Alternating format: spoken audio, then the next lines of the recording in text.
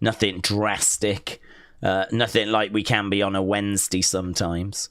But what we do have is a lot of stuff to actually talk about and break down. There's quite the preview for Smackdown, so we can get our teeth into that. I don't know. I don't think it's all set up at the moment. I'm just having a look to see. Because I don't think we've got the other page set up, but we can jump onto it. Bang, bang, bang. There we go. So, right, look at all that. Don't normally have all that, but we've got a lot to actually talk about here. So, John Cena is going to be on SmackDown after his Raw confrontation with CM Punk. Now, to be honest, I wasn't expecting this because I know John is probably technically a SmackDown superstar because he's got the SmackDown belt. It's the WWE Championship, but that lives on SmackDown. The World Heavyweight Championship lives on Raw, so I suppose I shouldn't be surprised that John's on the show. But, I mean, John just really can go to whatever brand he wants. His feud is with a Raw superstar. And so, I mean, look, it's going to make the show better tonight, but it is going to be another John Cena appearance done. It is another John Cena appearance. I mean, we're down to 19 after today. It'll be 18. So, I mean, they're really starting to go now. I mean, obviously, we're halfway through the year. So, you know, it's probably on track as to kind of what you would have expected. But, yeah, it's going to be another one gone. And I don't really feel like I need to see John tonight. Like, if you took John out the equation, there's still plenty for us to talk about. And don't forget, I mean, this is just coming off the heels of Money in the Bank, so there's kind of lots of fallout there. We got the whole Jacob and Solo situation, you know? So it's kind of like I feel like there was enough meat on the bones without John, but having John is obviously going to be a cherry on top. But yeah, I was quite surprised at that. I don't remember them advertising him last week. We saw him on Monday, and yeah, I'm a bit split on it. It's kind of like, well, it's good to see John because that's obviously going to make the show better, but I don't really need him, and it's another appearance done, and it's like... But anyway, we got him. Jacob is going to address the WWE Universe after betraying Solo Sikoa. Now, surely this is a face turn.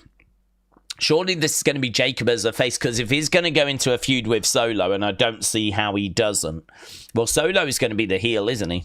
Solo as the heel, Jacob as the face. So I'm thinking this is going to be a, you know, all gas, no brakes, fired up type promo, but one where he comes across quite face-ish. So, yeah, we've got the fallout of him and Solo. Then we've got Naomi. She is going to be on the show. Obviously, she is Miss Money in the Bank. She's going to lay out what the future holds for her. Then we've got King of the Ring, Fatal 4-Ways. So Cody versus Damian versus Andrade versus Shinsuke. I'm thinking Cody wins that. Massive name. Don't know what else is kind of going to happen for him at Night of Champions. He's such a big name, you could do anything with him. So if he loses, it's no problem, because I'm sure they'll have a match for him at Night of Champions. But yeah, I sort of feel like him getting through to the semi-final sort of makes sense in my mind. Make the semi-final as big as you can. Damian could go through, I suppose. He could go through. Shinsuke, we just don't ever fully commit to. And Andrade also seems to have slipped into this spot of we're not going to really get behind. And I don't know why we brought him back, really. I think we brought him back because he's a good person to have around, but I don't get the impression we're investing in him. So, I mean, listen, you could go for any of the four. It wouldn't be impossible for any of them to win, right? I can't give you a solid reason why you don't go Shinsuke, you don't go Andrade, you don't go Damian. But obviously Cody's going to be the favourite, isn't he? If there was a bookies odds right here, Cody would be the firm favourite, right? Then you got King of the Ring tournament match. So Randy versus LA Knight versus Aleister Black versus Carmelo Hayes. Again, difficult because all of those could progress. Randy, I think, would be really interesting. I don't know if that then sets up Randy Cody, which would be really interesting. That would be a monster match. Match that we were hoping to see to get that out of this tournament. This is what you want from a tournament like this. I think too many times people think King of the Ring's just pointless, boring, not interested. An inconvenience, you know? Oh, yeah, we got to do that tournament now. And it's like, no, tournaments can be amazing because they can throw up dream matches. And, you know, you could absolutely get Randy Orton, Cody Rhodes. And if you used to do a match like that, I mean, that's the kind of match we should be doing in this tournament. If you think about, like, what they do in other tournaments, in, like, the Owen Hart tournament, or if you look at, like, the G1 and what they do over there, like, these things work because it throws up dream matches. It throws up matches you might not see. So Cody versus Randy, both face, being, like, you know, go into battle, doing a match to see who progresses. Who's going to be down on that? No hard feelings. They embrace after whoever wins. And that would be awesome. What a big match that would be for SmackDown as well. All within the confines of a King of the Ring tournament. So it could be that. I think that LA Knight's obviously picking on Seth and Braun and Bronson. They might take him out. Carmelo, they're investing in him, but they've given him the Andre Battle Royal winner. They've made him the Andre Battle Royal. Are they really going to make him King of the Ring winner or get him through to a final? They could do. I mean, they are investing in him in the moment. I'd probably have him second favourite. Aleister Black, just hard to know what we're doing with him. I still don't know how hard we're pushing him. I mean, I feel like he could get through this. You could do Cody Aleister. Certainly not down on that. I'd be totally down for that. But I can't really make an argument as to why we would do that. Randy is the biggest star in this match, isn't he? So, don't know. Are we going to end up with Cody Randy? Be interesting to get your thoughts on that. I feel like we need to do a poll. And if I was going to do a poll, I think I'd do it for the Randy LA Knight Aleister Carmelo match. I think that one's more intriguing. I really feel like Cody's firm favourite in this one. I think it's because these two we just don't invest in. And that one, maybe he's got a chance. But like with that, I feel it could be any of the four. So I think we're going to do a poll on that one. And then we got Queen of the Ring as well. Alexa Bliss, Charlotte, Chelsea, Candice. Candice surely taken out by Nikki. Chelsea could do it. Alexa, I think Alexa and Charlotte might get in each other's way, actually. Do you remember Alexa and Charlotte having that little moment after WrestleMania and it looked like they were going to join forces and they didn't? They must have done that for a reason. You don't just do that for the lols. So they must have done that for a reason. So are they going to get in each other's way? Are they going to get in each other's way? Is Alexa and Charlotte going to get in each other's way and Candice will be taken out by Nikki? Might be a little moment where Nikki looks over at Alexa. We get a nice little face-to-face, which would be sick. But I don't think it'll be anything more than that. And then Chelsea emerges as the winner. I could see Chelsea progressing from this. I mean, like, I don't know where she is with her nose.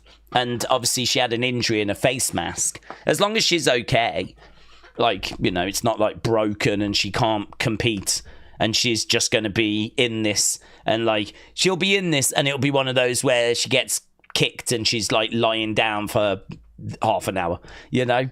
She's in it in like name only. As long as it's not a situation like that, I actually think she stands a good chance of winning. So I might go Chelsea on that one. But let's do what I said because I'm a man of my word. Let's do a poll for that match. So who wins? Let's see who you lot think. Is it going to be Randy? Is it going to be LA Knight? Is it going to be LA Knight? Is it going to be Aleister? Or is it going to be Carmelo? Boom. Right, poll is up. And you can start voting on that. Right, let's catch up with the Super Chats whilst we were just going through that preview. We'll catch up with Super Chats and then we will get into the chat. So Kian said, I'm going to see F4 First Steps week after my birthday. I don't know what that is. F4 First Steps. I don't know what this is. What is this, please? Kian, explain yourself. But whatever it is, I hope you have a great time. Chris said, Fraction, the Devil's Victim, is looking for 2 new recruits to join our roster with myself and Kian, says Chris. Chris, shout out to you. Actually, Chris, you know, your team getting a couple of points in our members game just did really well. You know, actually, there was a couple of teams that, I think there was 3 teams that only scored a single point. So for you to start off and get a couple of points, very encouraging, I would say. Very encouraging. So, yeah, welcome to the game. I would love for the tag team game to grow and for us to have different leagues. And, yeah, I would love to see more teams join in. So, arms are open. Always welcoming new teams on that members side. And, Chris, yeah, shout out to you. Very good start. Wrestling XFR said, Daze, how you doing? I'm doing good, thank you. I will pre-warn you, I feel a little bit run down just because I was out yesterday. I went to London. I went with my dad, who's now retired, and he loves London. And there was just a couple of bits he needed to do, and he asked if I'd pop down with him. And I was like, yeah, that's fine. So we ended up going. We had some food and, you know, kind of didn't really do a great deal. We just sorted what needed sorting, and we just kind of pottered around a little bit whilst we were waiting for the train back. So, I mean, it was pretty straightforward stuff, but the problem was that I finished my Evolve stream. I recorded Unseen, and if you saw the last Unseen, there was no thumbnail. There was no timestamps. It did not get shared on social media. And there was a very good reason for this. It's because when I left the house to go to London, it was still uploading. It had not even uploaded. So I couldn't really do anything because it still hadn't uploaded. So thankfully, it did successfully upload. There was no issues or anything because there's nothing I could have done if there was. So it did upload. So the video got out there. So people were able to at least watch it. But that was it. I mean, I couldn't do anything. And I was out for the day. But what that meant is that I was up all night. I was up all day. Didn't sleep. It wasn't until Thursday night that I finally managed to get some sleep. So, you know, when you sleep after being up for like more than 24 hours, like you get to sleep and you wake up, you just don't feel right. I just don't feel right. I feel like my body feels like it's missed out on sleep, which it has. And it's making me pay for it right now. So I sort of feel like I'm ready for the stream. I'm as ready as I'm going to be. I've had a coffee and everything. We've just done a members stream. So I'm as ready as I'll ever be. But if Smackdown was cancelled right now, I'd probably just go to bed and have a nice little... That's kind of how I feel. Just like could have a nice little sleep right now. But yeah, other than that, I'm feeling good. So if I do seem a little less animated, or I don't know, it's only that. It's only that I was out yesterday and I'm just feeling a little bit low energy. If I was a mobile phone, I reckon I'd be on about 15%. The thing would be popping up saying, you're now on battery saver mode. Yeah. I'm not at 0. I'm still good to, like, you know, you can still take me out in case of emergencies, but I'm not the fully charged, fully souped up phone that you know and love. So Wrestling XFR, shout out to you, but...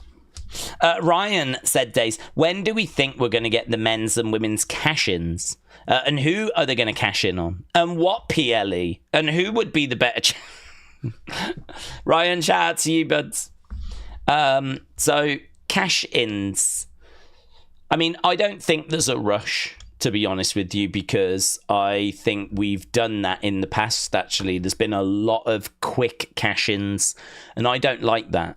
I like us to kind of take our time. I think looking at SummerSlam is not a bad idea. I think you can definitely tease some before, but SummerSlam being 2 days, and it needing talking points, needing moments, you know. Booking 2 days is really difficult. I mean, you are basically booking 2 years of SummerSlam in 1 year. I mean, think about the WrestleManias. You're basically having to build 2 WrestleManias, but for every year. So it's double the workload that it used to be. So if I'm Triple H, my first thought right now is I've got that show, but oh my God, SummerSlam 2 days, MetLife Stadium. I need some stuff up my sleeve for that show. I need some stuff up my sleeve. So I've got to think at least one Money in the Bank cash-in, at least one, maybe both, but probably just one will take place at SummerSlam. And if I was a guessing man, a gambling man, a betting man, I'd probably go men's, honestly. Probably go men's. I think Seth cashing in on Gunther. I mean, I like what people were saying about Sammy wins. I mean, I would be really tempted to have Sammy win King of the Ring because I feel like that's an award Sammy can have, yeah? Sammy's not won the world title, but he's won tag belts. He's won mid-card belts. He's not won a Royal Rumble, and he's not won King of the Ring. But really, other than that, and the world titles, of course, there's not really anything left for him to do. So having him win King of the Ring kind of ticks another box off, right? Then it would be like, can he win a Rumble? Can he win a world title? He's even main evented WrestleMania. I know it was night one and not everyone counts it, but it is. You are main eventing. You are closing one of those nights. You have main evented that night, yeah? You have main evented WrestleMania. And we've had this conversation before. For me, it's like if you win the World Heavyweight Championship, you are a world champion. There's still a bigger world championship to win, which is the WWE Championship. I regard that as bigger, but you're still a world champion. You know, Jay was still a world champion. He might not have won the WWE Championship. He might not be the face of the company, but he was still a world champion. So if you main event night one of WrestleMania, you've main evented WrestleMania, but there is still something bigger for you to do, and that, of course, would be night 2. So in regards to Sammy, him winning King of the Ring, going to SummerSlam, fighting Gunther for the title, you know, that people had the theory of maybe Seth cashes in once Sammy wins to kind of take away his title reign. I wouldn't do that. I would actually have Seth cash in during the match, because that's what Seth did before. Seth had the heist of the century at WrestleMania 31. So he had the heist of the century when he cashed in on Brock and Roman. So why don't you just rerun that, and this time have him cash in during Gunther Sammy, have him win the belt. That way Sammy never gets it. Or not ever, but I mean during that match. Because to be honest, I don't really like Sammy winning it and then Seth cashing in, because I don't think it achieves what people want it to achieve. People want Sammy to win the title and sort of then have it took away from him immediately. Like, you've reached the mountaintop, but it's gone now. Like, literally a minute later. But I, as a Sammy fan, am not worried about his run. I'm not worried about him with the belt, because I think that's going to be mid.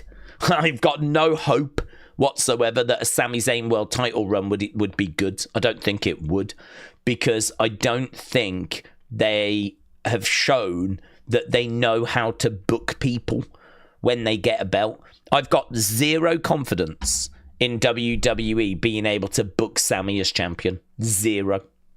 No confidence. Really, Sami, it's about him trying to get to the belt. Once he's got it, it's going to be a dumpster fire. And I know that. And it's fine. Because I knew that about Cody. I knew that when Cody would get the belt, that what would follow would be underwhelming, right? I didn't know it would be as bad as it was, but I knew it would be underwhelming, because the whole finish the story thing was so big. How was you going to follow that up? How was you going to follow that? It was always going to be a challenge. And the hope was that they had some really good creative up their sleeve, and it was going to be really interesting and intriguing and, do you know what I mean, satisfying. And it was the exact opposite. It was just people coming out going, I'm next, like Logan or AJ, or, do you know what I mean? Like, it was, and then putting him in like tag matches with Roman, and it was just very bland, very flat, very paint by numbers, dull, uninteresting, and people just lost interest in Cody's title run. It was very disappointing. And a lot of people, I think, online started to blame Cody for that. And obviously, I've kind of expressed that I don't blame Cody. I blame the creative department. So I think with Cody, you saw they don't know how to book. And that was the biggest example. Because Cody is their quarterback. Cody is their top guy. I mean, if you can't book him being champion, how am I meant to have confidence you're going to book Sami Zayn? And then, you know, just in case there was any doubt whatsoever, just in case you thought, well, okay, that's one example, but there's always an exception. Well, here's Jey Uso. Jey Uso massively gets over, wins the title at WrestleMania. Have you seen a worse title reign? Because he had one title defense which had loads of outside interference. He then had a tag match where his belt was not on the line, and then he loses the belt. And his reign is like 50 odd days. It's absolutely rubbish. Jey fans are upset. Non-Jey fans are like, why did we even bother? And it's kind of like, well done, WWE. I'm not a massive Jey fan. I do not hate Jey. I actually like Jey. And I had no problem with him winning the Rumble. I had no problem with him beating Gunther and getting the belt. I sort of felt like not everything in wrestling is aimed at me, and I'm okay with that. And as long as it's not offensive, of course. But I'm okay with Jey not being for me. I see it. I see he's got fans. I see the kids in particular as he makes his way down to the ring. He picks them up. They've all got the yeet glasses on, and they all love doing the yeet and all that stuff. I get it. I just get it. I understand. It's for them. You know, it's for them. I feel like when I was growing up, Ultimate Warrior was like for the kids. I think there was lots of adults that liked him as well. But if you look at like the Wrestling Observer and you look at the letters they were receiving, lots of people, lots of like smart fans didn't understand the appeal of the Warrior. Ultimate Warrior, like some guy that would just run to the ring but couldn't wrestle. Yeah, he looks amazing, but he talks gibberish and he can't wrestle. Like, I'm not interested in watching some guy come and shake the ropes. Like, what is this?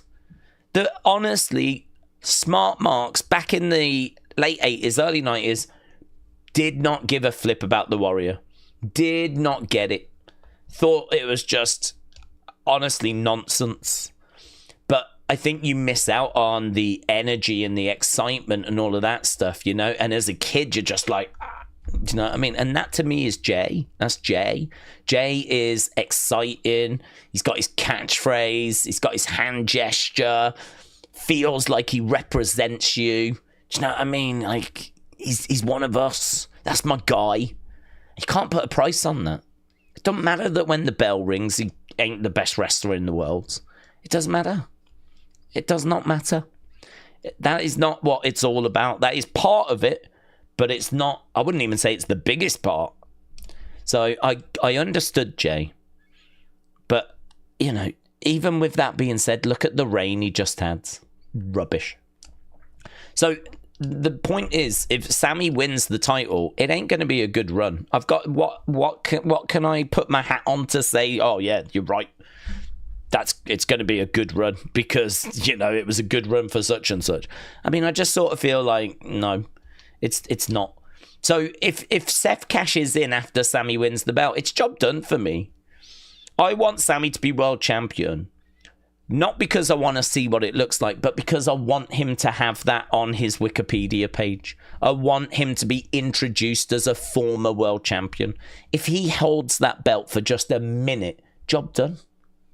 Job done. So I think that for me, like, you're not ruining things enough if you cash in after Sami wins. I think you have to just not allow him to win it at all.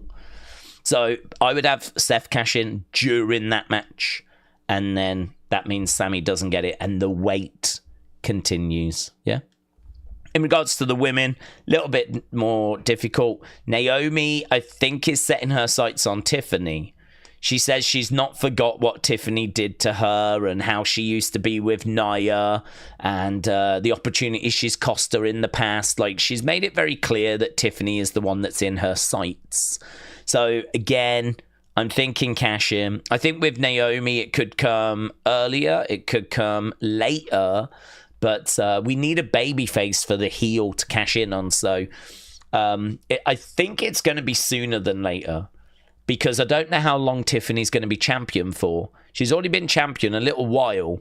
So I think she will cash in on Tiffany. Because if Tiffany loses the belt, she'll lose it to a heel. I can't see a heel cashing in on a heel. You can do it, but it's not ideal. So I think having a heel cash in on a babyface makes sense. Are we really going to wait for Tiffany to lose it and then the heel to lose it for Naomi to then cash in? That takes us probably to the end of the year, if not early next year, which we can do, but I just don't know that we're going to wait that long. To be honest, I would be tempted to wait because I think Naomi with the briefcase, it gives us something to brag about for a long time. I think the briefcase with the caution tape on is going to look really awesome. And I think you could wait till next year, but I don't know.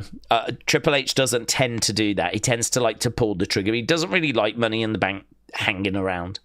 So I'm thinking it'll be sooner than later. I'm thinking it will be on Tiffany. And it really at any point. I don't think it'll be tonight or anything like that. But, you know, if it happens at Night of Champions, if it happens at Evolution, maybe that'd be a good place for it. Evolution. The thing with Evolution is that you need that show to grab attention. You need that show to kind of create some buzz, don't you? Because the first one didn't really. And historically, it's always seen as a bit of a rubbish show. So if I'm a betting man, I'm probably going to go Naomi cashing in at Evolution successfully. I hope it's successful. I hope she's not the first to fail because I think she really deserves it. And then I'd have Seth at SummerSlam. If we do Sammy Gunther. But for the reasons I said, I wouldn't even allow Sammy to get his hands on it. So there you go. Ryan, shout out to you. Leanne sending in a couple actually of gifted memberships. So Leanne, thank you, my friend.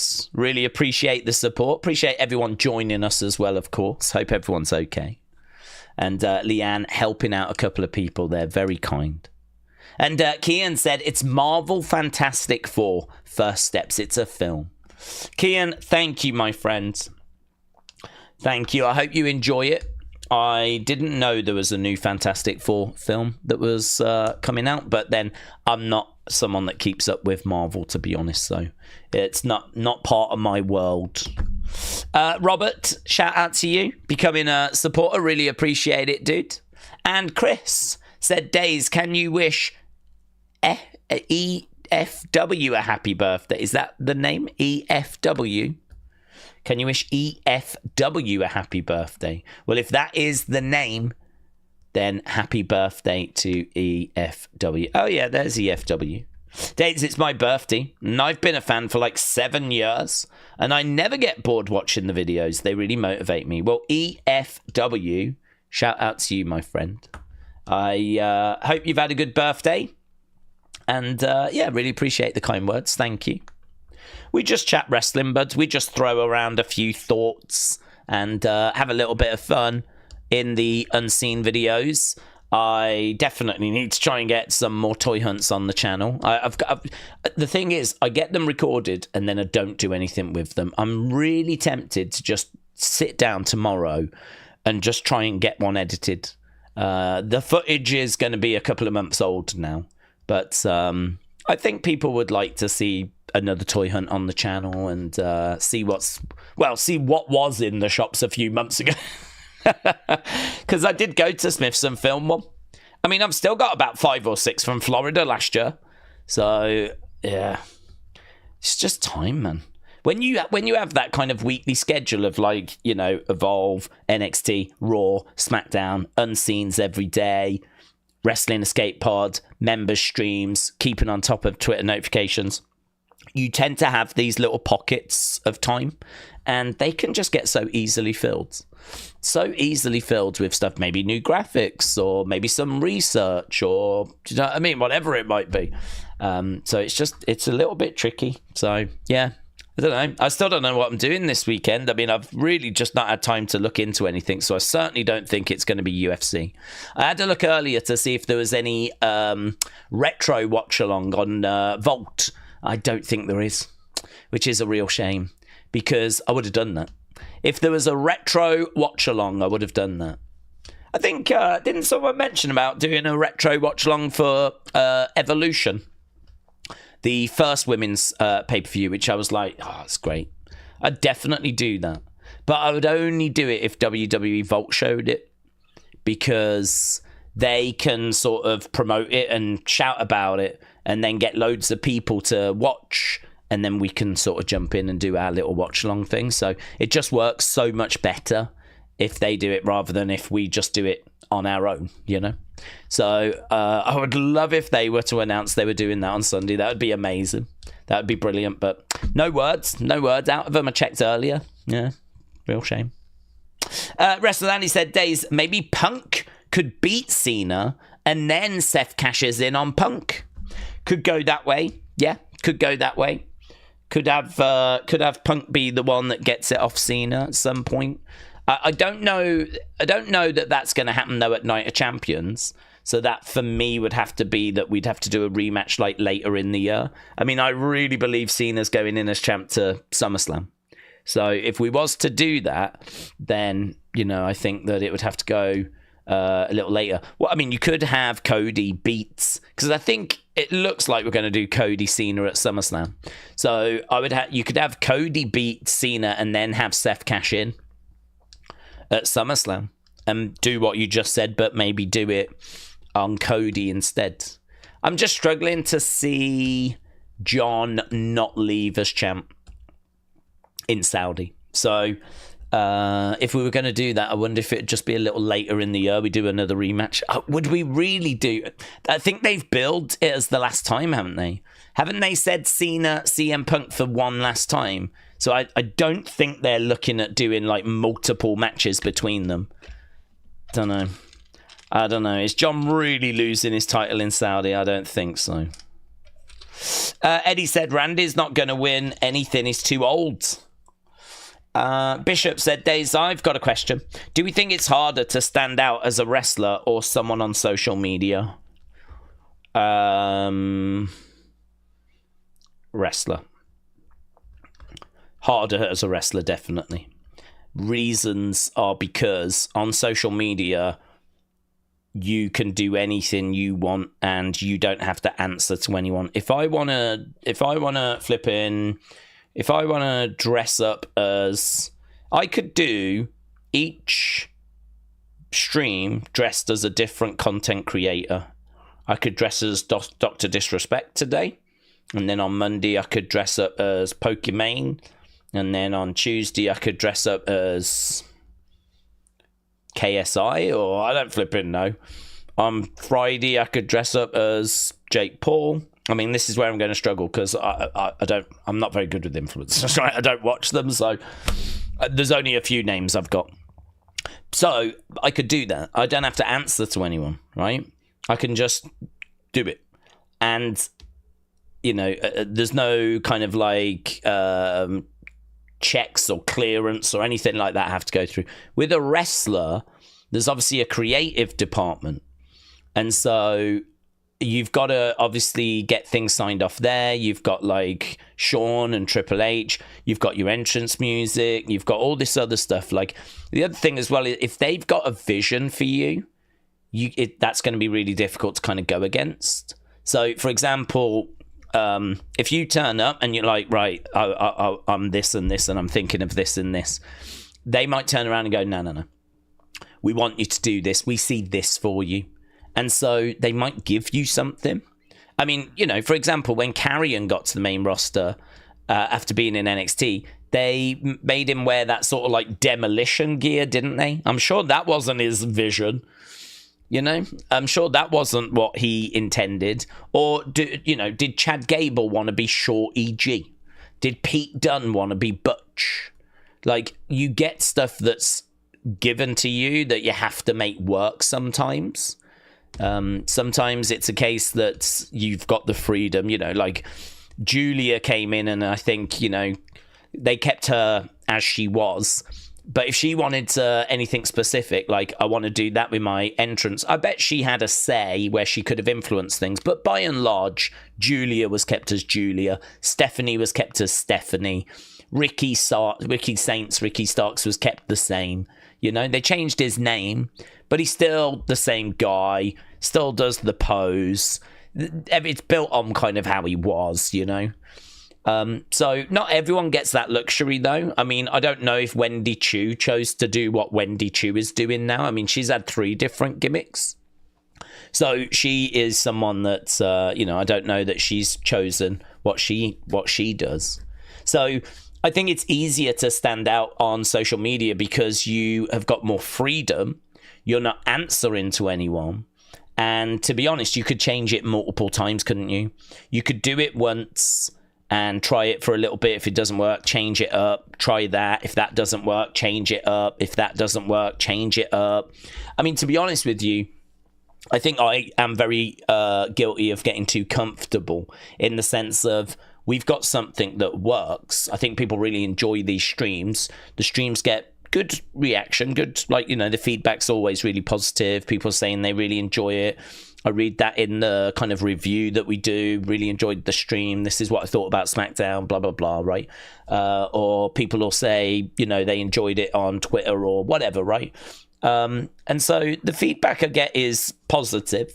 And I enjoy what we do. We talk wrestling. And, I know that when the show starts, we can get a bit distracted at times. But I think that's fun. People enjoy that as well. Like, this bit before the show, there's always questions about wrestling. There's always thoughts. There's always theories. And so this is where we kind of get stuck into bits. When the show starts, we're sort of reacting more, bouncing off the show that we're getting. And, there's more fun that comes into it then. And I think that's something which works for us, right? But as I said, could I be experimenting with things? Yeah, I probably could and should, to be honest. And if something works, it could elevate us to a whole new level. If it didn't work, no problem. We just don't do it anymore, right? But, I do tend to play things quite safe because, well, it's hard, to be honest. It's really hard. It's really difficult with YouTube and social media. I mean, think about how many millions of channels there are, how many millions, billions of videos there are. If you've got something that even remotely works, it's kind of like you've hit gold, really, just that alone. And so, it's hard then to want to play around with that and mess around with that. So I think there are still challenges to trying to stand out on social media.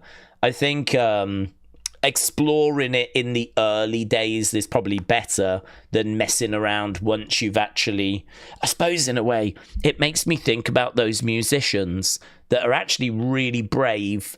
If you're someone that has kind of had success, I mean, think about Radiohead, right? I'm going to use them as an example. They released one of the best albums of all time in OK Computer, which is guitar based. It's got electronics on there, great songs, Karma Police, Paranoid Androids.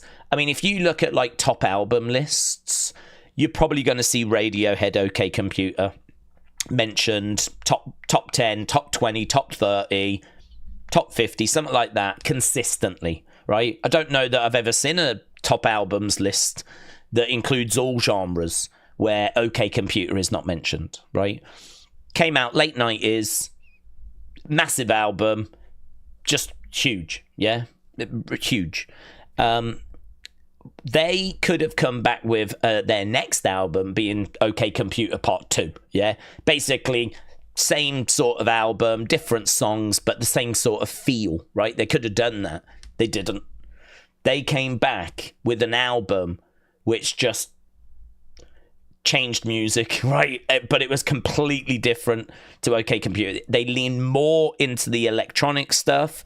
They abandoned the guitars completely. The songs are just like, there's a lot of kind of more soundscape in there.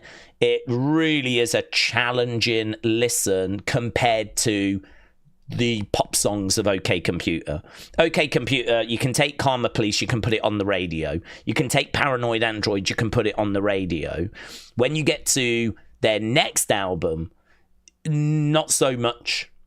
There's a couple of the tracks in there you could get away with putting on the radio, but by and large, it's more electronic. There's less guitars. It's more of a soundscape, and it really is more of an experience listening to that next album. And honestly, a lot of the early reviews were not very kind to Kid A. A lot of the early reviews were like, at their absolute height of popularity, I think they've just thrown this away. And a lot of people were not kind on it. Kid A is now regarded as one of the greatest albums of all time. So they've managed to follow up one of the greatest albums of all time with another greatest album of all time, but they're both different from each other, you know. OK Computer going on to Kid A. And that's brave, that, isn't it? At the height of your popularity, to really deviate away from something that was a success. Just because you want to keep exploring, you want to challenge yourself, you want to challenge your audience. Very interesting. Very interesting. That's not me. If I was Radiohead, you would have had about 50 OK Computers in a row. Very safe, steady, yeah, not rocking the boat, very comfortable. That would be my approach. So, yeah, a really interesting question, that. Is it harder to stand out as a wrestler or stand out as someone on social media? I think it's harder as a wrestler. I think there's more limitations. I think that... you know, it's difficult, but obviously not impossible. Look at Mr. Iguana, for example. You know, a very simple idea which has resonated. But the thing is that, you know, now it'll be difficult for another Mr. Iguana, because you've got Mr. Iguana. So anyone now that does something similar to Mr. Iguana, they'll it's not going to do what Mr. Iguana did, because Mr. Iguana was the first, really, in this kind of era to have a toy and like make that part of his gimmick. So anything that follows is going to be compared now to him. And so, you know, that idea is not closed, but done in a way. You could follow in its slipstream, but it's not going to be as impactful. So it's still challenging. Still challenging, because you're still going to get compared. Look at Mariah May. She was getting compared to Toni Storm. She's come back with this kind of new glamour gimmick, and people said it feels a bit timeless. So hard, isn't it? It's still challenging to stand out, but as Mr. Iguana shows, still very popular. As Toni Storm shows, still very possible, and for you to stand out and be popular. But I think it's more challenging, because really in social media you could do anything. You're really only limited by your imagination. Interesting. I like that question. Kind of took us down some roads that I wasn't anticipating us going down. Bora said, who do we think's going to win King of the Ring? I think it could be Sammy Cody, with Cody winning, says Bora. Yeah, I could go with that. I mean, I don't know that it's going to be that, but yeah, I could go with that. I think it's really open to a few alternatives, but I think that Sammy winning, going through to the final, I mean, I think Sammy winning is what I would go over Cody winning. I think Sammy getting it, going through, fighting Gunther, because I think Cody will end up fighting Cena, so I don't think he needs to win King of the Ring, because I don't think the winner faces the WWE champion. I don't know I don't know if they've announced how it works, but I'm guessing the winner fights for the World Heavyweight Championship. So, and I don't think that would be Cody. So I could see a Sammy Cody final. I could get with that. and I think Sammy winning it would be awesome. I'm not getting my hopes up on it, though, because, as I said, as a Sammy stan, you're sort of automatically prepared for bad news. I mean, I didn't even think he would get through the qualifying round, so I can't really sit here and say that I'm now expecting him to win the whole tournament. I mean, that's, that's a bit of a change, isn't it? So I can't say I'm expecting it, but I hear the theories, and I think they make sense. So Sammy is definitely someone, as usual, that I've got my eye on with that. James said, I find it ironic how people call Joe Hendry a meme and they hate him, but Mr. Iguana is the exact same thing without the singing. I don't disagree, but I think Mr. Iguana's a meme.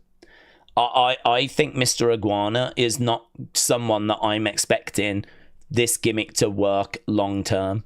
Again, I could proven to be wrong, because I was proven to be wrong with Joe Hendry. Joe Hendry, to me, I thought was a meme. I thought was a short-term thing. Him turning round is funny, but I don't see how that's something that I don't see how the appeal of that lasts and how it maintains. And the we believe is a bit different, because I feel like catchphrases tend to have longevity. If you think about Stone Cold and the what, and that's still around. And you think about LA Knight and the yeah, that's still around. You think about the yes movement, that's still around. You think about DX and Suck It.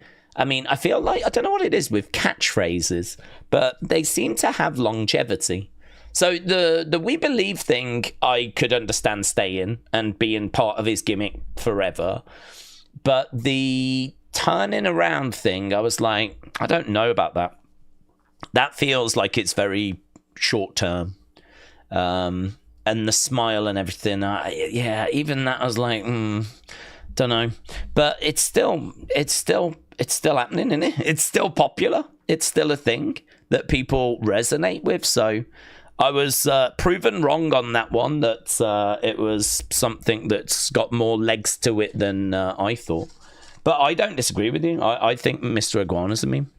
I don't see how... I mean, I think the fact that his rise is so sudden is because he's made a quick impact. But I don't think there's anything weighty behind it, It's not like we've watched him struggle for ages. And maybe that's why the Joe Hendry thing works, because people have watched him struggle for ages. So now that it's clicked, perhaps there's a lot of goodwill behind it. Whereas with Mr. Iguana, I don't think many people even knew who he was until they saw him at Worlds Collide.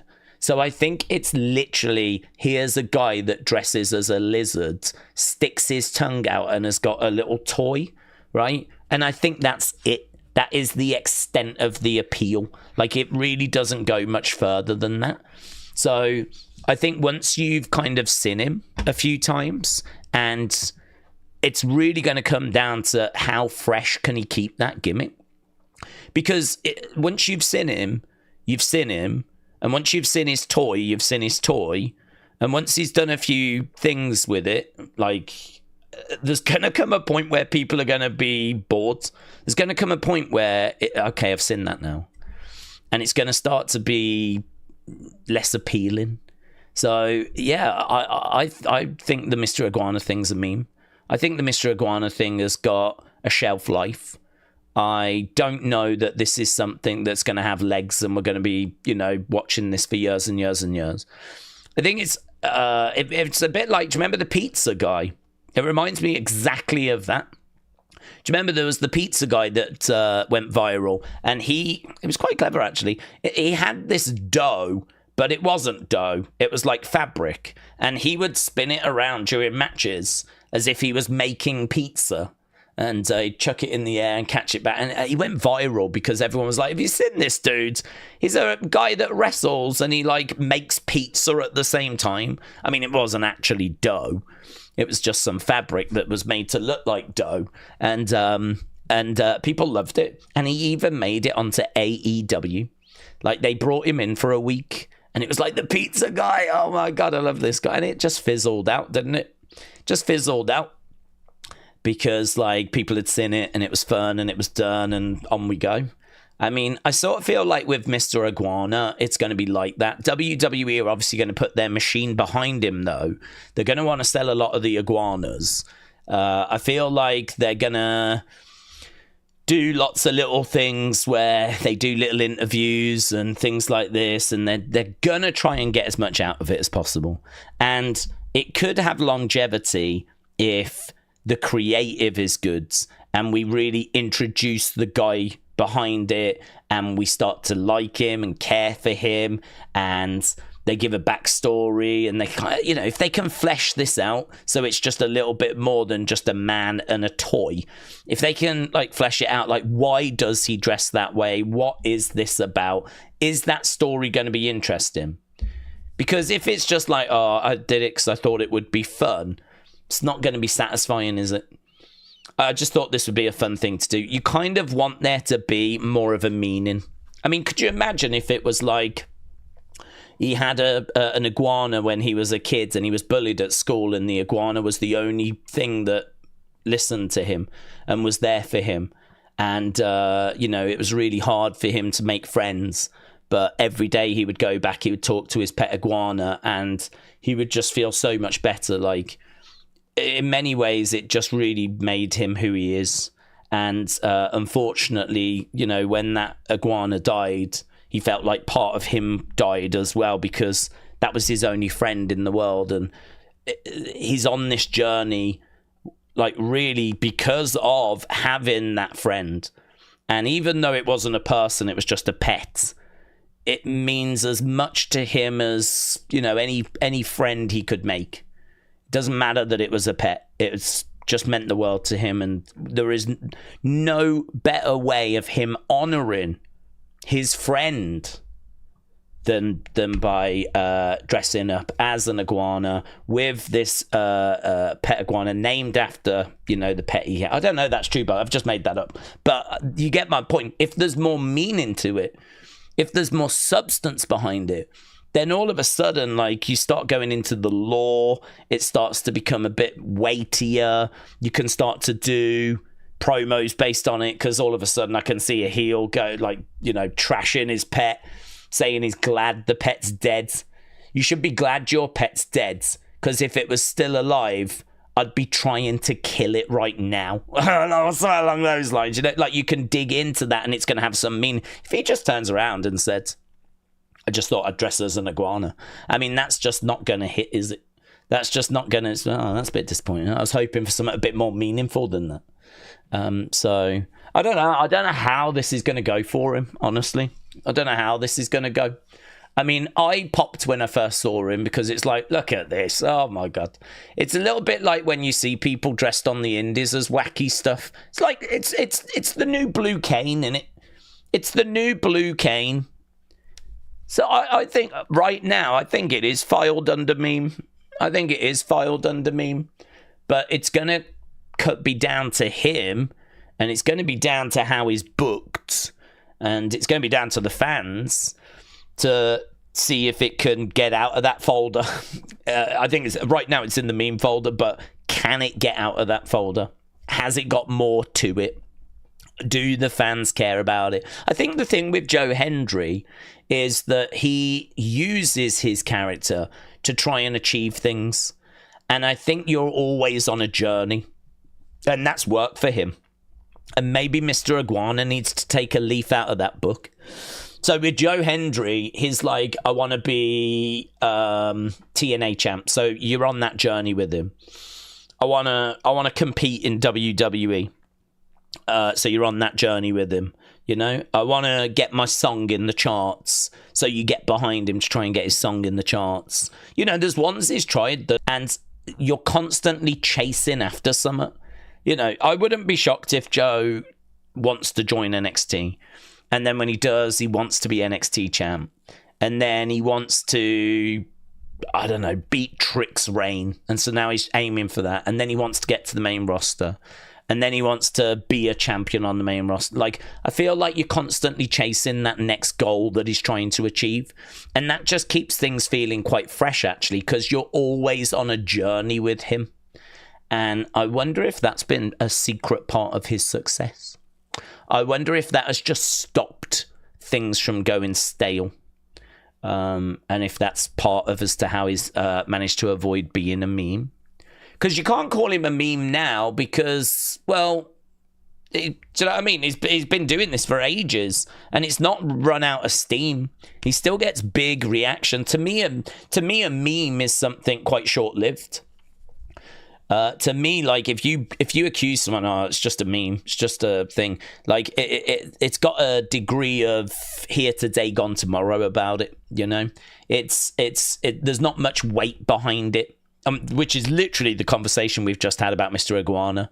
So, if you're a meme, there's not much behind you. You are literally just doing something for show. You're an instant pop, instant reaction, not much weight behind it, probably not much of a shelf life.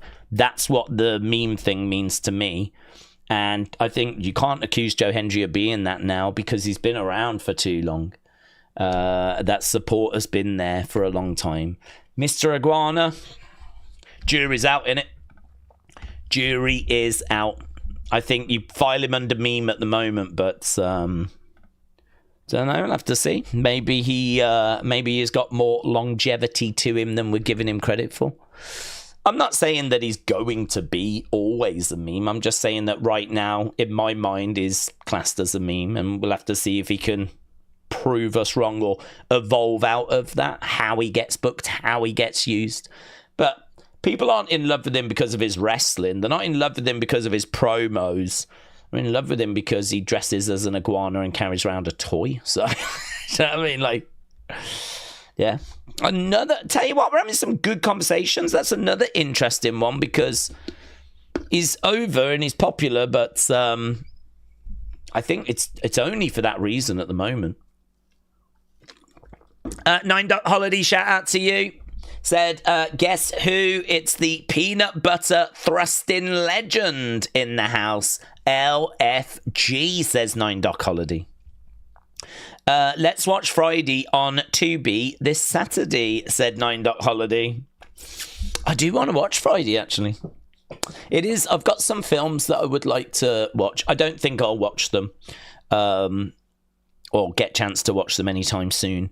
But, yeah, if I had a little list, I think Friday would be on there. I feel like there's a couple of films that I always keep meaning to get around to watch. Oh, God, that's it. Queen of the Ring. I really want to watch Queen of the Ring. You know is it Mildred Burke? I can't remember if it's June Byers or Mildred Burke. It's based on one of them. I think it's Mildred. And that came out, didn't it, last year? And I'd really like to watch that. So I don't know if that's on Netflix or anything at the moment. Curtis said, evening days. Hope you had a good day in London. Yeah, it was. It was good, thanks. It was good. It was fine. It was just long. I mean, we was on a train at like 6:15 in the morning. And I did not walk back into the house till after 11 o'clock at night. So I had been awake for, I think it was something like 28 hours or something like that in a row. And, I mean, in all fairness, I'd kind of like dozed a little on the train. So there was a couple of moments where I went. But by and large, 28 hours, yeah. So, I mean, I went straight to bed when I got in because, I mean, there was no way I was catching up on the day at that point or doing any unseens or anything. It would have been a disaster. And so yeah, I went to bed, got up, and then I've just tried to catch up today really. But yeah, you know, it's one of those, isn't it, where sometimes even after you've had a bit of a sleep you still don't feel brilliant. I'm kind of in that place right now where I know I've missed out on sleep and I need to kind of catch up a little bit. So yeah, as I said, if I'm not quite as bouncy as usual, or I don't know, maybe I'll waffle a bit longer than usual, which I know is impossible. But I don't know. Yeah, if I don't seem quite the same, it's which I think I'm okay. It would only be that. It's only because I'm just catching up a bit, you know. So shout out to all of you that are bearing with me. Leanne said, I have a grand kitten belonging to my oldest lassie called Odin. She's got jet black with green eyes and is such a cutie, says Leanne. Yeah, I mean, pets, they mean so much, don't they? They mean so much. It's another family member in many ways. It's another family member. Look at Pharaoh, for example. We see Pharaoh. Look at Larry as well. You know, so we do see wrestling superstars' pets. So, but if Mr. Iguana had based his character off a pet, that would be obviously taking it to an extreme. But it would be good if there was a reason behind why he had done it. Jim, hello, said, I'm thinking of watching Morgan. The second one looks like fun. Miss Clown said 28 hours. That's just rookie numbers. Well, I'm just an amateur. I don't claim to do the staying awake for a long period of time professionally. I'm just in the amateur world. So, but yeah, you know, that's honestly, that's enough for me. That's enough for me to feel it, definitely. Shockwave said, I just watched The Wrath of Becky on Netflix before day started. It's a good film. Stifler's on it, and I can't take him serious as a bad guy. Jen said, Morgan is hysterical. Aki said, did you see the Ron Killings busted open radio clip? I did, yeah. I thought it was pretty standard, honestly. I got tagged in it quite a bit, but I don't know. My mind wasn't really blown by it. He was just basically saying, I'm in charge now. It was fiery. I mean, it felt similar to the kind of thing he'd delivered when he was standing on the commentary table. So I didn't really get the vibe that there was anything there that was different, or I don't know. If he hadn't have done the commentary table on Raw promo, I think maybe it would have hit a bit harder for me. Because it was just reinforcing that, really. He was like, I'm in charge now. And he was basically saying that, like, he's tired of people making fun of him. Natalia was on that thing, and she was like, yes. She was going to speak, and then I think he interrupted her. So it's more of that, really. So, yeah, this is a different R-Truth. This is Ron Killings. I think the cutting of the hair really sent that message. He's in a great place. I don't know how you book him. He needs a goal. He needs a mission. I mean, to have this fire, you know, what's the purpose now? What's this about? Does he want John to lose the belt? Is that his goal? Does he want more respect? If so, does that then kind of factor in who he goes after? Does he go after people that didn't respect him in the past? Is that a little bit too Wyatt Sicks? I don't know. Should he go after a championship? When was the last time he had a championship that wasn't the 24/7, right? And obviously not the tag. I'm talking singles. I mean, when was the last time he had, like, I don't know, Intercontinental? He's never had a World or a WWE, so it would have been a United States or an Intercontinental. I mean, you know, maybe that should be the goal, going after something like that, getting in the mix. Maybe someone gets in the way, starts a feud, could be someone disrespectful. I tell you what, him and someone like Ludwig might not be a bad shout, because Ludwig's a heel. Ludwig is about respect and dignity, and he could look down on an R-Truth. Might even find clips where Ludwig's been off with R-Truth, you know? And even though that might not be the most exciting feud, I think the matches would be good. I think Ludwig would have that sort of, do you know what I mean? Looking down his nose kind of. That's what R-Truth needs to bounce off at the moment. If it's all about respect and not getting respect, put him in there with someone that is not going to give him respect. And, you know, the only downside is I feel like Ludwig needs wins if he's going to get somewhere. But, like, you can't have this version of R-Truth lose. So you've kind of got two guys there that both need to win. But actually, in many ways, that makes it quite an interesting feud, because who do they go with? You know, have they lit this fire in R-Truth just to have him lose for a bit, and maybe it's going to take him a while to get going? Or is he going to win out the gates? So, I don't know. A feud like that, I'd be like, I'm not too sure which way they're going to go. Surely it's R-Truth that they're going to back, but I don't know. Ludwig he's good talent. He's good talent. I don't know. I don't know. That'd be an interesting one. I think they would go R-Truth, honestly. But you could have Ludwig win and disrespect Ron Killings. And it wouldn't be a bad move if he loses, because should he be able to shake off that comedy character so quickly? Or would it be better if you show that there's something missing? I actually think if you did a story where he lost the feud to Ludwig and then backstage is really down on himself, frustrated, angry, and actually you could have R-Truth say something like, this is why R-Truth took over. This is why you've not seen Ron Killings. Because to be honest with you, I've known for a long time I'm not on the level of some of these guys. And so it's just easier to be the comedy guy, isn't it? I've got to figure this out. I've got one last chance to work this out. And then he walks off. I think that'd be really interesting. Because then you're understanding why R-Truth came to be R-Truth. You're understanding the predicament that he is in now.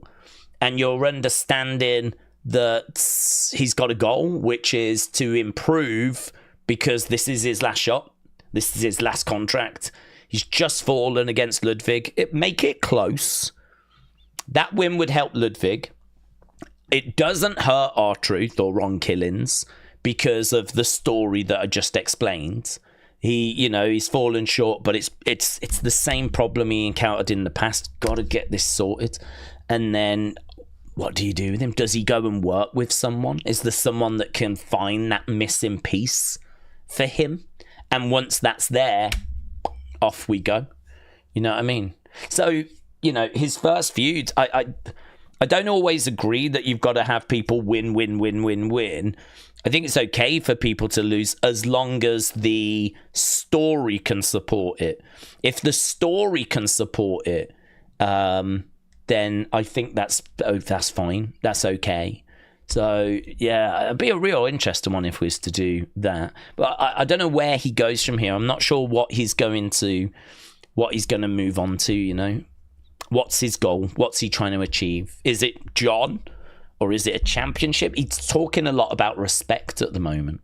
So I feel like it must be built on that. I think we're past comedy for Truth, said Steve. If he came back as R-Truth, the comedy character, they could have used a feud with Ludwig to make the switch, but it's done. A loss would hurt Truth. Well, I'd have to disagree, Steve, because we're definitely done with comedy. So we're not talking about him going back to that. What we're talking about is he's now got to move on from that. So he did his promo and he cut the hair and he made it very clear that he is now Ron Killings and he isn't R-Truth. So we're done with comedy. I think we're all in agreement with that. So now he's got to be Ron Killings. So if he's Ron Killings right now, he's now got to be this new attitude, right? This new edgier character. The conversation we just had is, can you make that switch and just start winning immediately? Can you just go from being the comedy guy to being the serious guy and win straight out the gate? Answer to that could be yes. Answer to that could be, yeah, you can. Give him wins over Ludwig. Give him wins over Miz. Give him wins over whoever. The alternative is that he goes through a period of adjustment. He goes through a period where it's not quite fitting together, right? And as I said, maybe he can then tell you this is why he became R-Truth in the first place, because he struggled initially with, kind of matching how good these talents are. And so, now he's moved away from R-Truth. He's experiencing the same problems. And now it's about, can he work it out? Because, I don't know how long this contract's for, but if this contract's for 2 years, I don't know how quick you can move, honestly. Because if he's got 2 years left in WWE, that's quite a bit of time. So you're going to have to really lay it out.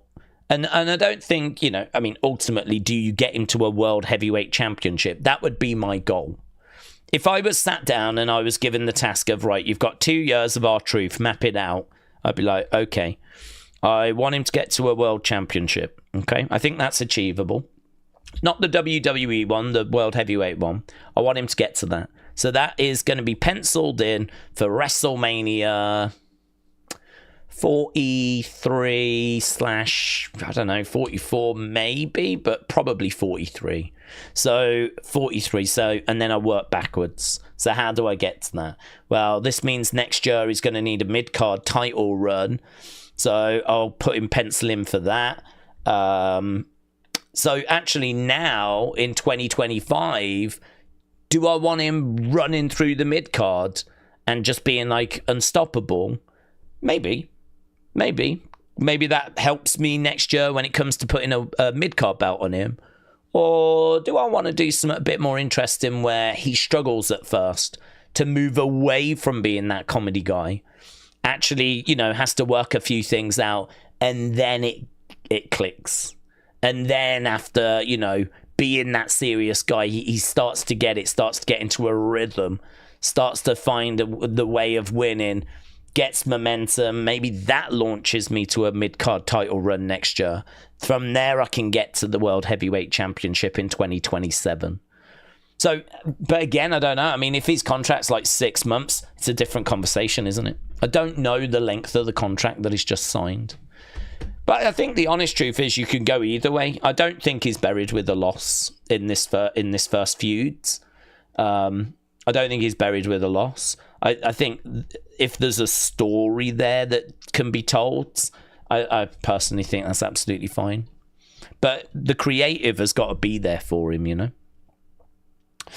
Dean said Ron Killings winning King of the Ring would be a good way of getting respect. The guy is phenomenal. If you give him King of the Ring, then he could go after John with the idea that John fought truth and not killings, says Dean. Having Jay being the mystery man is lame, said Robbie. It's very anticlimactic for a mystery person. Yeah, I agree. So they announced that today, didn't they? The mystery person in the King of the Ring tournament is Jey Uso. That was announced today by Nick Aldis. And, very disappointing because mystery person makes you think return, makes you think Ilya Dragunov, makes you think maybe they'll put Goldberg in there, few options. Some people were hoping for Carrion. I personally didn't think Carrion, only because Carrion is someone which is kind of seen each week, sometimes during commercial break, but he is someone that has got a bit of support online, but he's there, he's available. If you want him on TV, you can have him on TV. Like, we don't need a mystery spot then to put Carrion into it. It's weird booking. Like, a mystery spot is like, it's a big name. It's either a big name or it's a returning superstar. It's some sort of surprise, right?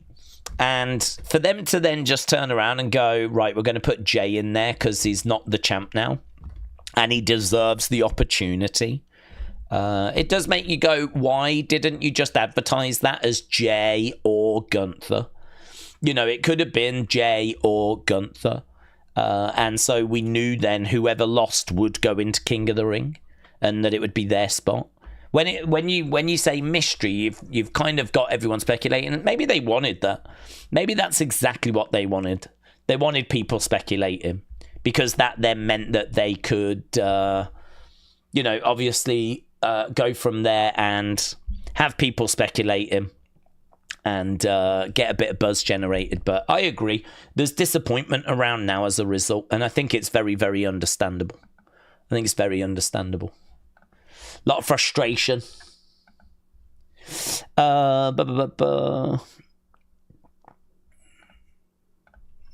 Lovely. Okay, 9.College said, my first PLE was Raw and Ready Muscle Rumble. The ME was Reverend Muscle Daddy versus Balls McLongbone. The match of the night was Stroke versus Miss Bunny. 9.Holiday sounds like an amazing show. Camden said, Daze, this might be a hot take. Hot take away, buds. Hot take away. So this might be a hot take, but I would like the WWE to unify the tag champs. Okay, I can vibe with that. I can vibe with that. The Raw tag titles are useless, and the SmackDown titles are on life support right now. Maybe give both titles to the Usos to freshen things up. Well, I hear you, and I don't massively disagree. I really don't have any problem with. I really don't have any problem with them doing that. I think that the tag division is a little flat. I think the tag division is, it's not in a good place. It's definitely something that needs a little bit of love and attention. They're doing a lot of work when it comes to SmackDown. They're doing a lot of work in that division, but they're not doing loads of work when it comes to the Raw division. You've got New Day. There's not really much in the way of challenges for them. They're trying to build a few things, but yeah, I agree. If you just had like one set of champions that kind of went between both shows, I think that would be better. I think then you'd have a more credible tag division. I wonder if you could just put all the teams onto one show as well. I don't know. That would be hard to do. But I think the focus they've put on the SmackDown tag division has been positive. But it's just, there's a couple of other teams over on Raw. Not many, actually. Not many. It's not like we got loads of tag teams over on Raw. You could probably get like a really good 8-team division or something like that over on, say, SmackDown. But yeah, I don't know. I don't know if that's the kind of thing they want to do, to be honest. But I agree.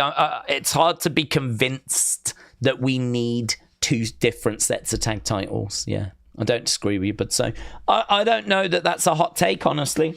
I don't find myself massively disagreeing.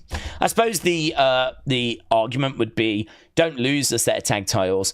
Just make the tag division stronger and better. There's no reason why you can't have 6 teams on each brand that are really good and competitive and have been built up, and and you just make it better rather than losing a set of belts. But I don't know. I think we've done a lot of work on SmackDown. I wonder if they're trying to get that plate spinning and then they're going to focus on the Raw one, They're getting that one going and then they'll switch to that one. Not sure. But Camden, appreciate the support, buds. Appreciate the generosity, and honestly, I don't think it's a hot take. I'm hearing you. Fred said, "Can we say that Jay's title run is one of the worst in WWE history?"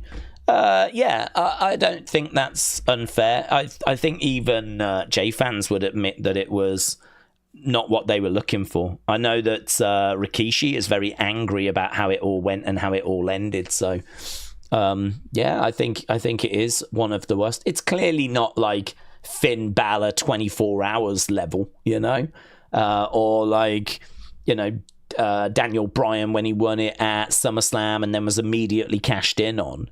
So, I mean, from a time frame point of view, there's worse. Or Andre the Giant is recognized as a former WWE champion, but, the way he beat Hogan with, like, referee that had plastic surgery, and, like, all that nonsense. And then not only that, like, literally a minute after he wins the belt, he forfeits it and gives it to Ted DiBiase, $1 Million Man. Hands the belt over to him, which then results in us doing a tournament at WrestleMania 4. That was rubbish. So I would say Jay's is one of the worst in recent years, but like I can think of many, many that are worse. I can think of many, many, many that are shorter. So, but yeah, it's clearly not what he was looking for. But it's not Jay's fault. I mean, that is just WWE. I don't know why they did it. I don't know if it was a case that he was the right person to put the belt on at WrestleMania and then the support dropped off. I mean, we don't see the numbers they see, and that is the information we see is always just one part of the information. So, for example, we see how many people are talking about Jay and what people are saying on social media, okay? Well, that is just a percentage of WWE. I mean, if you think WWE airs in India, it airs in Australia, in Japan, in Europe, in Mexico, South America, North America, Canada. I mean, it's around the world. You know, what percentage of the fan base of tweets do you actually see? I don't know. Have you seen 10,000 tweets? 20,000, 30,000, 50,000. How many tweets do you think you've seen of people saying they don't like Jay? 100,000? I mean, I doubt it. Like 100,000. You know how many tweets that is? I mean, blooming hell. But even if it is 100,000, that's nothing. Nothing compared to, you know, the global audience. I mean, you've got 3 million that tune in on Netflix, and I'm told that in India, a lot of people don't use Netflix to watch the show. They go through, like, other channels and illegal means and whatever, and there's just, people don't really have the subscription to Netflix. So this is why when India came on board, you didn't see a drastic increase. India now officially watch WWE on Netflix, but I'm told that a lot of people in India still won't use Netflix to watch the show. There are easier other ways of kind of watching it and cheaper ways of watching it. So like the kind of the numbers are a bit deceptive. I mean, for example, when I was at work, I couldn't watch Raw every week, but I always kept up with clips and things online. So, you know, if the official number for Raw is 3 million a week, watch Raw, I don't think it's unfair to suggest that's more 5 million that are interested and will watch, you know, bits of it. I mean, don't forget, 3 million is the, I believe, average.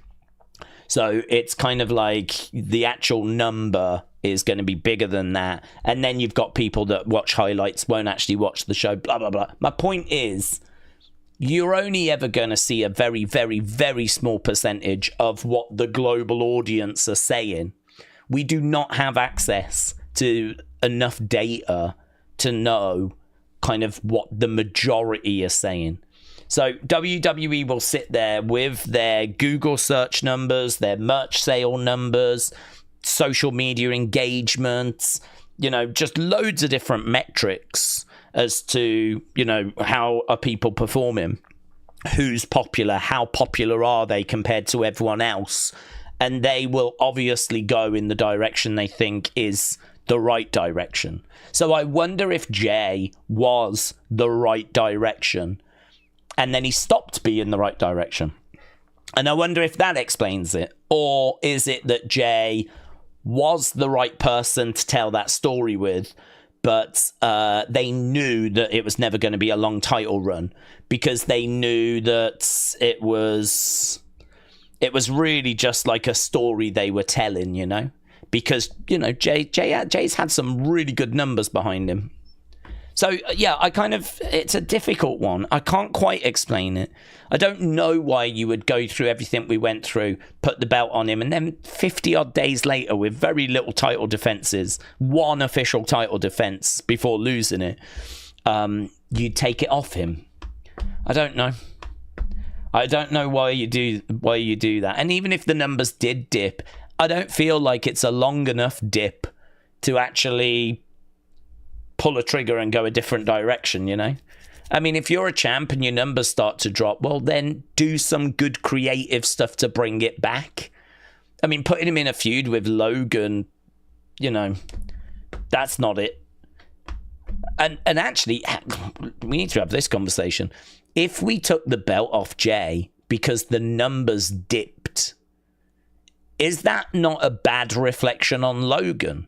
Because Logan was the person that faced Jay, and Logan is only in WWE because of his numbers. So if Jay is champ at WrestleMania and then his only next feud is Logan and then they take the belt off him, that sort of suggests that the numbers did not remain strong, doesn't it? It sort of suggests that what we did with Jay after WrestleMania didn't work because, well, it's resulted in the belt being taken off of him. So is this maybe arguably not a very good look for Logan? I'm not trying to turn this into a negative Logan stance, but you can see the walk that I've been on, right? So I don't know. I can't explain as to why they did it. I'm a bit bemused as well, like Rikishi. I think if that's your guy and you've identified that's your guy and you've made him win the Rumble and you've given him the title, why 50 odd days later do you then take the belt off him? And even if things have dipped, like, it's not enough time to not try and pick them back up again, you know? Like, okay, things have dipped. I would expect them to dip because we all know the money's in the chase. So the money's in the chase. You put the belt on him. Things have then dipped down. I would expect that. What are you going to do to revitalize him? You've put him in a feud with Logan. Guessing that didn't work. And then what? That's it. Oh, well, take the belt off him. What? Rikishi was saying they should fire everyone in creative.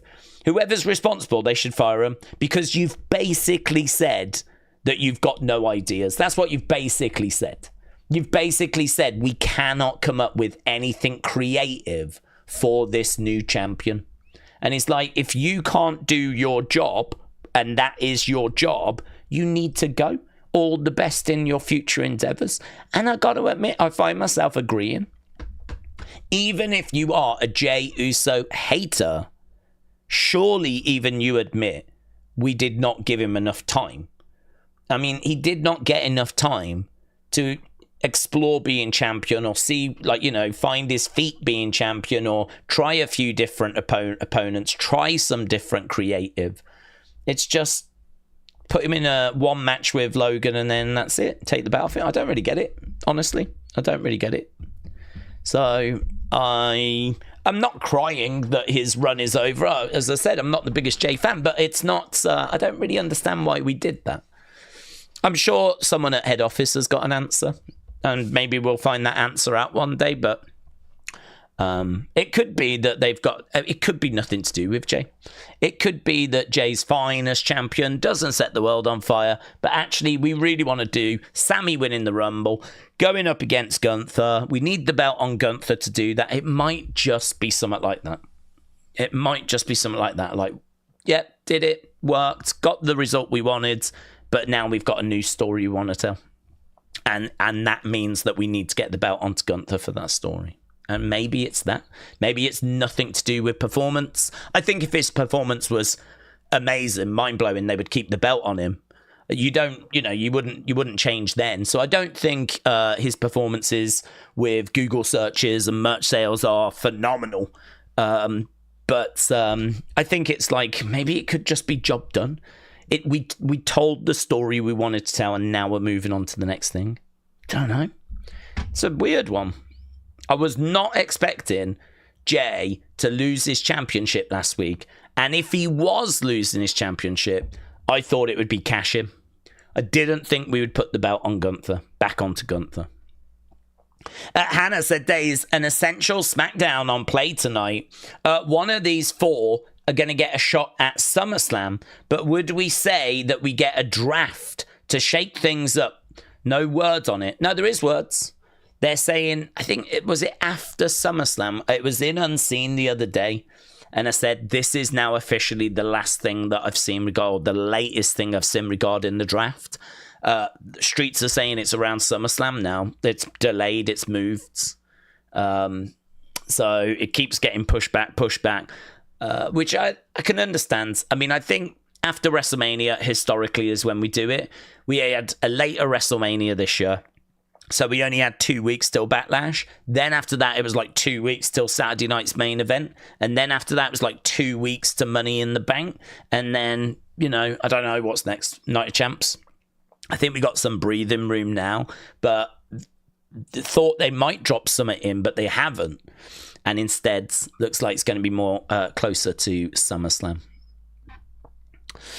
Camden says, apparently news is coming out that Triple H has made the decision to help promote Gunther Goldberg match, and that's going to happen at Saturday night's main event. But I don't know if that's true, but that's what sources are saying. Hashtag yeet, says Camden. Well, I don't think that match needs the championship, personally. So, I mean, if that's the reason why they did it, because they want Gunther Goldberg to have a championship attached to it, not really good enough in my mind. Not really what I'm looking for. Not a disaster, but yeah, not really what I'm looking for. I really would have kept the belt on Jay. I think you could have had Goldberg come back and just want Gunther anyway, because there was some words that were exchanged between them last year. I think you already had the basis for a feud, for a match. I don't think a belt was needed to be involved. So if that's the reason as to why Jay's title run has been ended short, because they want to do Gunther Goldberg, they want a belt involved, I think that's disappointing. There could be some truth to it. I'm not saying it's not true. Camden, shout out to you. There could be truth to that. I'm not down on the source or the information. But I'm just saying, if that is what they've done and why they've done it, I would have kept the belt on Jay. I don't think it needs it. Not after Gunther kind of called Goldberg out. I forget the show, but it was last year, if you remember. Kind of called him out and embarrassed him. And I think you've got enough of a foundation there. We've been expecting Goldberg to come back and go after Gunther as a result, ever since that moment. So I think it just doesn't need the belt. Just opinions. 9.Holiday says, P.S. Jey Uso has earned the right to try and earn a shot at the belt. It makes zero sense. I'm surprised Jay didn't have a match on NXT and Evolve, says 9.Holiday. I think they're just trying to make out that you don't get automatic rematches anymore. You haven't for a long time. I know that people will say, well, Gunther's had a rematch or whatever it might be, but WWE came out a few years ago and said automatic rematches are done. They're not a thing anymore, right? Now, obviously, they're going to tell the stories they want to tell. Okay, so if there's someone that's going to attack someone and get a match as a result, whatever, right?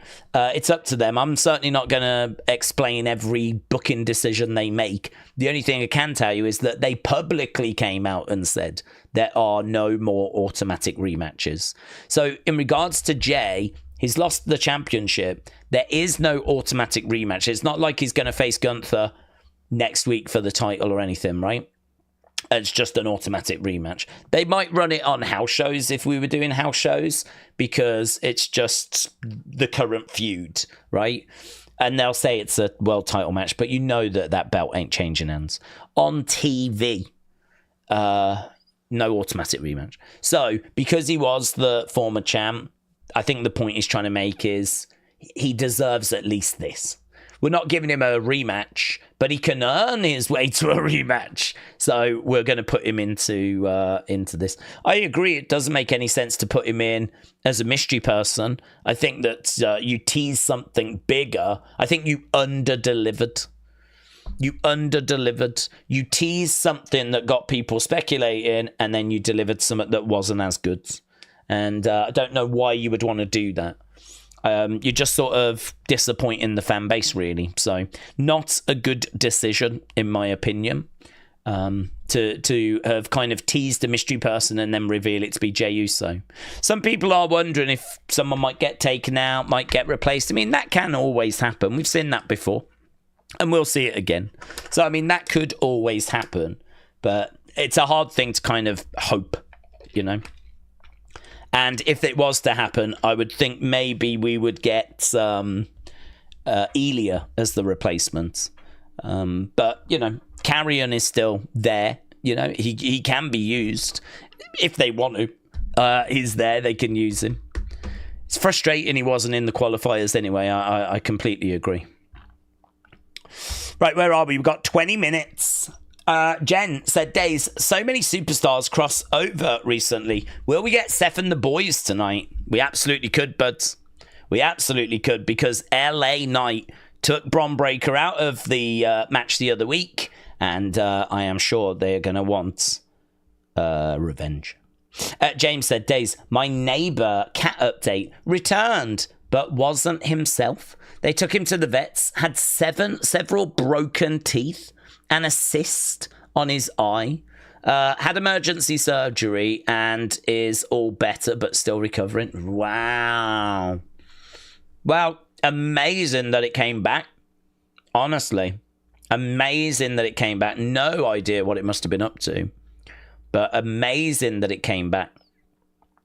And good to hear it got the help that it needed as well. So I can't cope with animals being abused, or not that they've been abused, but, you know, like going missing, and, you know, when you hear about like missing dogs and you think about them being out there on their own, or I just can't do it. I just can't cope with it.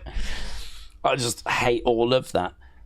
I can't watch, you know, if there's like, you know, if ever there's like a clip of someone abusing an animal and people are outraged rightfully by it, and the clip does the rounds, I can't bring myself to watch even those kinds of clips. I don't know what it is about. I mean, I know I'm not alone. I don't know what it is about animals, pets, and, you know, like dogs in particular. But, like, really any pets. I mean, a rabbit or anything like this. You hear, don't you, about, like, serial killers. I don't know if you watch True Crime. But, like, on True Crime, they always say that, like, one of the signs of a serial killer in the making is if they kill or abuse animals when they're young. And, I just couldn't cope with seeing footage of that or anything. So I'm so pleased to hear that the cat is back. It's got the medical attention that it needs. I've always wondered, actually, if I'd be any good as a vet, because I would really want to help the animals, but I just don't think I'd be any good when they come in an abused mess, you know? My heart would break, I think, and it would be like, do you know what I mean? Like, you constantly would see the bad side. You'd constantly see, like, malnourished animals and things like that, wouldn't you? And of course, you're there to help them, so I mean, that's good. But like, you'd probably see there'd probably be some pets that wouldn't make it, of course. And oh my god, no, I couldn't do it. I've just decided I couldn't do it. I couldn't do it. James said, I'd do prison time if I saw someone attacking an animal. Same. There is absolutely no way I could walk past a dog being abused or anything like that without getting involved. There is just no way. I'm not even saying that I'd beat them up or anything like that. I'm just saying I couldn't walk past it. If I'm going to get into a fight and it ain't going to go well for me, then so be it. But there's just no way. Because it would be on my conscience. I just could not. I wouldn't sleep. Do you know what I mean? I'd still be worrying about it, and I'd be like, you know, I agree. I completely agree. Daze, check out Eurotrash. It's a good watch. Oh, I've got the box set. Like, legitimately, I've got the box set. I've got it down there. There's a multi-disc Eurotrash box set that they released, and I bought it. Eurotrash is such... it's just memories, really. It's such a pervy show. I mean, it really is just like boobs and penises and anuses and all this. It's just non-stop, that. And I won't watch anything else. It was a TV show that was on really late at night in the UK. It was on about 11 o'clock, half 11 at night. And the reason is because it was aimed at people coming back from the pub. So on a Friday night, every Friday, you'd come back from the pub. Maybe you'd be with your mates, your flatmates, or, you know, you'd had a good night and you're coming back. And, you know, maybe you're having a kebab or you're having a burger or something. Sit down, put the TV on, Channel 4, there would be Eurotrash. And it was half an hour show where they just showed you wacky things from Europe. Like, we're going over to Germany now, where there's this guy that makes tiny wooden penises. He carves tiny wooden penises. and sells them, right? And he does it in his shed. So you kind of go over, and here's the guy, and he, like, and it's cheeky. It's cheeky. You'd have the voiceover woman, like, being a bit cheeky, and they'd show him doing it, and they'd show off his collection, and, they'd speak to someone that's just placed an order, and it's like, what is this? What am I watching? What the hell is this? And that would be a segment on it. And then, like, you go over to, the woman that's got the world's largest boobs. And then you'd see her, and you'd see her struggle throughout the day, see her shopping, see her relaxing, see her, like, all this kind of stuff. That'd be another article. And they'd just do these, like, pieces as we go around Europe to the different countries. And it kind of focused, it never went too far. It never, like, was X-rated or anything. It was like that kind of cheeky, 18 rating, that kind of stuff. I'm trying to think of, like, a film that has that, like, the kind of films where you'd see breasts and stuff like that, but it never goes any further than that. Like Revenge of the Nerds type thing. Anything that never, anything that doesn't go X-rated, of course. American Pie, maybe, but a bit more extreme than that. That was Eurotrash. And it honestly got decent views. You got to remember, there was no internet at this point. So, a little bit of boobage on TV. In the late 90s. No mobile phones. No internet. Just saying, yeah. Destination television, that was. I've got it down here. Let me show you. I'll show it you because I can. There's interest. I can tell. There's interest. So, I mean, this was the show. You get 20 discs. 20 discs of. There she is. Look, I wasn't lying. All 16 series in this box set right here. And there we go. Look, there's a man there. I don't know what he's doing. But he looks to be naked. There's something covering his genitals. But on the back, we've got nuns. We've got a man dressed as a penguin down here. I think he thought he was a penguin or something. I can't remember the story about him. But he used to dress as a penguin. Some dude that's naked over there. I don't know what's happening up here. Some sort of sexy robot. And aliens.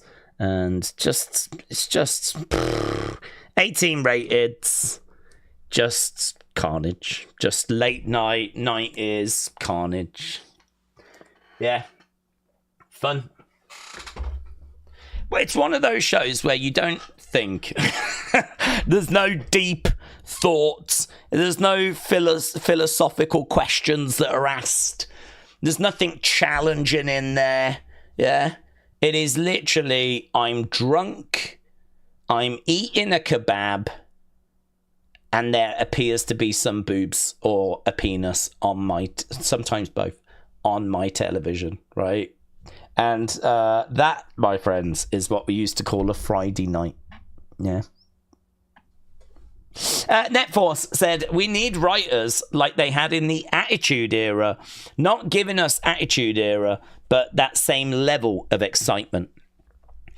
Yes. I think it's difficult because I think there's a lot more TV now. I can't remember how long the shows were during the Attitude Era. I can't remember. I think they were 2 hours. So I think you had a 2-hour Raw and a 2-hour Smackdown. So it's not drastically different. But they were making 4 hours of content. Now they're doing 5.5 because it's 2.5 on Monday, 3 on a Friday. So it's 5.5 hours. So compared to 4. So, and actually, I can't even remember going back, like when SmackDown started in '99. I can't remember if we were looking at an hour or 2 hours. Definitely, the rosters are bigger now. There's a lot more moving parts, and I think it is more challenging. Definitely more challenging. Way bigger roster. Way bigger now than what we had back then. and more TV time. And I think as well, there's a bit more pressure because I think back then, like, primarily you are focused on making a product for America, for the TV show, for the ratings there. I think now we're global. You know, we're a global product. And I think actually what WWE has leaned into is more presentation and star power, more so than like creative storylines. I think, you know, the Jay entrance, the Seth entrance with his song and things like that, and you know that I feel like that is focused on more than the stories, the presentation, entrances, and all of that. I feel like that is focused on more than the actual stories are. And I agree. I think we need more OMG moments. We need some more twists and turns and shocks and surprises. And I mean, what I thought we got on Monday was very, very good. Whether you can do that on a regular basis, not sure. You know, I mean, like we had Bayley coming back, we had New World Champion, and we had matches that mattered because they were qualifying matches. I mean, it was really good. Really, really good. But as I said, whether you can do that consistently, I mean, Grant, you can't have people coming back all the time. It won't mean anything. You can't have call-ups all the time. It won't mean anything. But you can do it once in a while. And I certainly think the road to WrestleMania was way too flat, way too boring. I mean, that really was not good enough. But maybe part of the blame is the European tour, as we said. Maybe if we didn't have that European tour, it would have been better, you know. Considering we consume every form of entertainment these days within a couple of seconds, our attention spans are the problem with creative just in wrestling, but in movies and television as well. It's a really good point, that. It's a really good point. You make an excellent point, because actually back in the Attitude Era, things were quite fast. And each show had talking points, and actually what's happened is our attention spans have got worse. Our attention spans are not even as good as when we were around in the Attitude Era, because now you've just got so much competing for your attention that it's like, look at this, look at this, look at this, look at this, you know, constantly. Look at this, look at this. Hey, have you seen this over here? Don't miss this. Don't miss this over here. Have you seen this? Have you seen that? Have you seen this? Have you seen that? It's, yeah, I mean, it's just worse now. So the fact that WWE have gone slower when our attention spans are shorter is only compounding the problem. It's only making the problem even worse, really. So you make a really good point. I completely agree with you on that our attention spans are nowhere near where they were in the past. And you would think that WWE would be even quicker as a result to kind of accommodate. But no, they've gone even slower, which is, as we said, probably just making things even worse. I do agree with Triple H's logic overall, though. And he said this in a line a few years ago. He said, I would rather watch a film where there's one gunshot in it, and that gunshot means everything.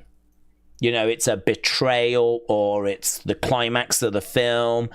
I would rather watch that than a film where it's just non-stop shooting, but you don't really care about who's getting shot because so many people are being shot, so many people are being killed.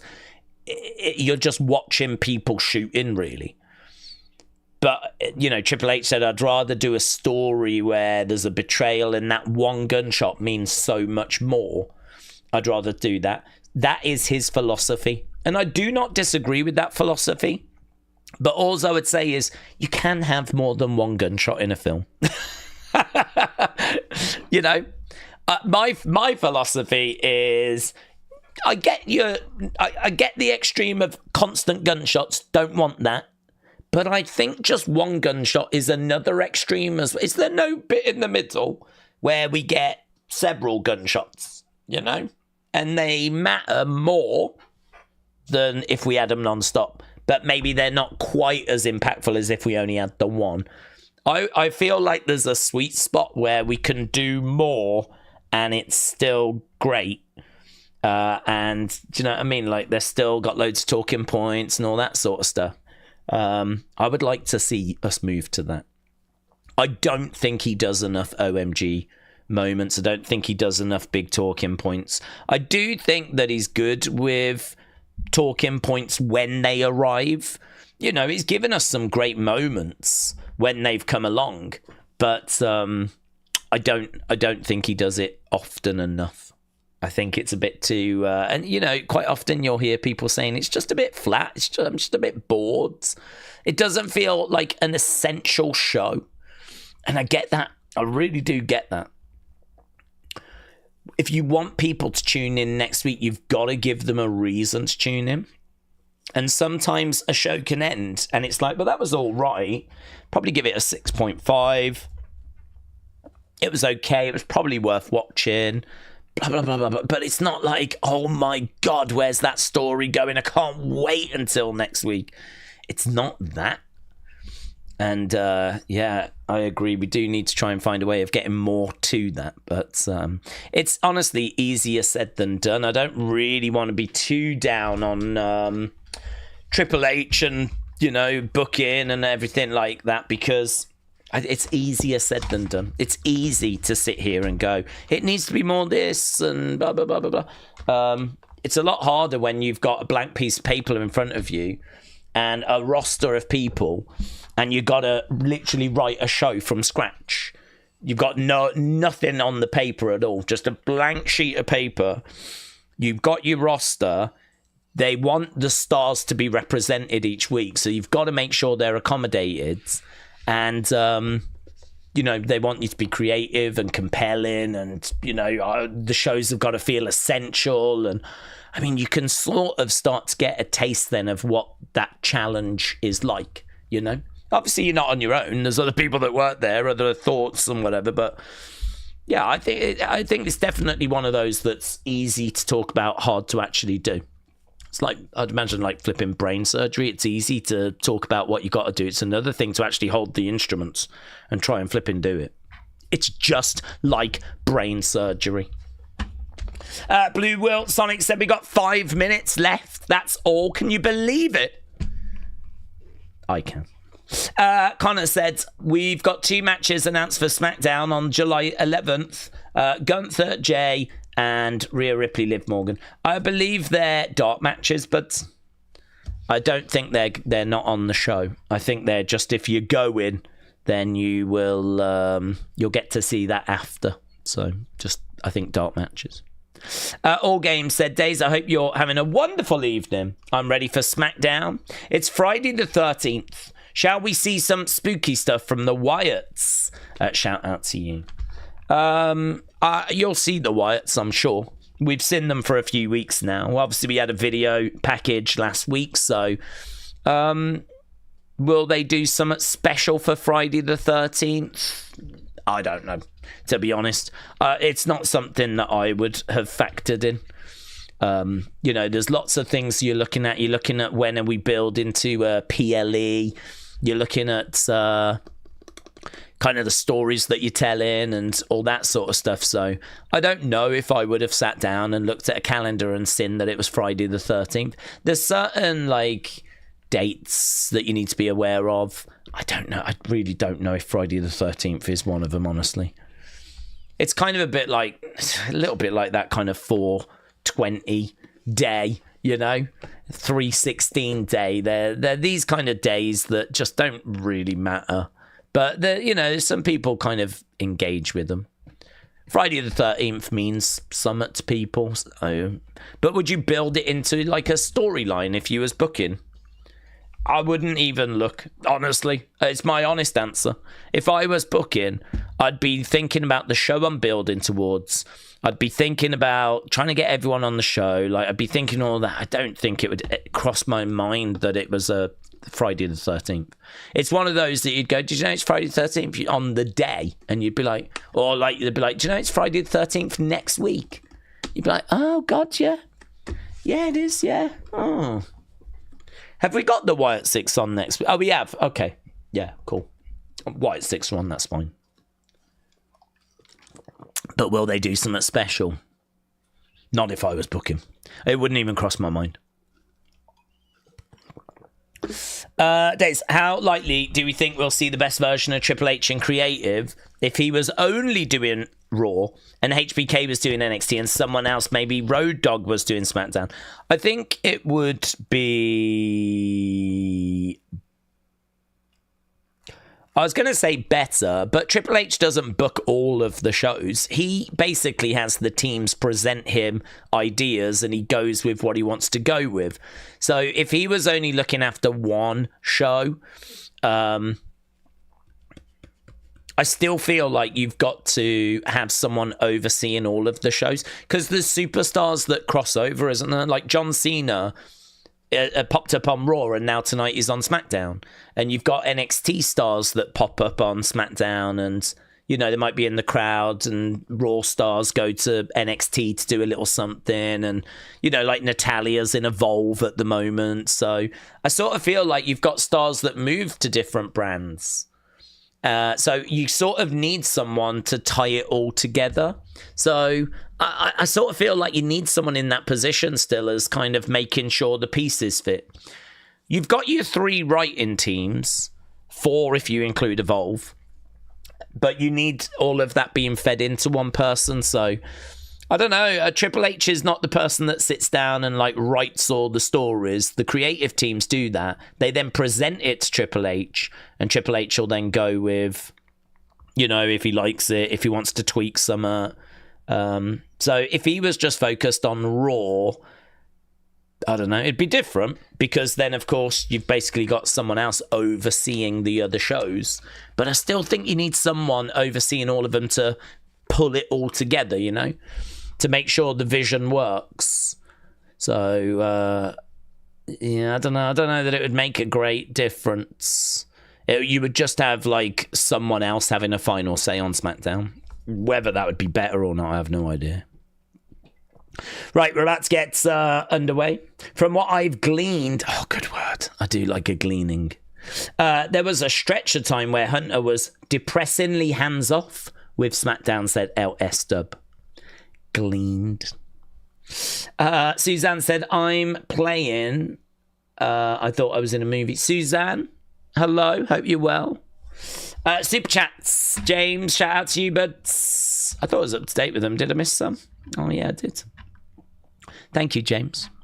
9.Holiday said, did you know that you can get dong and vag molds of your favourite adult film stars? Johnny Sins is a must-have. I did not know this. But then this is going to shock many of you. I actually don't have a favourite film star. Maybe that's something I need to work on in 2025. I need to get one. I need to get a favourite. Here, we're just running down the cards. Vikings Wolf said, did you see WWE leak the mystery opponent? Yes. Jay, how do you feel about that? Oh, I think it's disappointing. I think people wanted a surprise. You know, you do mystery, people start thinking about returns and things, and then you turns out to be Jey Uso. So, nothing against Jey, but I just think you could have had that graphic say Jey or Gunther. Whoever loses will be added. Like, if you go mystery, you're sort of suggesting something greater than what it actually turned out to be. So, yeah, honestly, disappointing. I get it. I think people, it's hard to be excited by that. There is Jacob. Anna, hello. Hope you're doing well, buds. I will get to your comment in a second, my friends. There is Naomi. I'm surprised that her case doesn't have caution tape on. I do like her graphic, though. That's got caution tape on it, as does her phone. But the briefcase doesn't yet. Can't be long till it does. Unless she's cashing in quite quickly. Okay, we are seeing inside the arena. We've got Wade. We've got Joe. Jacob Fatu. All gas. No brakes. Yada da mean.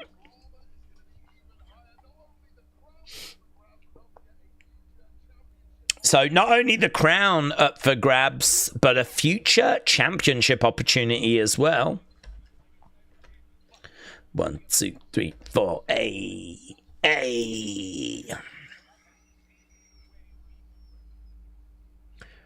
Okay, we're just looking back at Money in the Bank, so we just got a video package there. Anna, hello, shout out to you. Said days now. Hikaleo has arrived on the main event taping before SmackDown.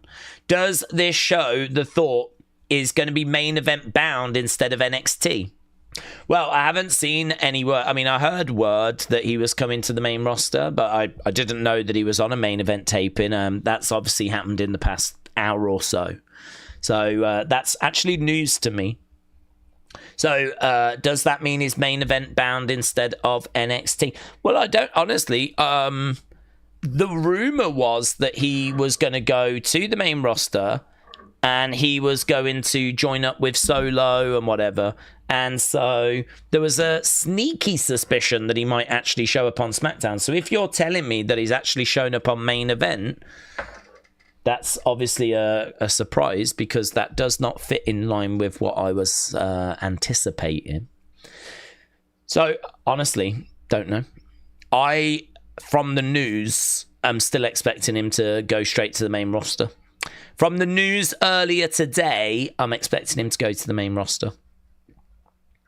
So, if he's on main event, then that obviously could change things. I don't know. What did he do on main event?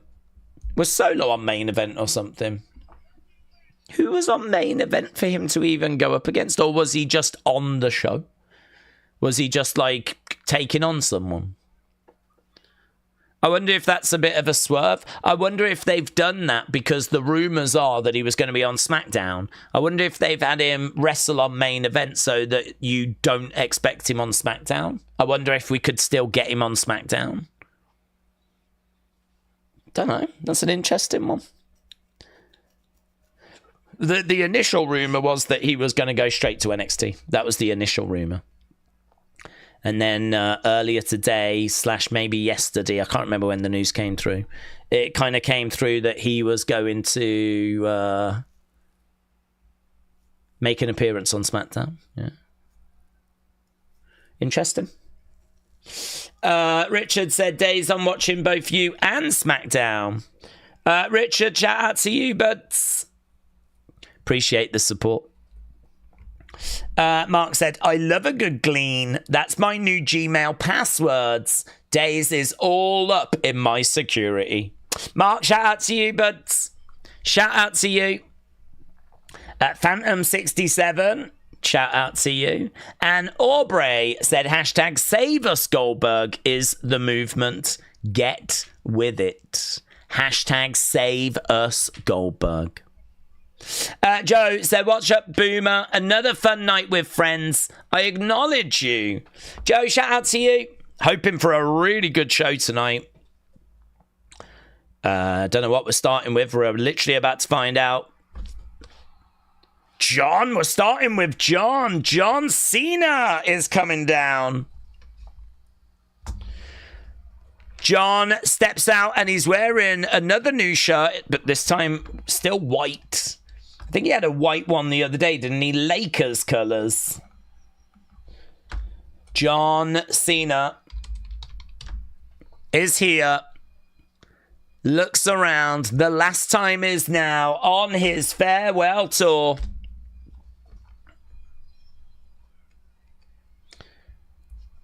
Cena with the towel behind his head, making his way down to the ring. Please welcome.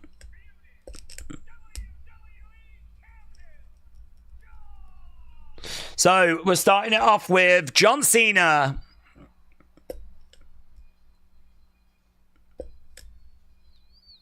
The ring canvas looks a bit loose. There's a few like wrinkles over by the side of it there. John Cena, the last real champion. Steven said, days, hello. Almost a year. Time is flying. Oh, it does, doesn't it, mate? It really does. I mean, it's been 5 years since COVID, which is just mental. And yeah, it goes so quickly. I agree. So, Anna, shout out to you. Aubrey, shout out to you. Phantom67, shout out to you. Mark, shout out to you. Richard Banbury, Paranormal Investigation Unit, shout out to you. Joe, shout out to you, bud. And Stephen, shout out to you. Shout out to everyone that's joining us as John Cena is in the ring. Looking around as obviously crowd are making their voices heard. Let's go, Cena. Cena sucks. We know that he's on a collision course with CM Punk. I don't know if Punk's here. I'd imagine he will be. Edward said, Daze, read my comment. Stop waffling on and on. What's your comment?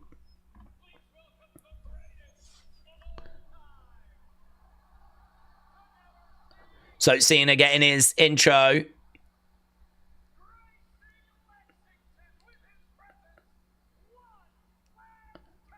Great. He did a curtsy.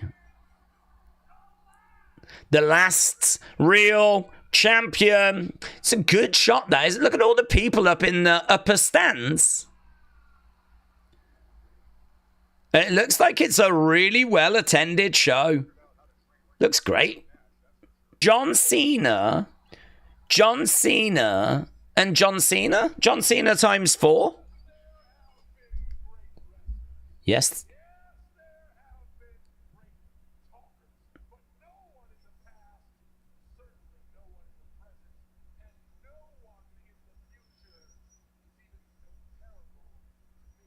No one is comparable to me. Kind of like that from John.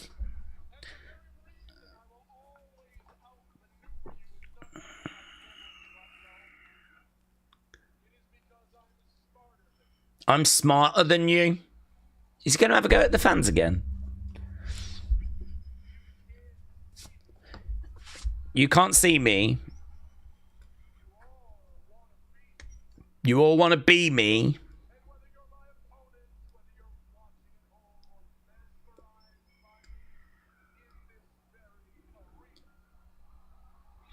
So crowds boo, but there's plenty of John fans.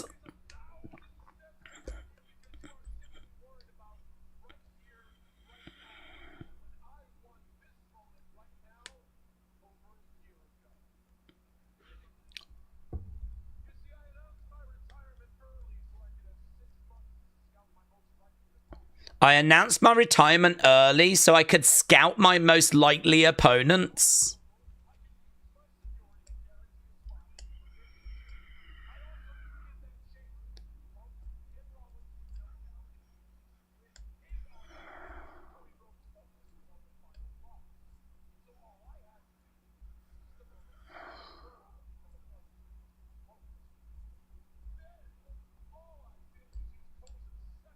So okay, so he's just telling us where we've been with him.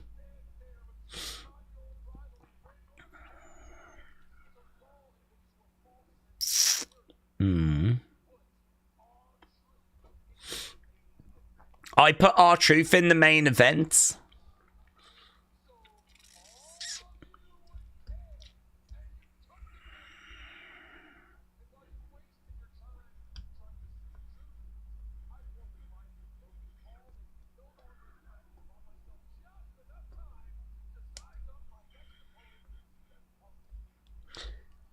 He said, I made an alliance with Logan, making him no longer a threat. I think Logan will have something to say about that. He said he made R-Truth a main eventer, but I don't think that match main evented. It's a WWE main event. CM Punk chance.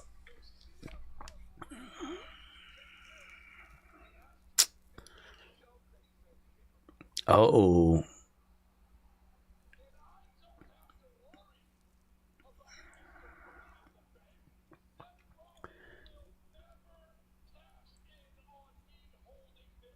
Seth will never cash in on me?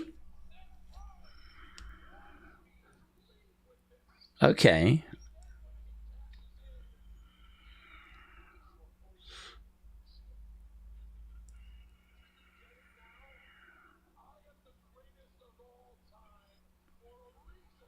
I'm the greatest of all time.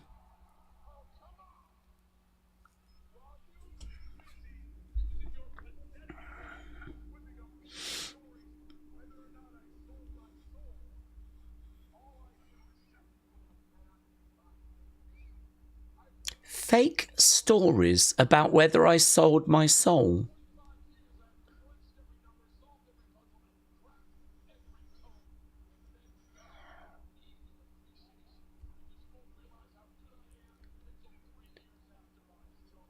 Did we just distance ourselves from that story? I don't know what that meant.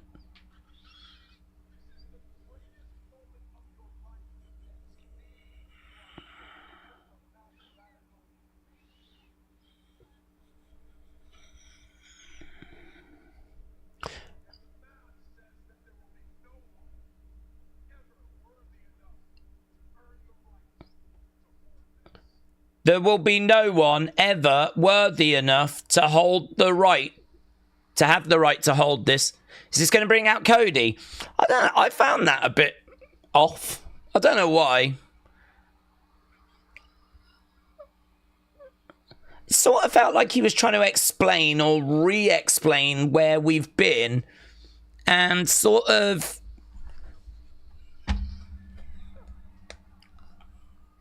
I don't know. I feel like that's a bit of a recap as to where we've been and maybe a little bit of rewriting in there as well. Cody's coming out anyway. But if I'm Seth, I'm more likely to cash in on Cena than Gunther, said Phoenix. Well, he said Seth's going to want me to win. Because if he cashes on me, then he'll be the one real champion. And it's like, but if CM Punk wins the belt and he cashes in on him, won't he feel the same? I think there's a bit too much of that. I think there was a bit too much overthinking in that promo. Cody making his way down. Daze, are we happy that Omos has signed a new contract? I'd be happier if we saw him. I don't remember the last time I saw him, so, I mean, I'm pleased for him. I'm pleased. I'd rather have people sign new deals than not sign new deals, but, yeah, I mean, we've got to do something with him. Raven said, love Cody. Night of Champions, CM Punk, Cena versus Punk. Yes. Knight versus Breaker. Orton versus Cody for King of the Ring. Becky versus Bayley, Lyra. Jacob Solo. Edward said, I've got a theory that Cena has the belt till Boston in December. He wins the last match. People think he's going to walk away. Seth cashes in on Cena and saves wrestling. Thoughts? I mean, you can do it. I just don't know about a heel cashing in on a heel. I just don't know about that bit. I think I'd be a bit more inclined to believe that's the direction if it was a face that had won Money in the Bank. Cody is in the ring.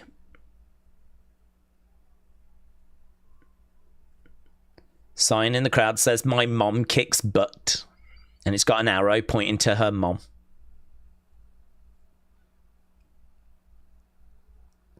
Okay, Cody in there. Crowd are quite good tonight. Making plenty of noise. They're definitely here for a good time. Let's go. We all are. We all are. Bit of energy around. Sign in the crowd says, John Cena sucks. There's a woman absolutely covered in hazard tape. Caution tape.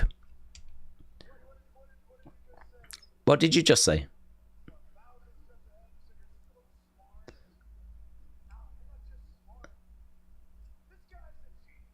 This guy's a genius.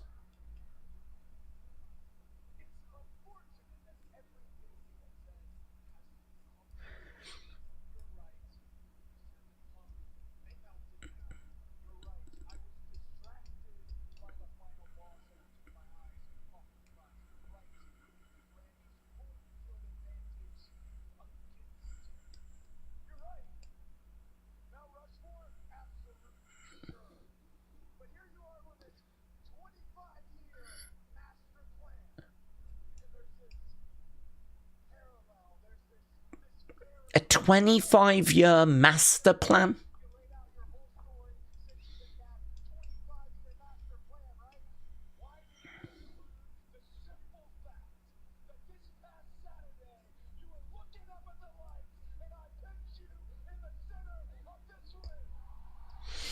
So Cody's like, in your little story, why didn't you include that this past Saturday I pinned you in the middle of the ring? Fired up Cody. I'm not part of your plan. You're part of mine.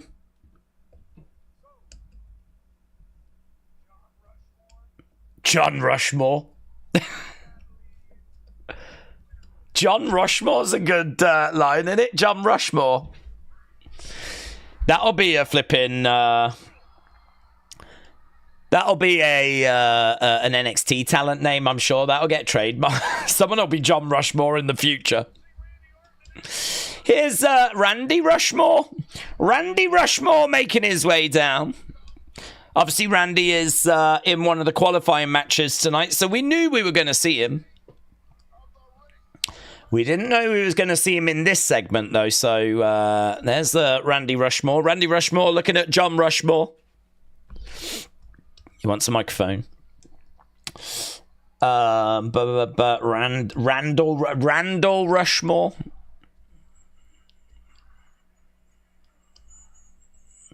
Okay, the crowd is singing Randall's theme song.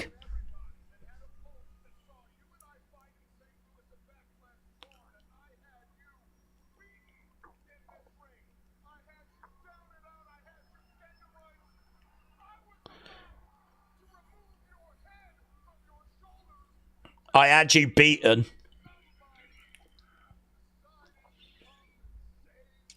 Until someone decided to save the day.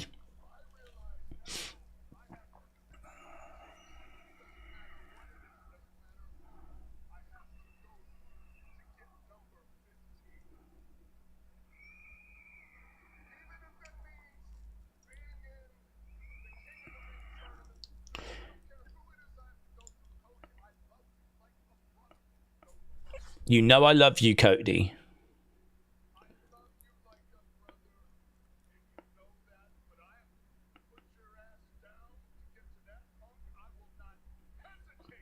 If I have to put your ass down to get to that punk, I will not hesitate. Smile on the face of Cena. LA Knight coming out now. We're getting a bit too cluttered here, aren't we? I feel like this is just a segment that's going to take us into the first match, and the first match is going to be that fatal four-way.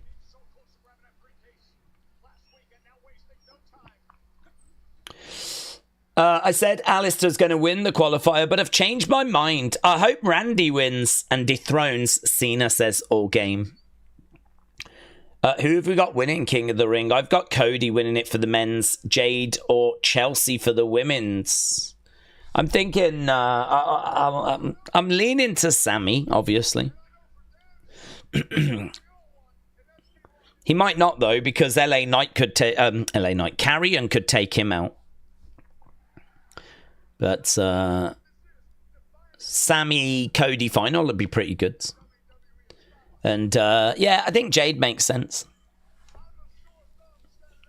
Apparently she's going to be getting a good push.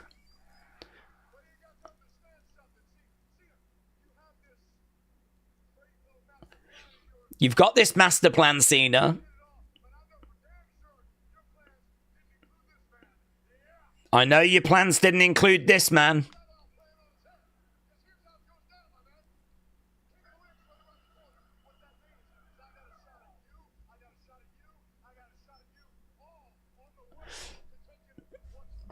Okay, so LA Knight is in. Look at the talent that LA Knight is in there with. John Cena, Randy Orton, Cody Rhodes.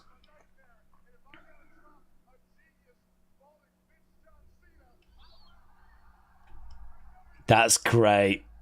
That's great. If I've got to drop a Viper, if I've got to drop a Nightmare, I don't mind dropping a genius, balding, beep, John Cena. John Cena gets out the ring.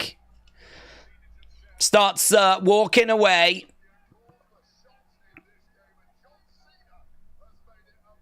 I don't care. From behind, boom! It's R-Truth! It's R-Truth! R-Truth attacks John! Throwing down some shots. R-Truth, wrong killings. Jumping John Cena from behind. He's trying to get on. We were asking the question earlier, what next for Ron Killings? Is he going after John? Or is he after respect? And we might have just had our answer right there as he attacks John Cena. Good pop when he came out. Crowd were really into it, but yeah, it's a tricky one, that, you know. It's a tricky one. I thought the shots looked a little bit weak, honestly. I didn't think the strikes from R-Truth looked very good. But how does R-Truth fit into that story? Because you've got John against CM Punk. It feels like we're going to do John Cody at SummerSlam. It's just hard to see how R-Truth or Ron Killings is going to fit. I can't quite figure out how he fits in. I mean, is he just going to keep attacking John? Is he going to interrupt in the matches? I just don't know. It's going to be Ron Killings against Travis Scott at SummerSlam, said Averted Vision. Oh, that's a great shout, actually. Would they have Travis Scott, though, do a singles? Could it be a tag? If it was a tag, though, who would it be? That's tricky, isn't it? It's hard to have a celebrity in a singles match. Not impossible, but they normally put them in tag. I hated those punches, says... I hated those punches as well. They were a bit too like that, weren't they? Kind of on the side of the arm. Not a very good striker. If Truth fights Cena again, it's Randy Orton that's going to save Cena's skin, said Iron Sentinel. Truth could win John's last match, said Carlos. When Truth was a heel, he beat the beep out of Cena. He couldn't win the title, though, said Jeremy. Alexa for Queen of the Ring, says Dan. When John loses the belt, it's going to be because of a Ron interference. I do like the fact that he has been talking about John all these years and that he is playing a part in this story. I mean, I thought they would have an interaction between him and John. I didn't think they would do a match, and I certainly didn't think it would be as big as what it is. You know, I think part of that is him being released and coming back. But I think they were always going to do something with R-Truth. It's hard to not, isn't it? I mean, R-Truth's so loved. It was always going to be hard to not do anything with R-Truth regarding John, but this is way more than I thought or anticipated. So, yeah, interesting, really interesting. Really interesting. I can't quite put the pieces together to know exactly where this leads, but there's definitely some options on the table. How about if we do a tag match of Cena and Travis versus Ron and LA Knight, said Nathan? Well, I mean, you could maybe do that night one, but because SummerSlam's 2 nights. But I think it would be a real shame if John wasn't, like, defending the championship at SummerSlam. I can't see them not doing that. I think it almost impossible that John wouldn't defend the title at SummerSlam. So, I mean, I don't know when you would do that match. I don't know what shows are coming up, honestly. I know we've got Evolution coming up. I know we've got Night of Champions coming up. But Night of Champions, it's John CM Punk. Is there another show coming up? Clash at Paris? When's that? Maybe we could do a tag match at Clash at Paris. But I think Night of Champions is Punk. SummerSlam has got to be a title defense. But then you've got shows like Clash at Paris.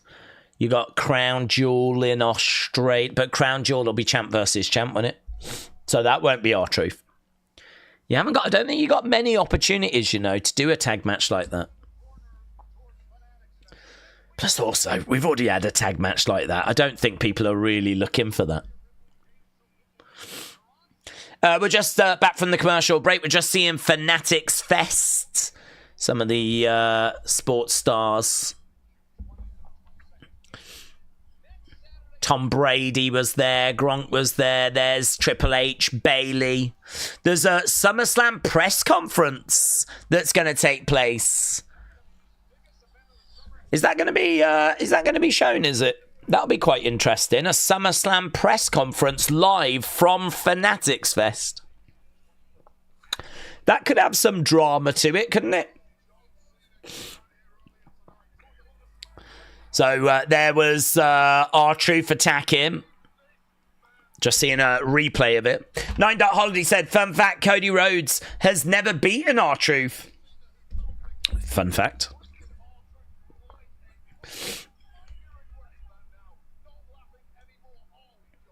Not laughing anymore, are we, John? Okay, we're backstage with Nick Aldis. John getting right in the face of Nick Aldis. Look at the overacting here from John. Why does he go so OTT? I don't understand. It's backstage right in Aldis's face and he's like...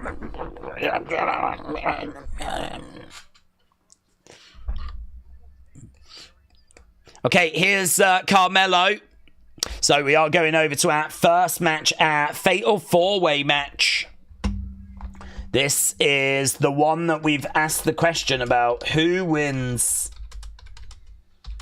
I can't remember the other person in this one. Carmelo, Randy. Oh, it'll be in the poll, won't it? It is... Oh, we've still got Aleister Black. I love his entrance.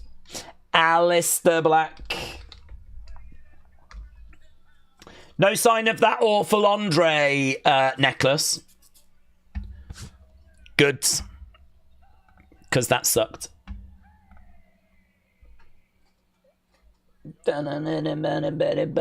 No Andre chain, said Lone Star Friends.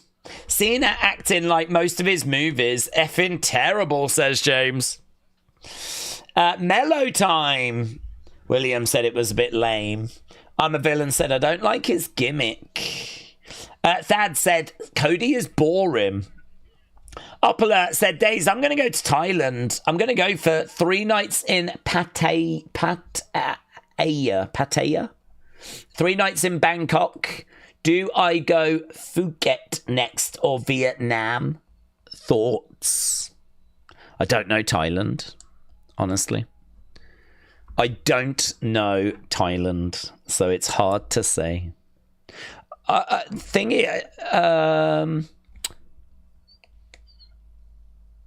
Vietnam might be nice to visit.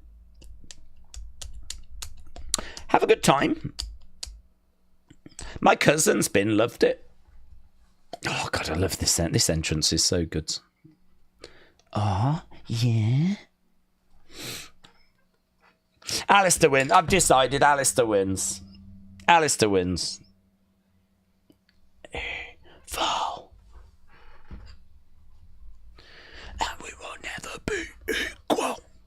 Aleister making his way down. Days, as predictable as it is to have a top guy win King of the Ring, we need a total sleeper pick like Andrade or Hayes to win the whole thing. And the main event SummerSlam day one with a juicy story. Do we need a total sleeper pick? If you have a total sleeper pick, I think that makes it less likely that that person's going to win the title. So I don't know. I don't know if you need a sleeper pick.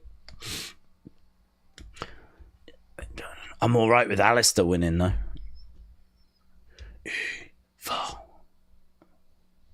Such a good presentation, isn't it?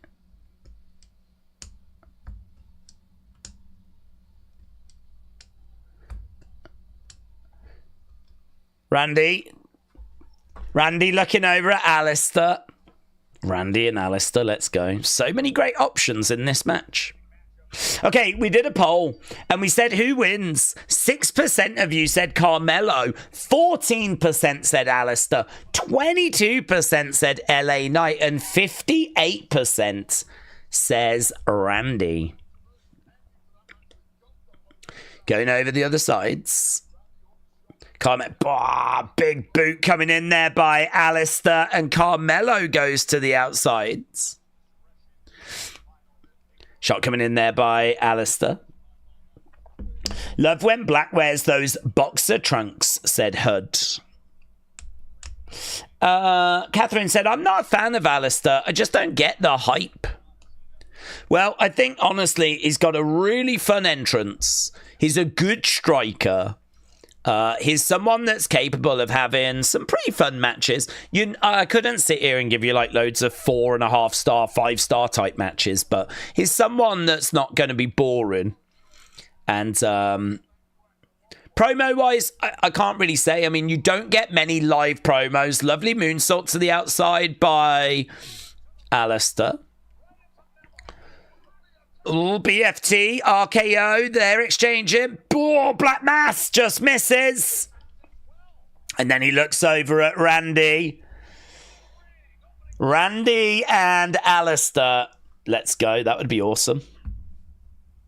So, yeah, I mean, it's opportunity, really. I mean, he just doesn't get a chance to... I mean, he's been out of WWE for ages, but... I don't think he was on the main roster all that long. Do you remember when he was in before? He was sat in a room pleading for someone to knock on the door. And God, we did that week after week after week. He was sat in a room waiting for someone to challenge him. And waiting for someone to knock on the door. And was it Blake that did eventually? Might have been Blake Murphy that did eventually. Someone did knock. And then he just did like a match. And that was it, really. I mean, he did obviously then go on to do other stuff. But I mean, some of the stuff we did with him was rubbish. So I can't really give you loads of examples where he's had loads of opportunity on the main roster. So I'm really looking for him to get into a feuds, get regular TV, show what he can do. There was a lot of excitement when he came back. I really think we need to capitalise on that. Carmelo working on Alistair. I think we're at commercial break. James said, I remember that. That was garbage. Michelle, shout out to you. Brody said 2019 was just awful. And that was the year with that gimmick, waiting for someone to knock. It was a rubbish year, wasn't it? I completely agree. We did get the Firefly Funhouse, though, so we can't be totally down on it. There was at least some redeeming qualities, but, yeah. It was Cesaro, said Alexa Bliss Gamer. Thank you. I'm a villain, said, give me Alistair Black against Dexter Loomis. That could be fun. Right now we got LA Knight and Carmelo working together as Randy goes back to the corner. Stone Cold Fella said, Daze, great to see you. I hope you're doing well. We're doing good. We're doing good. We're just getting settled in. We just had a pretty big opening segment with Cena and Cody and everyone. We got a nice kick coming in there by Alistair. Nice suplex there by Randy on LA Knight.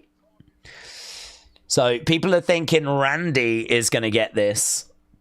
Do we think WWE is working too much with different companies? If Vince is still in charge, he would be horrified, said Sophia. No, I don't think they're working with too many different companies. I think that's okay. I do think you need to be careful when it comes to Raw and SmackDown, though, because, to be honest, WWE is largely built on star power. A lot of kids and a lot of people watch WWE because they love Randy, they love Jey Uso, you know, they love Cody and Cena and The Rock, and you can't only have those guys. You've got to mix it in with emerging talent and, you know, other people. But I don't think you want to, like, really flood TNA stars, AAA stars, newcomers that we've never heard of. Like, there's a balance. Yeah, Joe Hendry can absolutely pop up on Raw or SmackDown, Maybe a Mr. Iguana might pop up on a Raw or a SmackDown, considering the hype around him. But you've got to be really, really careful. So I think, like, using it at the developmental stage is absolutely fine. And actually, like, Vince really left Triple H to it when it came to NXT. He only got involved after Triple H had his heart attack. Other than that, he left him to it. So I think Vince would be all right with NXT working with other companies. He just wouldn't get carried away on the main roster. Lovely. Springboard, leg drop, the fadeaway by Carmelo. Forearm shot coming in there by Alistair. Going over the other side. I think the success of Mr. Iguana shows you how well these relationships can work. Joe Hendry, one of the most popular stars in wrestling at the moment. WWE have got access to him. Mr. Iguana, one of the most talked about stars last weekend. WWE have got access to him. That's the success of working with other companies. That's what that brings you. Leanne, shout out to you. Appreciate the support as always. Firing in a Wrestling Daze membership as Carmelo is getting smashed against the commentary table. So Carmelo repeatedly getting smashed. Here's Randy with LA Knight. Oh, he was trying to get him on the commentary table. No, he's got Alistair. Boom! Alistair goes on the commentary table. Bounces off it as Randy is running to the side of the ring. Right now we've got... chucked in the ring, there's this is awesome chants from the crowds. Night Holiday said Dom has only defended against Shapes, Pentagon and Octagon. Is that true? Are those the only title defenses that he's done against Shapes? That's great. That's a really fun fact. Chop coming in. And again. Another big blow coming in. These two exchanging shots. LA Knight going up. LA Knight, Carmelo. He's looking for a superplex. He's up top. He's going for it. He's going for it. Don't forget, this match matters. The winner of this is going to progress in this King of the Ring tournament. Oh, Randy is in. Randy climbing up. Randy grabbing Carmelo. Looking for this superplex. No. We've been on this camera for a while. Bang. Big boot there by Alistair. Randy. No. Goes to the outside. LA Knight down. Randy grabs Alistair. Looking to drag him out the ring. Grabs him. And... no. Reverse. Boom. Into the ring post goes Randy. LA Knight jumps up. Big leap. Looking for this... no. My God, still no superplex. We're never going to get this superplex. We don't deserve the superplex. We get a beautiful frog splash instead. As Alistair makes the save. So LA Knight was looking for that superplex, but instead we get a really textbook frog splash. Lovely. Daze, would you like it if we got Randy Cody King of the Ring final? Well, we won't get it as a final because they're both on the same side of the bracket, aren't they? I think they're both on the same sides. But now I'm doubting that. But I think they're on the same side. I don't mind. Yeah, I'd definitely do that match. We were talking earlier about how tournaments can be seen as being a little bit flat, a little bit boring. And the reason why is because people, you don't really tend to get like that too many exciting matches, like really exciting matches. So it'd be really good if we was to do matches like that. It'd be good if King of the Ring threw up those kinds of matches on a regular basis, because then people would start getting excited for King and Queen of the Ring. Bang! Super kick there by Carmelo. Alistair to the outside. Hannah said, Dave, sometimes I think Triple H's booking is going slowly start to get a bit bland. I know you and I thought 2025 was going to be epic with Cena's final tour and Netflix and everything. Thoughts?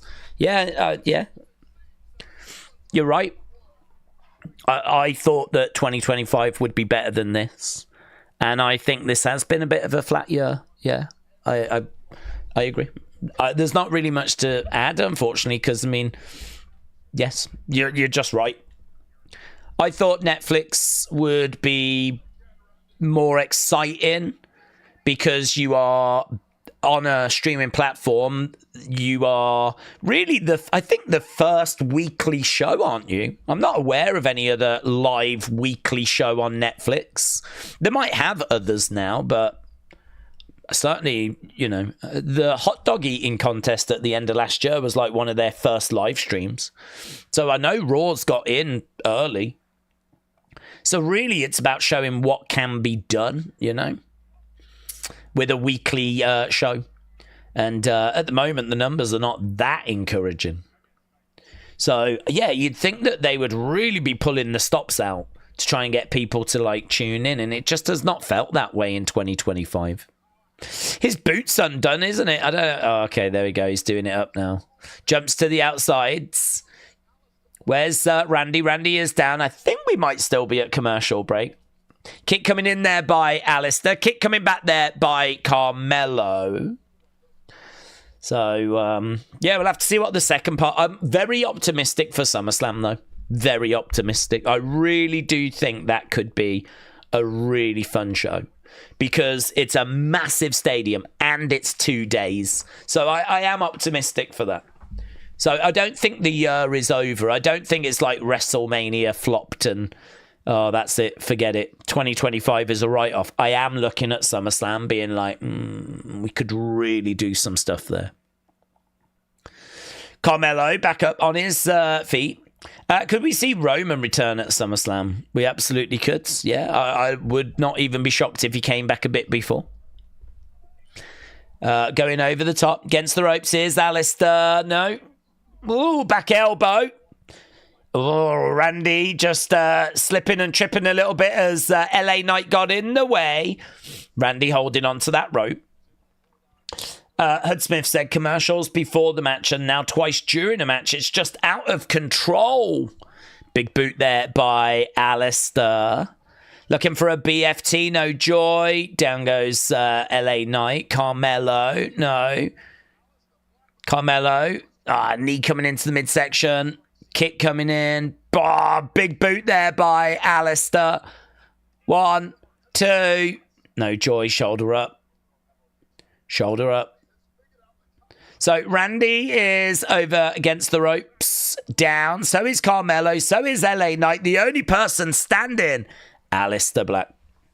Alistair Black. In a good position.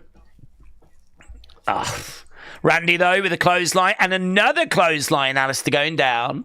Duck underneath, looking for the RKO. Scoop slam. And another scoop slam. Here we go. Another one. You feel like we're in the RKO neighborhoods. So, right now we got Carmelo. Everyone's down. Carmelo is going for a draping DDT. Oh, big boot. He's going for a double. He's going for a double. He's got Carmelo. He's got Alistair. He's dragging them back, but... a net breaker by LA Knight. 1, 2. Shoulder up. Shoulder up.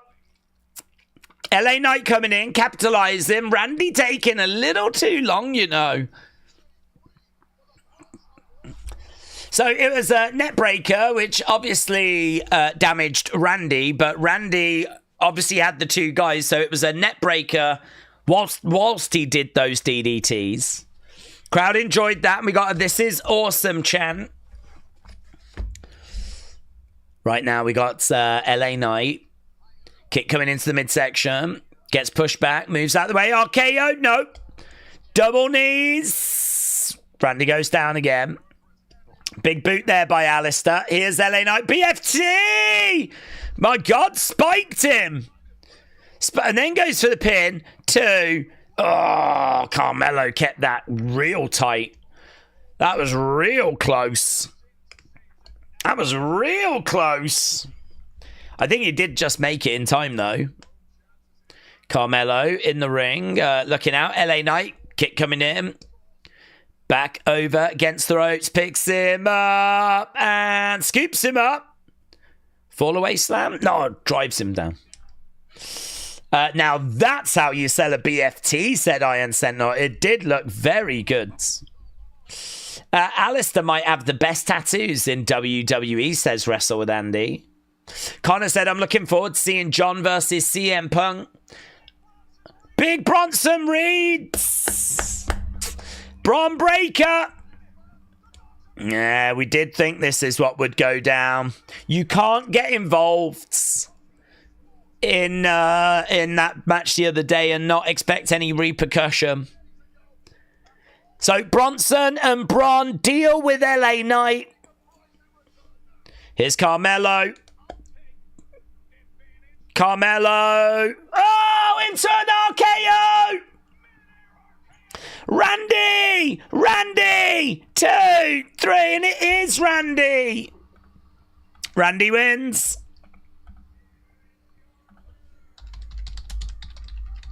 Randy Orton gets it done. Did Carmelo not see that Randy was there when he jumped?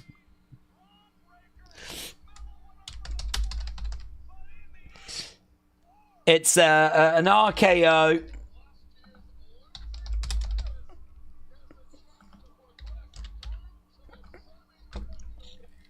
I thought this was the trickier one, honestly. I thought this was the harder one to predict. I thought there was... I didn't think LA Knight, just because of Braun and Bronson. But I don't know. You look at Alistair. You look at Carmelo. They like Carmelo. They gave him the Andre Battle Royal win. Alistair's only just come back. Lots of momentum. So, I mean, there was lots of potential for it to be one of those two. But no, they have gone with Randy. Ah, Randy is on that side. So it could be a Randy Cody final. Randy Sammy is a very interesting match, though, isn't it? That is a problem for Sammy, but I think Sammy could do it.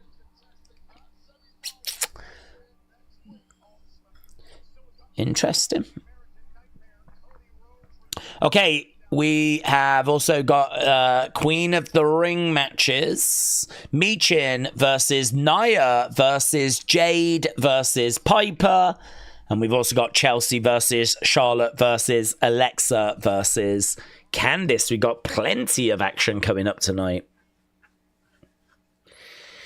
Okay, there's Jacob. Yeah, that I mean.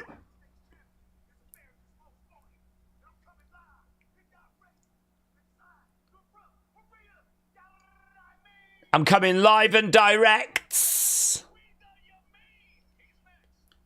What did Joe just say? We mean. I'd have to listen to that. I don't even know what Joe just said. Days, at least this year ain't as bad as 94, 95. Well, that's true. That's true. This ain't that, and this ain't 2019. But it's a definite step down from 23, 24, isn't it? But I don't know. I mean, Raw was good, and this show's all right. It's all right. I'm not hating on it. 50-odd minutes in, it was okay open. I mean, I didn't love the Cena promo, but it was okay. Cody coming out, confronting him. Set up that match. Randy wins. Match a little bit slow, but it got somewhere. Ending was pretty fun. It's all right. Top 3 RKO, said Ratchet the Owl. What, that one? You think so? That's a big statement. That's a big statement. A lot of people would look at the one that he did to Seth at WrestleMania 31. The Evan Bourne one's got to be one of the most famous, of course. which I believe was similar to that, wasn't it? Coming off the top, grabbing him midair. The Evan Bourne one. So, yeah, that's got to be in the conversation as well. Not for me. It was good. Hannah said, this is the following people who I would have as the mystery person. Carrion, AJ, Sheamus, or Wrestling Daze, said Hannah. Leanne said, Jacob's backstory is the reason I've changed my opinion on him. Wasn't keen to start with, but now I think he's fab. Maka said, it was reported that LA Knight was going to feud with Seth, and that pretty much confirms it. Kind of said, I'm guessing it could be a Randy Cody final or a Cody Sammy final. Oppola said, Daze, do you remember that Alistair was banned from entering Saudi Arabia? So he would not have won this match. I don't know if there's not been any movement on that now. I don't know. I don't know where we are in 2025, if that still stands. I mean, obviously Sammy wasn't going and now he's going, so I don't know. WrestleLandy said, Daze, I'm looking at the offs, and Sammy is the favourite to win the Rumble on Paddy Power. Interesting. Would be surprising if Randy loses, because he's the bigger star. Unless Carrion jumps in and distracts Sammy, because it being Saudi and Sammy wins, says Spartan.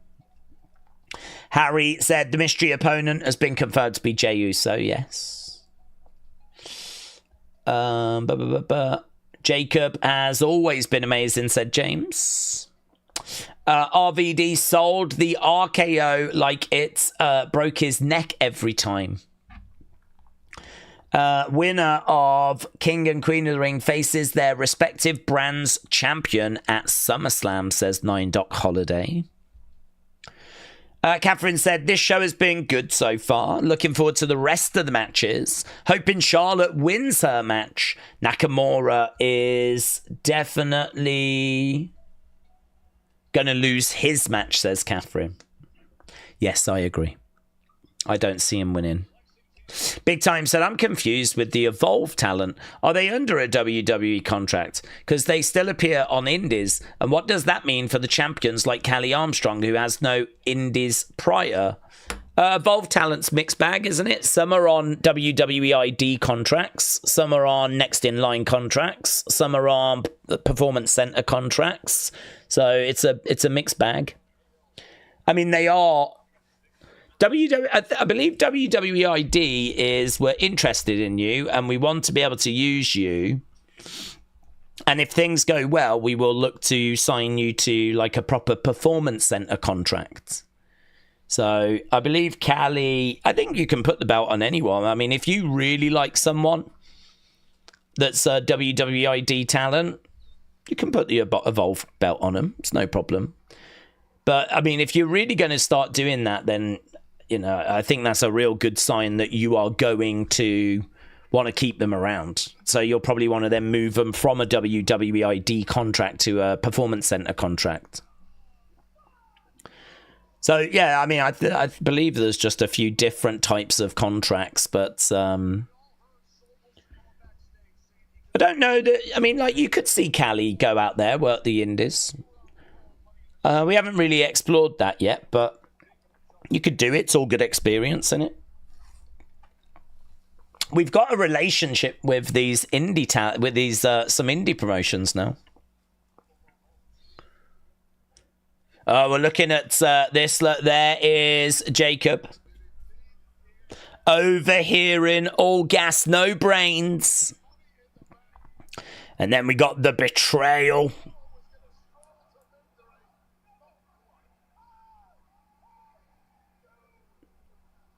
What? I don't know why he didn't say Solo. I hate you, Solo. Why didn't he say Solo? It's not a big deal, but it always was. I love you, Solo.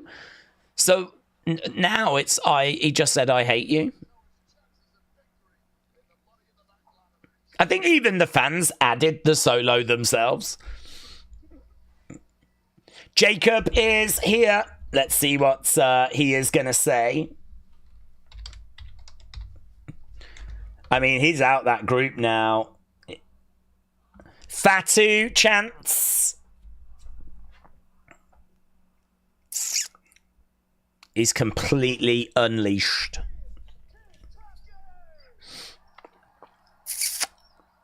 It's quite exciting, actually.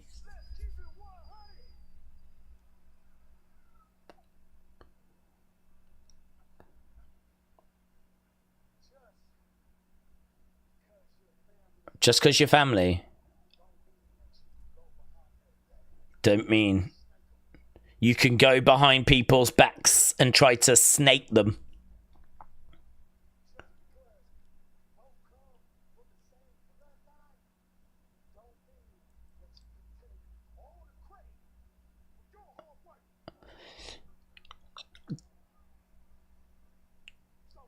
Did he say that wrong? You can't take all the credit for your hard work. He meant my hard work.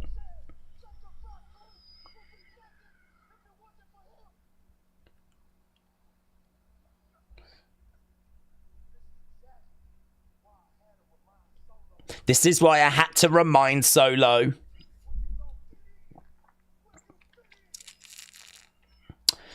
It's fiery. I guess it's just me against the world now. Oh, gas. No breaks with it. Ah, there's clapping. Okay. Here we go. There's JC. Solo. Backstage.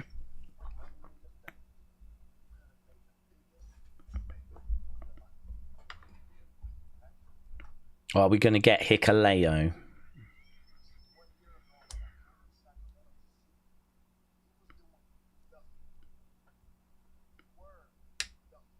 When I came to see you, you was nothing.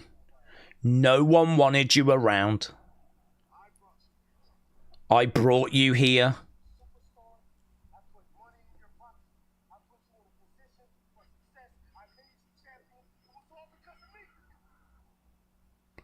Solo, getting a bit fired up. Anyone else think that table seems a bit weak?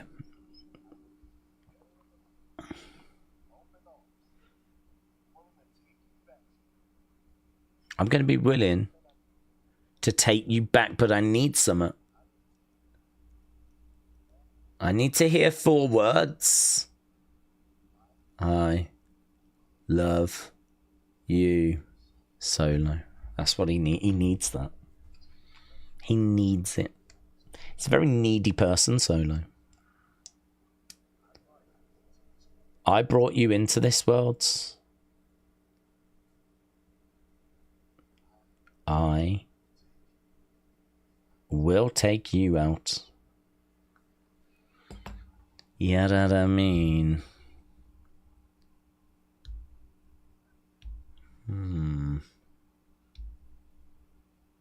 Camera zooms in on Jacob. Tight frame.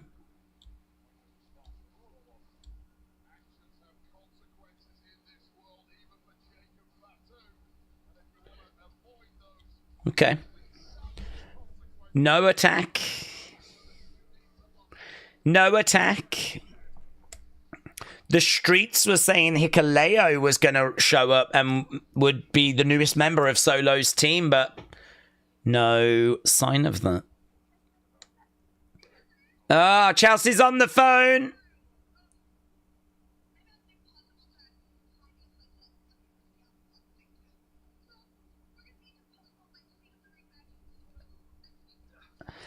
She's not here.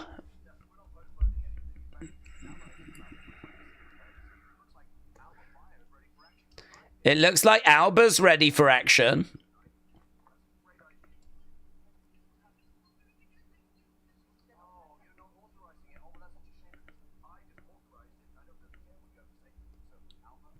All right, Alba's going to replace Chelsea.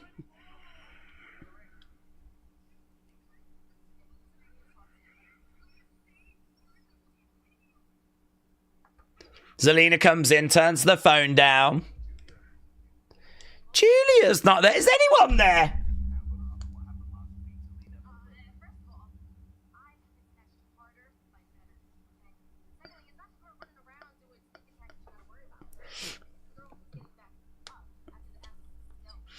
Okay, so she wants Julia. Why have we got boxing posters on the wall? What's this about? This is pro wrestling. Should we have pro wrestling posters? What the hell's this?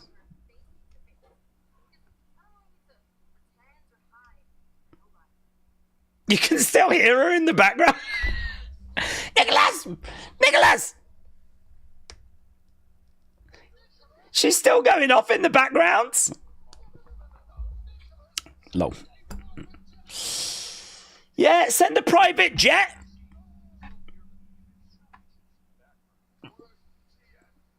Okay, here's Jade's. Chelsea is FaceTiming fresh air, says Leanne. Green was still on that video chat. It's good. Even when she's not here, she's still entertaining. Roman pushed slow low, said A. Jobson. Zelina's been training with Rhea, said Jennifer. Here's Jade making her way down. Now, I can't remember this exact matchup. They did just show it. Is this the one that's got Michin in and now Alba Fire and whatever? Yeah, I could definitely... Yeah, here we go. Oh, Piper. Piper. Nia. And Michin. Okay, we're at commercial break. We're done with the first hour, and it's been okay. I mean, it's been okay.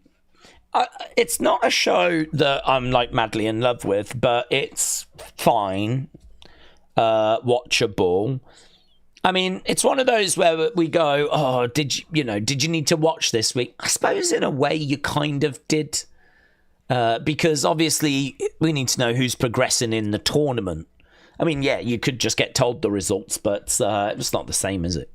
So I suppose in that regard, and the promo was all right at the start. I enjoyed Cody's bit more than Cena's bit personally, but it's all right. I'm definitely looking for it to go up a level, though. And I don't think this match is going to do that.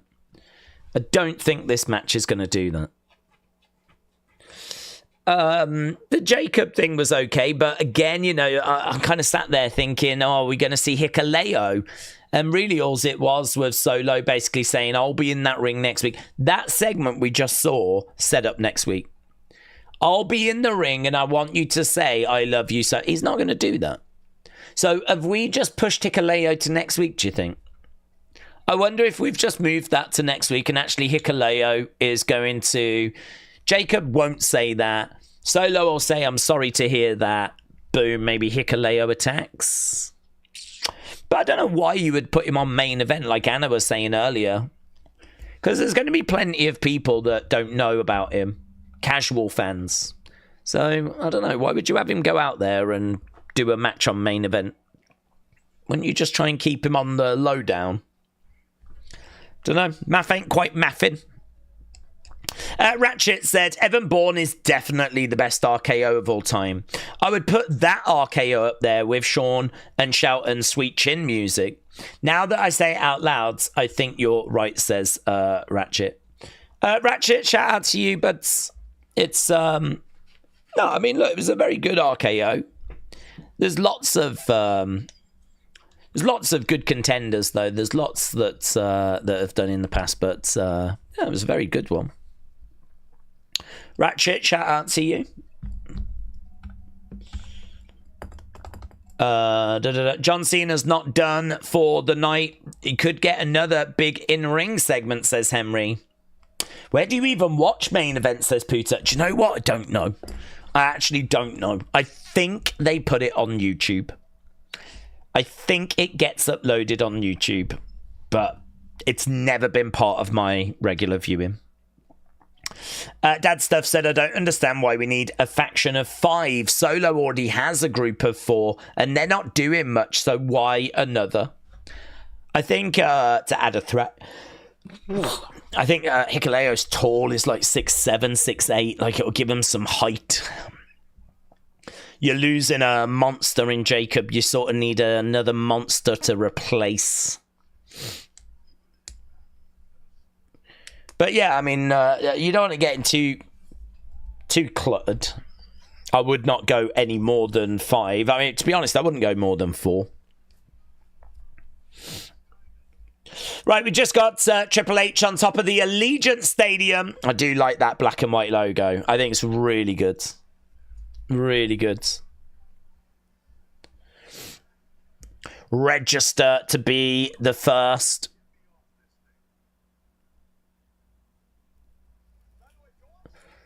There we go. We're just having a look at Allegiant Stadium, and we've got the Wrestlemania logo and art style on that big screen outside the stadium.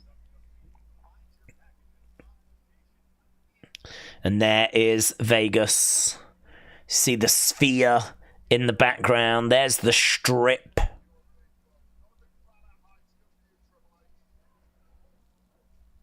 Okay, there's Meechin. Jade in the ring. Piper in the ring. Meechin in the ring. I didn't buy a shirt this year, but I would definitely get a Mania shirt with that logo, says Mayor Pete. Honestly, I really think it's in conversation for best Mania logo. I mean, I'm not going to say it's the best, but yeah, I think like it's got a different feel to it, and it's black and white, and it's got a bit of like a graffiti kind of artist, street artist. You could see it kind of being written on a wall, you know.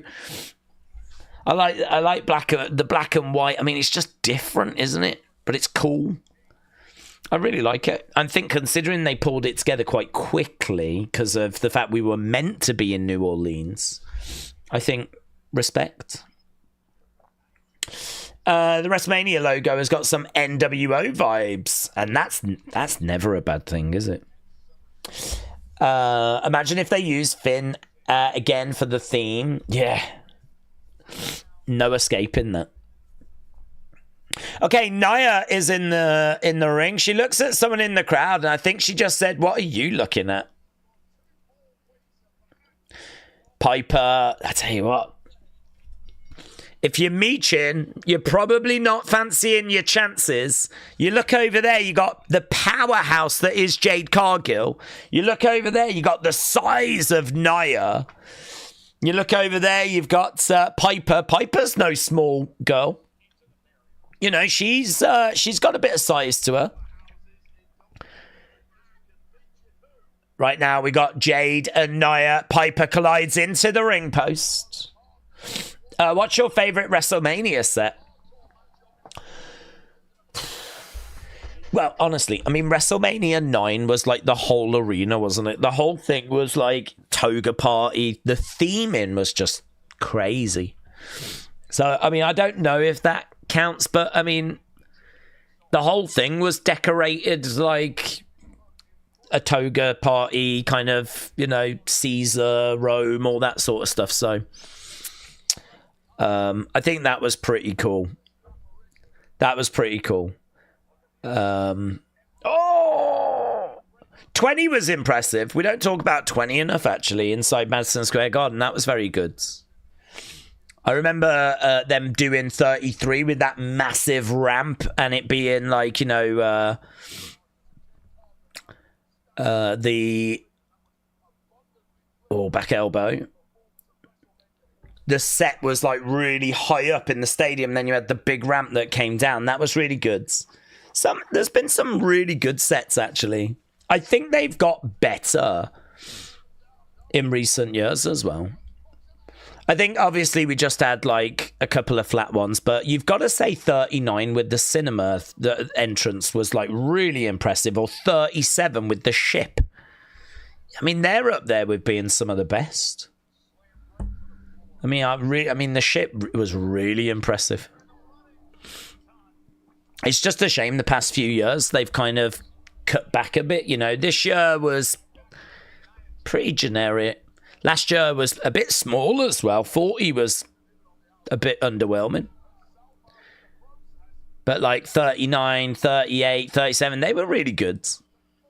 36 was very disappointing. I'm just saying it now, guys. I think 36 is the worst. Shots coming in. All Games said, can we do a poll on this one? Yeah, we can do a poll. We can do a poll. We could do anything. Randy versus LA versus Carmelo versus Alistair. Let's have a look at the poll. So 48% said it was great, 32 said it was good, 15 said it was all time, 2% said it was bad. So that first match came out as 63% great. Okay, here we've got Jade, Piper, Nia. Oh, big boot there by Jade's. That's right. And then she gets dragged out the ring. Could Naomi come out and cost Jade's? She absolutely could, yeah. I don't think she will, but she absolutely could. Michin. Oh, moonsault. Moonsault to the outside there by Michin. Look at that, Air Michin. She did all right there. She did all right. She got a good height on that. Michin, Jades, Piper, and Nia. There we go. So Piper in there. Kicks coming in by Michin. Do we think Jay could beat the likes of Sheamus, Rusev, Bronson on Raw? Yes, I do. Because I think Rusev and Sheamus are going to get in each other's way, and I think Bronson is probably going to be a victim to LA Knight, and I think that means that Jay will go through, yes. So, Sammy, Randy, I think we could get Cody, Jay. Cody versus Jay. Cody versus Jay. Sammy versus Randy. I think that might be what we're looking at for the semi-finals. Wrestlemania 9 was the best because of Bobby Heenan going backwards on the camel, says Catherine. Dad Stuff said, do we think of my theory of Naomi Jade for the title at SummerSlam? Yep, I could see that. And that what, like Naomi cashes in, Jade wins Queen of the Ring? Yep, I could see that. Or it could be like, Jade goes for the belt and Naomi cashes in during the match. But, like, having Naomi around Jade and around Tiffany, and, I mean, that just very much feels the play, yeah. Leanne said, has anyone seen Charlotte Flair's Celtic Warrior workout video with Sheamus? She sits up on boxing punch bag. I've not seen it, no. Right now, Piper has took her jacket off, charges over, collides into Michin. So an hour and 20 minutes have gone. Still got an hour and 40 minutes. Whoa, Nia doing a little bit of the old stink face. But she was putting a little extra grind into it. Yeah, Piper wasn't really, oh no, what are we doing here? Nia's, a little tap of the old buttocks. I don't know what I'm watching. So have I changed channel? I don't even know what's going on. Daze, what's the main event tonight? Well, I would imagine it will be the Cody match. There's a King of the Ring qualifier, isn't there, that's got Cody in it, so I'm guessing that. Michin gets thrown and planted by Piper. You can tell we're at commercial, said Melba. Well, that's true. That's true. The action has really slowed. Right now, we've got Nia and Piper in there. Jade has just got in, though, so And we've just come back from commercial. Crawl said extra thick. Who could Seth cash in on? Well, he could cash in on Cena. He could cash in on Gunther. Some people are thinking Sammy might win King of the Ring and he might get cashed in on at SummerSlam. I think there's lots of options. Piper back in the corner. Triple H said on his WrestleMania promo was the best WrestleMania. Then let in Stone Cold smash the beers. Are we forgetting he crashed his quad bike?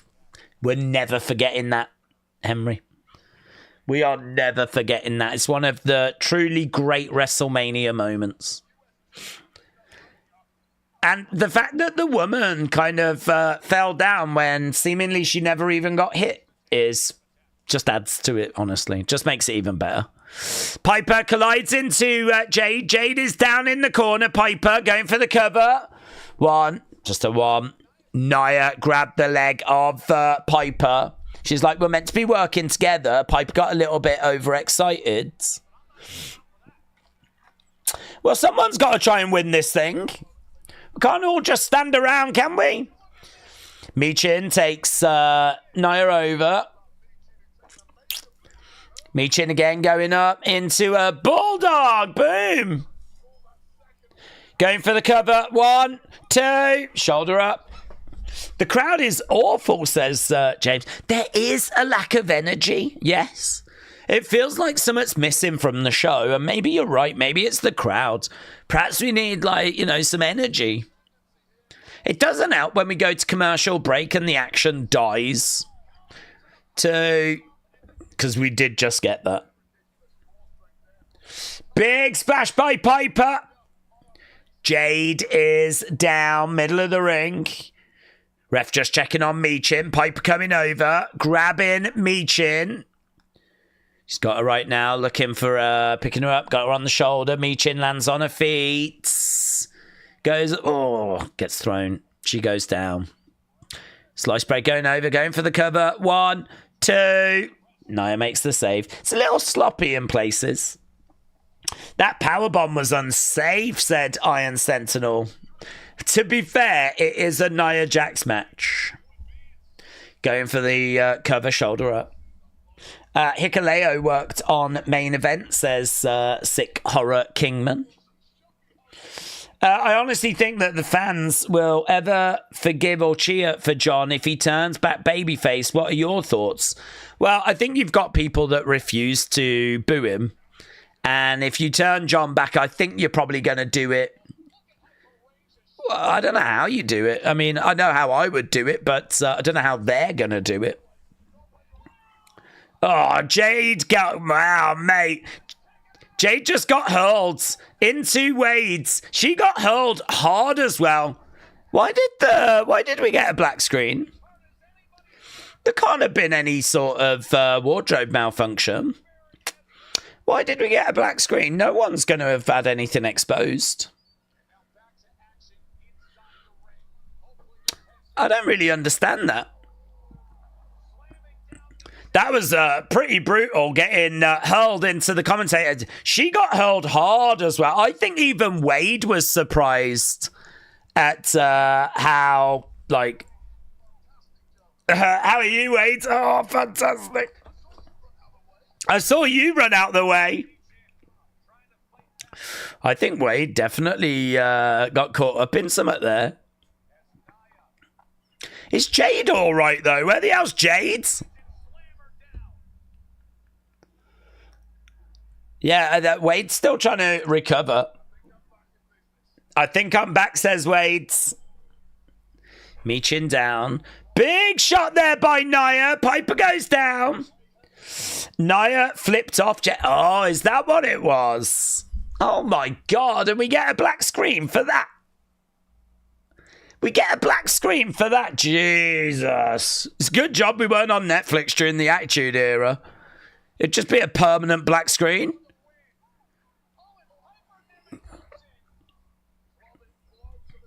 Big blow by Piper. God, can't believe it. Black screen for flipping someone off. Whoa! Piper drives Nia into the timekeeper's area. Barricade goes down. Still don't know where Jade is. I don't know if she's still behind the commentary table.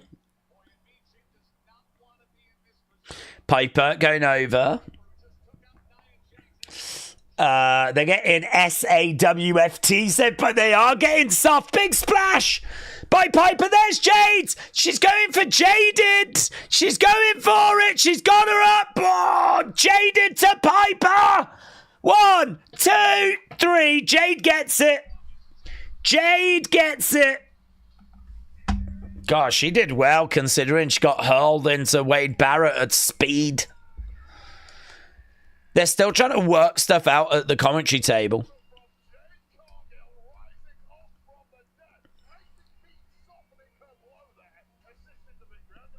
I think me softening her blow assisted to her victory. There's Jade. Look. Bang. Jade heads. 1, 2, 3. She will face... Oh, Jade versus Roxanne Perez. Oh, well, that's an interesting match. That's an interesting match. I'm not down on that. Jade, it's not a dream match, but there is Naomi. Why didn't she get involved? We're going to hear from her next. Naomi. Okay, let's get the scores about that. Weird little match that, because it had its moments, but it was also sloppy in places. But it had its moments.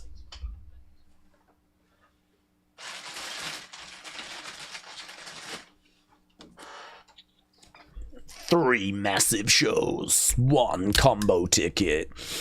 Saturday night's main event on the Saturday, and then what? The Sunday is Evolution. Oh, I love it when we do that. I love it when we do that. Night of Champs is June 28th. So that's 2 weeks. Not this weekend. Not next weekend, but the weekend after. What's Naomi gonna say, says Connor. Be Serious said it was sloppy, it was slow, it was boring in my opinion.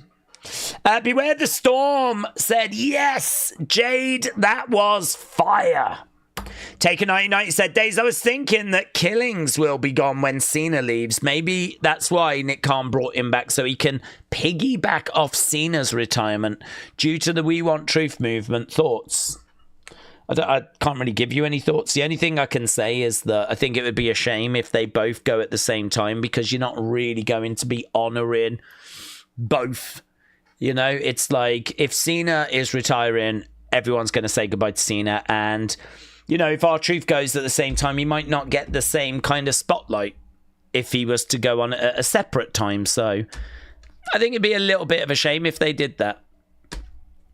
But in all fairness, Truth looked like he was going to go without any kind of fanfare, wasn't he? That was the annoying thing, was it looked like he was going and he wasn't going to get any recognition at all. So I suppose anything would be better than nothing. Are you happy that Asuka's back on Monday? I'm happy she's back. It's a shame that it's been announced, but I'm happy she's back. Rassani said, now that we're half a year in, do we like WWE on Netflix or miss the network? 100,000,000% network, of course. Of course. I don't see any upside to being on Netflix. I don't see any positive. Other than you get other things for your $9.99. But you get less. There's less archival stuff on there. So you get less of the older stuff. And to be honest, I don't think I've yet watched any other show on Netflix. I don't think that I have actually clicked on Netflix and ended up watching any other show. So that doesn't do it for me. I had Netflix anyway, so I suppose it's nice to save £10 a month, but I just can't make an art. The network was just so good. And it was a lot easier to navigate as well. The way that they do it with seasons and everything, not a fan. And not everything moved over. Oh, it's the network, innit? We took a big step backwards. Netflix have got some good stuff, says Johnny. It doesn't change anything. The creative would just be just as bad. I like that the show lengths are more flexible, said Elistub. A lot of Netflix is garbage, says Noctivux. I'm getting annoyed that we paid for Netflix and we still get censored, says Stenley. Hannah said halftime scores. We don't do them. We're looking at Cody and Damien. WWE should make their own streaming service again, said I'm a Villain. Well, the only downside with that is that, you know, you wouldn't get like the big money for Raw. They tried it and they made, you know, so much money. And I think they came to realize that the real money is in selling your brands to Netflix, Disney Plus, Peacock. That's where you'll make better money. So, I mean, it was a good idea though, wasn't it? In 2014, you start the WWE Network, get loads of people to subscribe to it, and ideally, if that had got to like 5 million subscribers or something, like globally, then you are, you know, laughing. But I think they struggled to get, I think they got 1 point some million. And that was still fine, that was still good, but I think they're making more money doing it this way, selling to Peacock, selling to Netflix, getting money from USA Network, blah, blah, blah, blah, blah.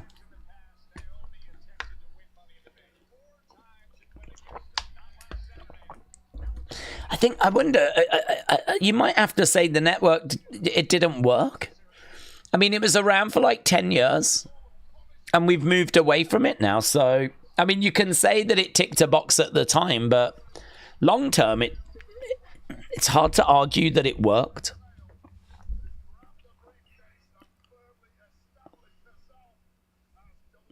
Right, Naomi is in the ring.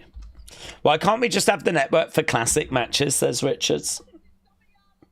I don't know. I can see some of you looking surprised.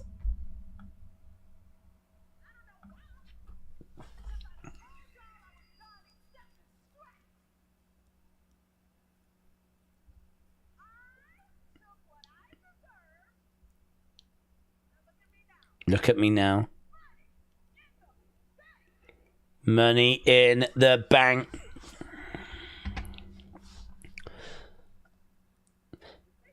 She doesn't have any of that kind of like proceed with caution, does she? She's just got like a bodysuit thing with the razor blades on.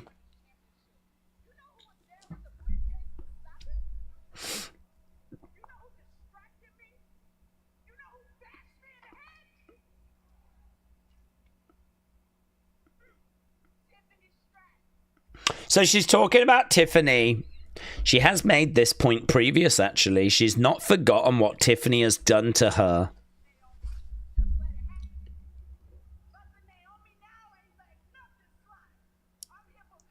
I'm here for payback.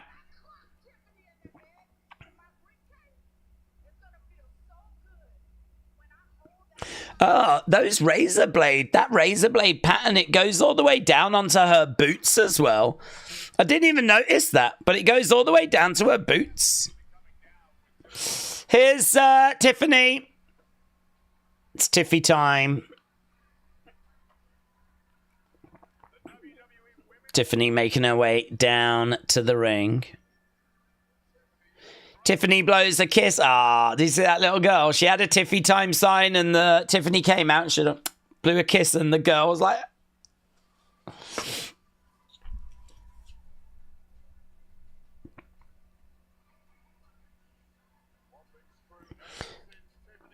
Yeah, that's crazy how she's got that pattern on her boots as well. I wonder how she did that. Like, did she... I wonder how she did that. Unless it's all part of, like, the same collection, but... She might have gone to an artist and said to them, can you put the razor blade pattern on the boots? I don't know. Perhaps it's part of the same collection. Perhaps the boots came with it, but I doubt it. It's quite the mystery, isn't it, eh?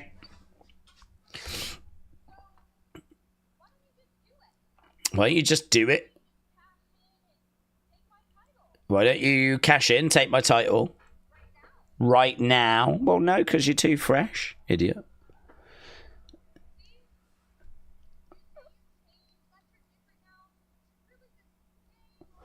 You're just the same Naomi.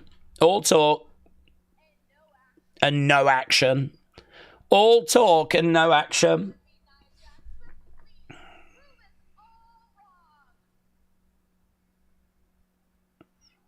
Babyface is bullying the heel.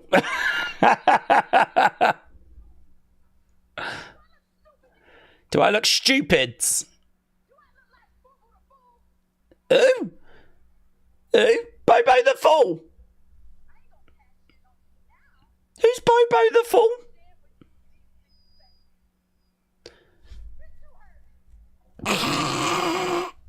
I'm going to cash in when you least expect it. What? You heard me.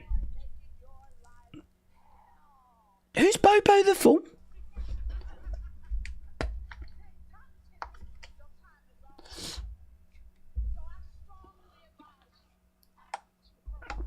Proceeds with caution. Proceed with caution.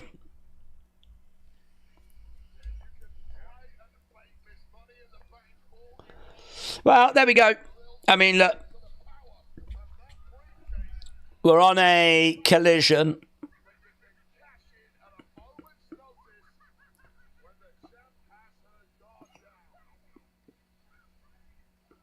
I'm coming for you. Oh, hello, Nia. Oh, God. Here's some I don't need to see again. Tiffany go. Oh, basement drop kick there by Tiffany. Another as well. Nia goes down. Tiffany, bang, big shot. Naomi goes down. Oh, now Tiffany's down. Oh, my God. So many moving parts. What the hell is that? I don't even know what that is. It's a bit of a ring gear, I think. Oh, she's going to annihilate her. Annihilate her. Bang! Yeah. Oh, here's Naomi. No. Why no? Get out. Why? She's mine.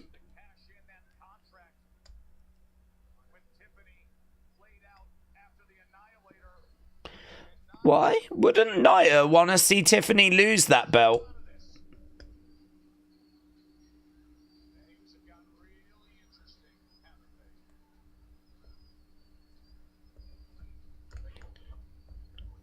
Okay.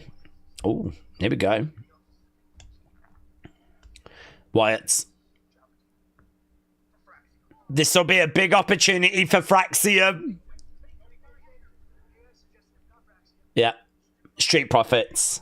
Yeah, if it's not Fraxium, it should be the Street Profits.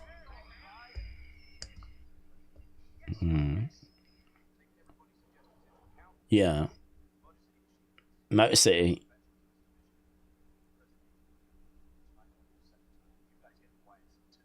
Wow, Motor City versus the Wyatts. Set the tone. Right, well, we're doing that match now then. This wasn't announced. Didn't know what we were getting from the Wyatts, but we're getting a match. Motor City versus the Wyatts. Should that not have been announced? Like, to build the excitement.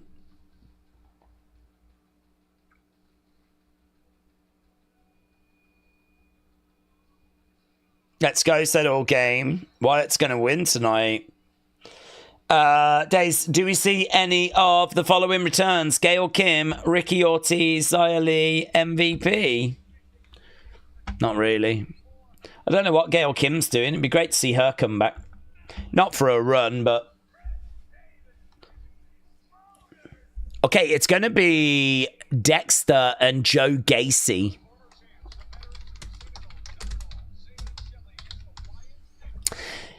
Anyone else think the fact that this was not announced in advance, the fact that it's just happening in the middle of the card, the fact that it just had a little, it just feels a bit mid-cardy, you know? A bit like thrown on the show.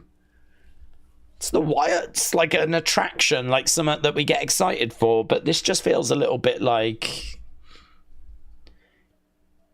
Perhaps they didn't announce it because they wanted it to be a surprise, you know? Like, oh my God, we've got the Wyatts next. Perhaps, I mean, it could just be that, but it's just a little bit like middle of the show. I mean, mid-card, it's absolutely mid-card. It actually is mid-card.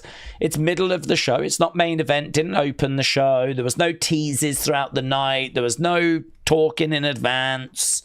Nothing cryptic leading up to it. It's you know, we've kind of gone from Nightbird to now just a bit of a throwaway match, really.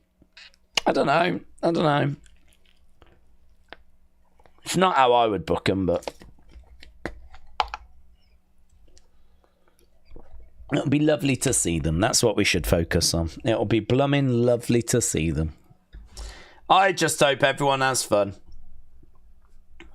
And then goes to Whataburger afterwards and has a great time. That's all I want. I just want everyone to have a lovely time. Right, we're at commercial break. When do we think Brie is going to return, said Connor. Don't know, bud. I'm surprised she hasn't already. I mean, she said that she was up for it. So I don't really understand why she hasn't, unless it's going to lead to a story. Nikki comes back, gets into a fight with Liv, tag match is made, Nikki needs a partner. Perhaps it's just that, you know. Since Cena mentioned Seth, do we think that he could cash in on Cena sometimes toward the end of his run, having a WWE Championship and all the power, save him wrestling? Well, I don't know. I think it's difficult because Seth's a heel, so a heel cashing in on a heel. And do you want Seth to be the one that saves wrestling? Sort of feel like Seth's a heel that's getting booed. So why do we want him to save wrestling and be cheered? Doesn't quite work in my mind. You need a face really to do it. So I don't know. I to be honest, right now it just feels like Cena is talking about things that could happen. You know, Seth ain't going to cash in on me. He's probably right to talk about it because, well, it's an option, isn't it? Let's explore that option. Let's talk about that option. But I don't know that it's like a spoiler that that is what's going to happen now, you know? I just think like he's looking at the landscape and commenting on the landscape. I kind of just read it like that at the moment. Agents, who we got winning? Oh, I think it's definitely going to be the Wyatts that are going to pick up the win here. All Game said the Wyatts aren't mid. Just because they're on the mid match doesn't mean anything. No complaints or hating, only positivity, says All Game 17. Wyatts are not an attraction anymore. Here they come. I'm not a huge fan of halting the tag divisions. Good heat and momentum in favour of them coming together. It feels a bit counterintuitive, said LS Dub. Okay, here we go. It's all the Fireflies are out. And it is the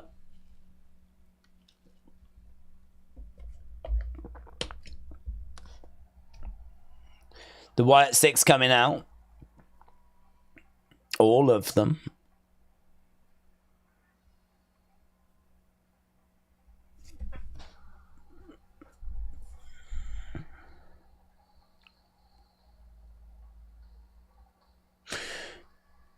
he goes back to staring at the...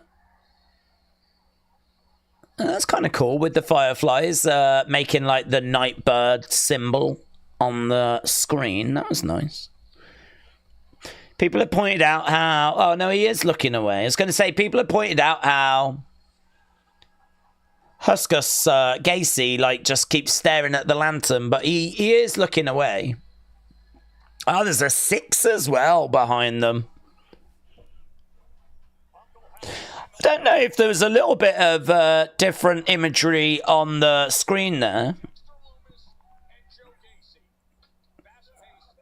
Shoulder barge there by Gacy. We are underway. Loomis and Gacy.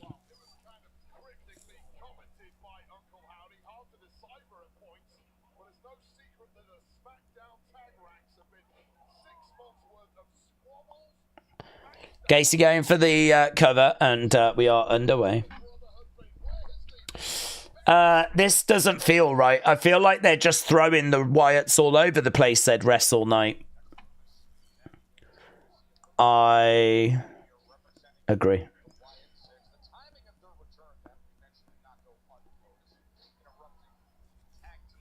I don't think we would have done this with Bray.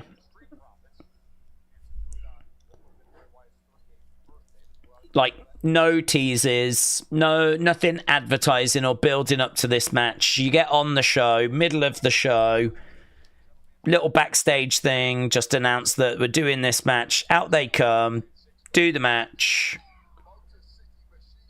I don't know. I don't know. Gacy, springboards. Crowd are a bit quiet as well. This ain't hitting right. This isn't right. This is not hitting me that this is right. I'm watching this and it's just not right. Maybe we're like just like trying to find a way of using them a bit more consistently, you know, rather than using them like the attractions they were before. This is maybe a sign they're going to compete on a more regular basis. And they're, you know, these two are just going to be part of the tag division now. Because someone said backstage, you're up first. So I think there's a good chance that Gacy and Dexter are going to wrestle on a regular basis and actually go up against the other tag teams. Motor City go drop kick under the bottom rope. Looking to go over the top, and they do. They take down Gacy and Dexter. As we go to commercial break. There's Rowan.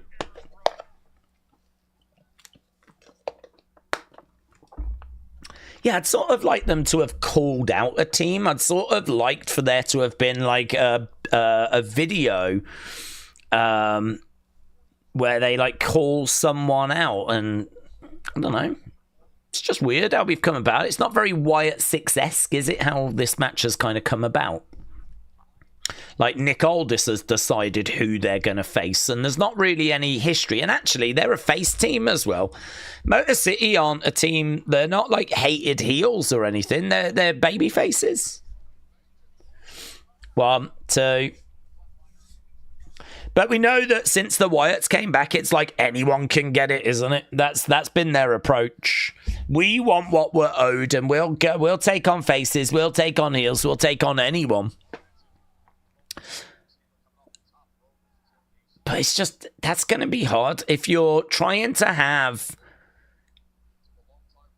Motor City get supported and be supported, now you're putting them in there with the Wyatts. Loomis is in. Kick coming in there by Gacy. DDT. Loomis goes to the outsides. Are we at commercial break, are we? We're getting closer towards the end of hour number 2. I still like when they wear the masks. They're more intimidating. If Rowan had his mask on while standing there with the hammer, that visually would have been more appealing, said Aki. Mackenzie said, where can we watch this? It's on USA Network in America. It's on Netflix internationally. Going for the cover there, Dexter. Yeah, the crowd are really flat. Mentioned earlier about how the crowd weren't really providing a great deal, and they're really not providing anything right now. You'd love like a Wyatt's. Let's go, Loomis. Let's go, Loomis. Huskus. You'd love, do you know what I mean? Come on. Instead, it's like a flipping library. Gacy with her elbow drop, but then, you know, we ain't seen much of the Wyatts, have we? We like them, we're excited by them in this community, but I don't know, does that extend to the casuals? Shelley over by the ropes. I think WWE wants to surprise after all the analytical videos. Drink it in, says Hannah. Hud said, just because they're not fantasy booked in your head the exact same way in reality, it's a failure, says Huds. No, I'm not said it's a failure. I just don't think this is the right way to use them. So it's just an opinion. I've not said it's a failure, have I? I've not said that it's a disaster or it's over or they're buried. I mean, let's not blow things out of proportion. But it's not how I would use them. This isn't... We've abandoned all the cryptic stuff. We've abandoned them feeling special. Good entrance. But... I don't know, it's just so far removed from kind of what we are used to seeing.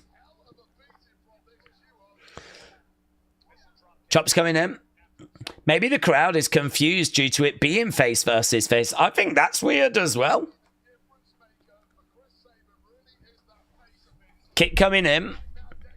I mean, this group has gone from taking out people that have wronged others to now taking on a babyface team.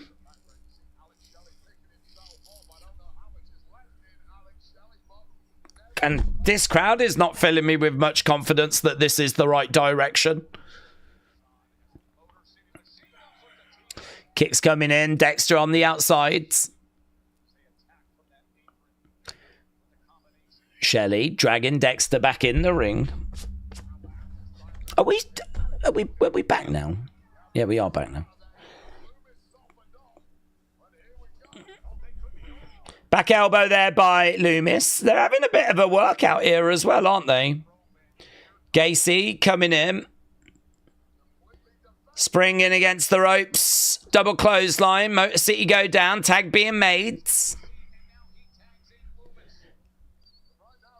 Loomis going over against the ropes and slammed on top of Saban.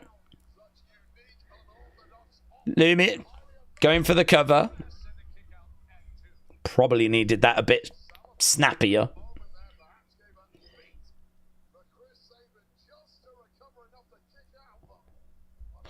I wonder if Alexa will be the savior of this group, said I'm a Villain. Ellis Stubbs said they look a bit lame. They're at the mercy of a guy in a suit, and that's the most damning part. That's a good point. So, like, Nick Aldis tells them what to do, and they do it.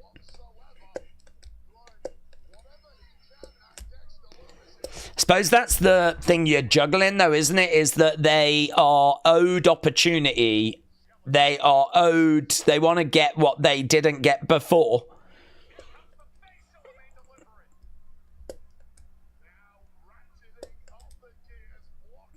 Howdy, watching on the outsides. Tag being made. Saban coming in. Joe Gacy pops up. Headbutt there by Gacy. Gacy, Loomis. High-low. Saban down. Dexter going for the cover. I don't know why Dexter is always... I don't really understand. It's been a couple of times where Dexter could have pinned quick and he, like, takes his time. He just...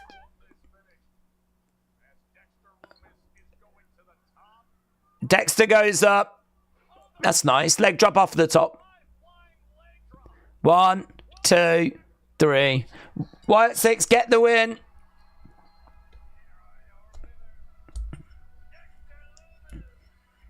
Wyatt Sicks, get the victory. Tony said, why does this feel a little awkward with the crowd not popping at all? And it's randomly in the middle of the show. Well, that's just what we've been discussing. I think the truth is this group has changed.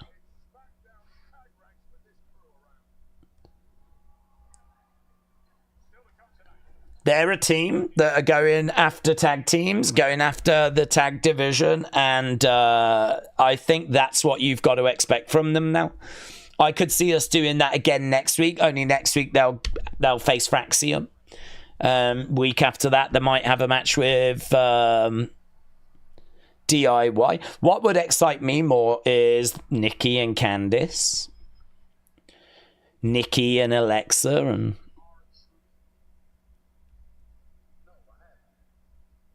have you seen R-Truth? Have you seen Ron Killings? Cena with Jimmy. Let's get the match score for that then. See what people think.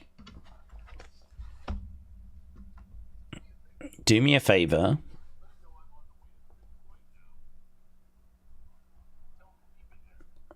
Well, okay, this will be good. This will be good. John Cena's going to go back to the ring. And he wants to see R-Truth or Ron Killings.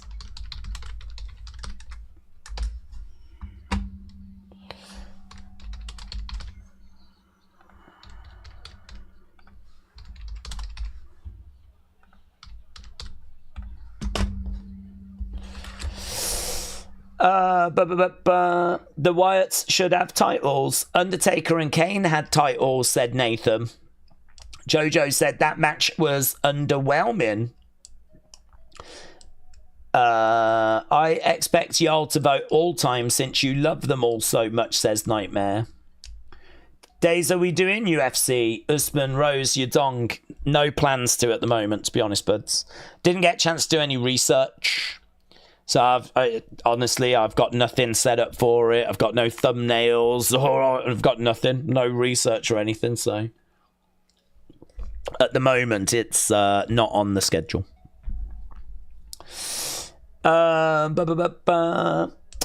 New Shield, Reigns, Jay, Jimmy, Fatu, Strowman, Zilla, Lesnar, Ambrose. Bit 2-bit Shield was just 3, wasn't it? Days, tonight feels like a main event classic where USA against Puerto Rico versus Mexico versus Japan. Half of them are ex-AEW. It might have talking points if Hikuleo debuts. Well, I'd be surprised if he... I mean, there's no Solo in that match, is there? Or Jacob or anyone like that, so... I mean, I'm expecting him to come in and be around Solo. I mean, yeah, if he pops up tonight in that main event, that will be a surprise. But, yeah, I'm expecting him to be around Tamatonga, Tonga Loa. Original Bloodline could get back together now. Main event, Jay has lost the title, says Matthew. Mark 420, shout out to you, buds. Neb said the USA Network is down for me. Is it? Yeah, this is on USA Network, yeah. Well, it's not working for you. It's down, is it? Opala said, is it bad? I couldn't tell if that was Jimmy or Jay. Nah. I think it's not the easiest thing. They're they're twins, aren't they? So, I mean, it's not the easiest thing to tell them apart. AKS said, Days, last month there was a rumor that stated the Wyatt plans with Alexa were deleted. Not heard that. There's been obviously there's been plenty of change of plans and change and stuff, but not heard that Alexa's not coming in. I totally expect her to join the Wyatts eventually. It just keeps saying video signal is unavailable. Has anyone else got that? Has anyone else got any issues? Mayor Pete said, don't believe random ass rumours. Brony said, Jimmy and Jay look nothing alike. That's just clearly not true, is it, Brony? I mean, they're twins. They're twins, and for years, people couldn't tell them apart. Many people have had struggles with that, so... the year is 2030, and there still talks and theories that Alexa will join the Wyatts, says Hannah. Leave Alexa out of the Wyatt Sicks storyline, said Who Dat. I'm serious. Maybe in the early stages they look alike, but now it's easy to tell them apart.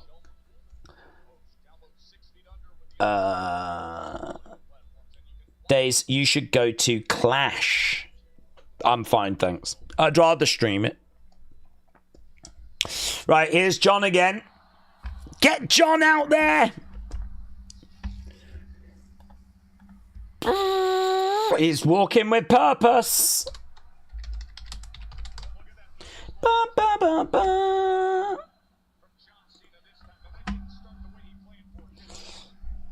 Have I missed any Wyatt news? Well, they just wrestled. Here's John. Let's see what John's got to say. We're now starting the third and final hour. 2 hours of SmackDown done. There's only a certain level of disrespect I can tolerate.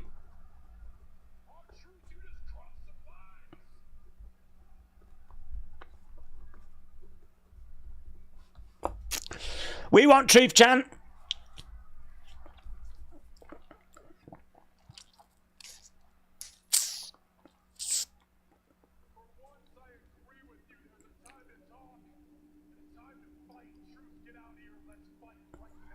Get out here, Truth. Let's fight.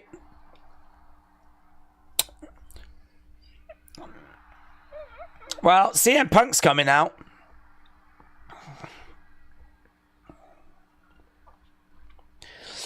So, Cena calls out Truth, but actually CM Punk is going to answer John. I mean... And there he is.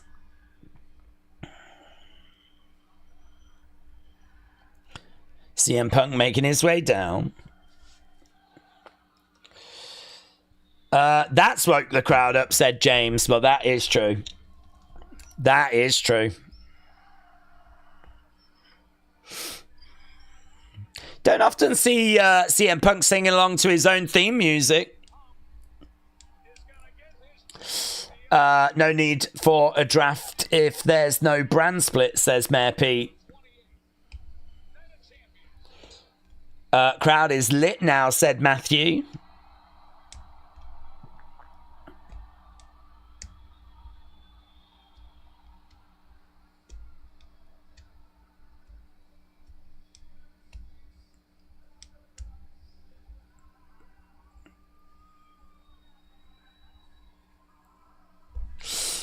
So, Cena is in the ring and he has got a CM Punk problem.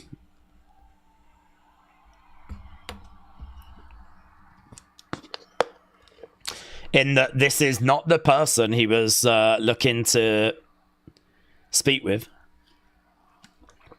He wanted our truth. He's got CM Punk. This crowd really have come alive now.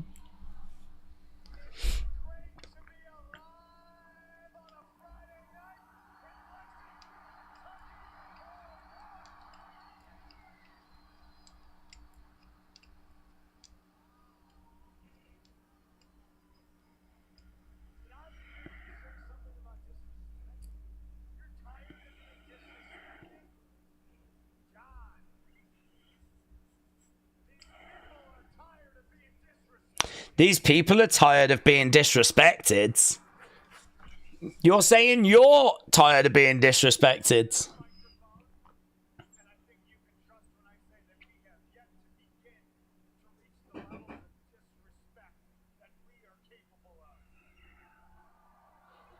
Okay.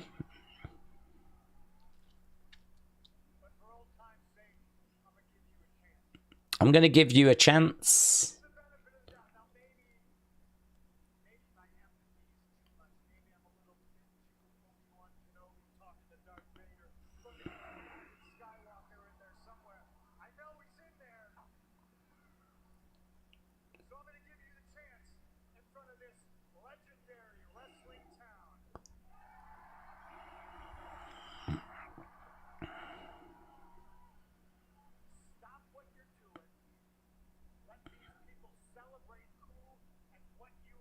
Let these people celebrate who and what you are. Stop doing what you're doing.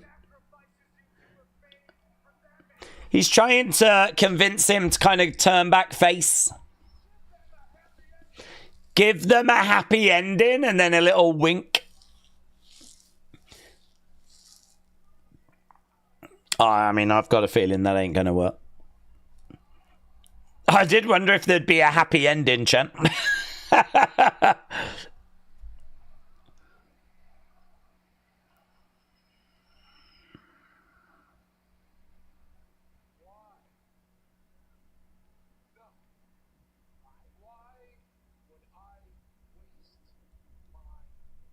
Why would I waste my time? Boos from the crowds.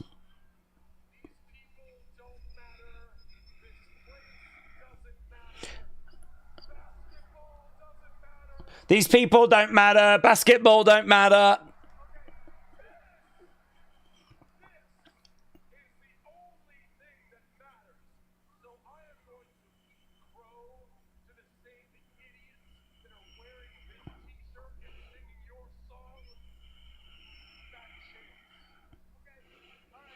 Was there?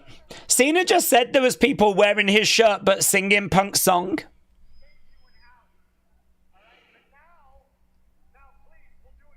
We'll do it your way. Let the disrespect begin. So he's basically giving him a chance. That was it. That was him going, come on. Go back to the Cena that you was. Give these people what you want. Cena said no. He's like, okay, gloves off then. It's about to get real, says CM Punk. Oh, okay, well, let's go. Here we go. Here we go. Here we go. There's an old saying.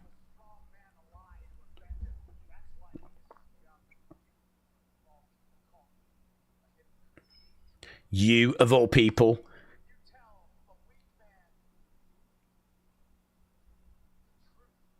Oh, I think he lost himself for a second there. Here's the truth. Is he struggling with this promo? I can't tell.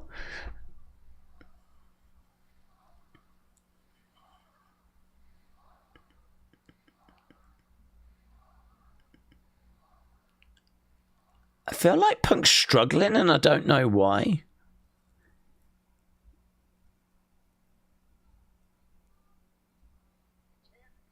You can't beat me.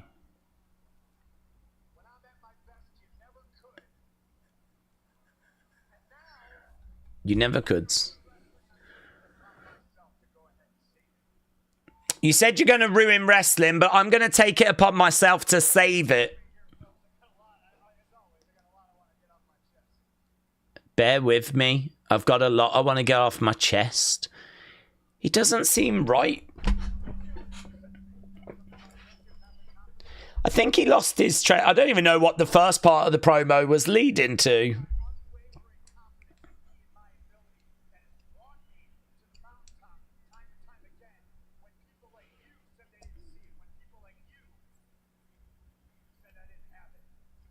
When people like you didn't see it. When people like you said I didn't have it.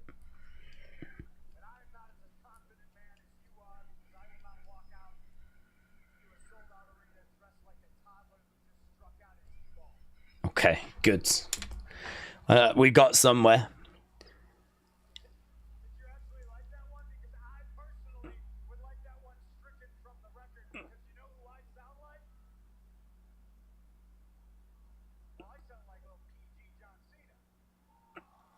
CM Punk said he sounds a bit like a PG John Cena. Do you know who?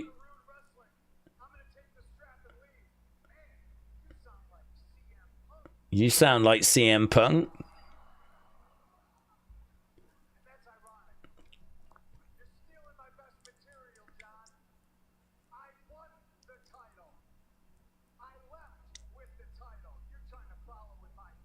You're trying to follow in my footsteps.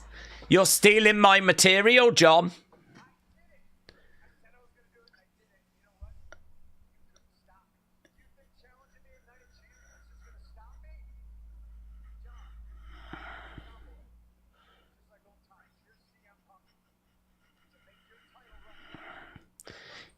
Here's CM Punk. Oh.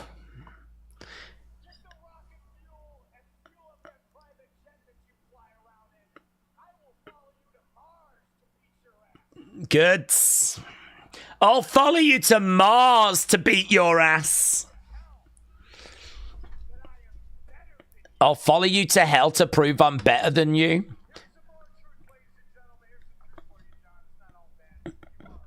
You are a goat, but so am I.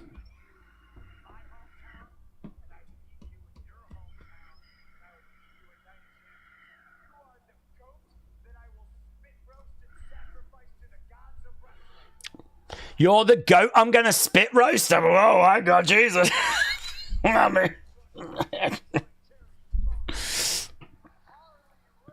You don't belong on a Mount Rushmore with Terry Funk, Harley Race, Eddie Guerrero.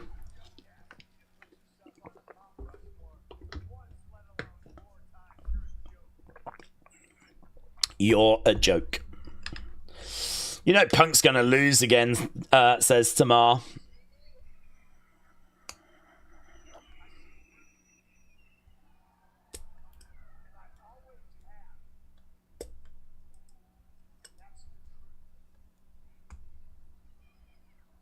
CM Punk barges past Cena. Somehow Cena will cheat and win, said Nico.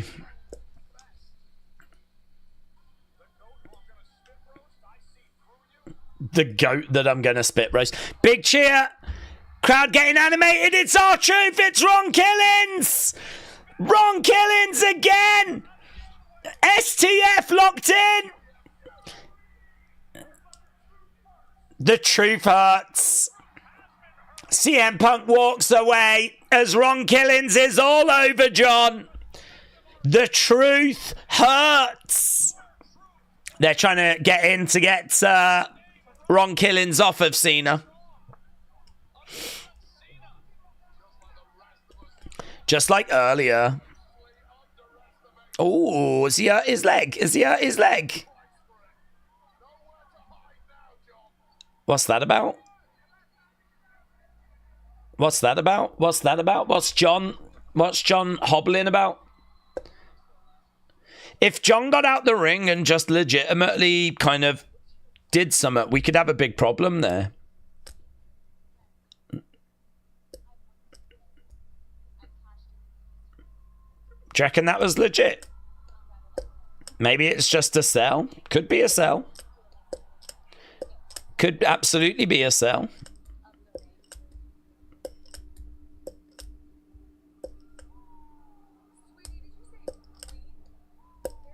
Here's Alexa. He was just selling. Well, I hope you're right.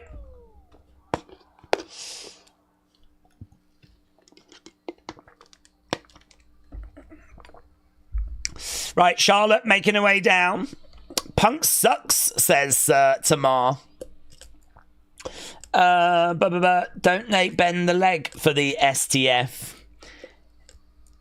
Yes, but the way that he got out of the ring and like say, I mean, Cena does go OTT in all fairness, but like the way that he was like selling it, it wasn't just a little sell. It was like a big hobble. It was like concern. It was, do you know what I mean? It was a big deal. So it absolutely could be a sell. I'm not saying that it's not a sell. I'm just saying I hope that is just a sell. That's all I'm saying. God, I don't know. Is it just me? People seem to be really like, what did you say that for? God, it's like, geez, all I said was I hope that's nothing serious. He's only selling. What you on about? Oh, God, gee, all right, God. I don't know. What's wrong, everyone? Calm down, jeepers. Alexa making her way down.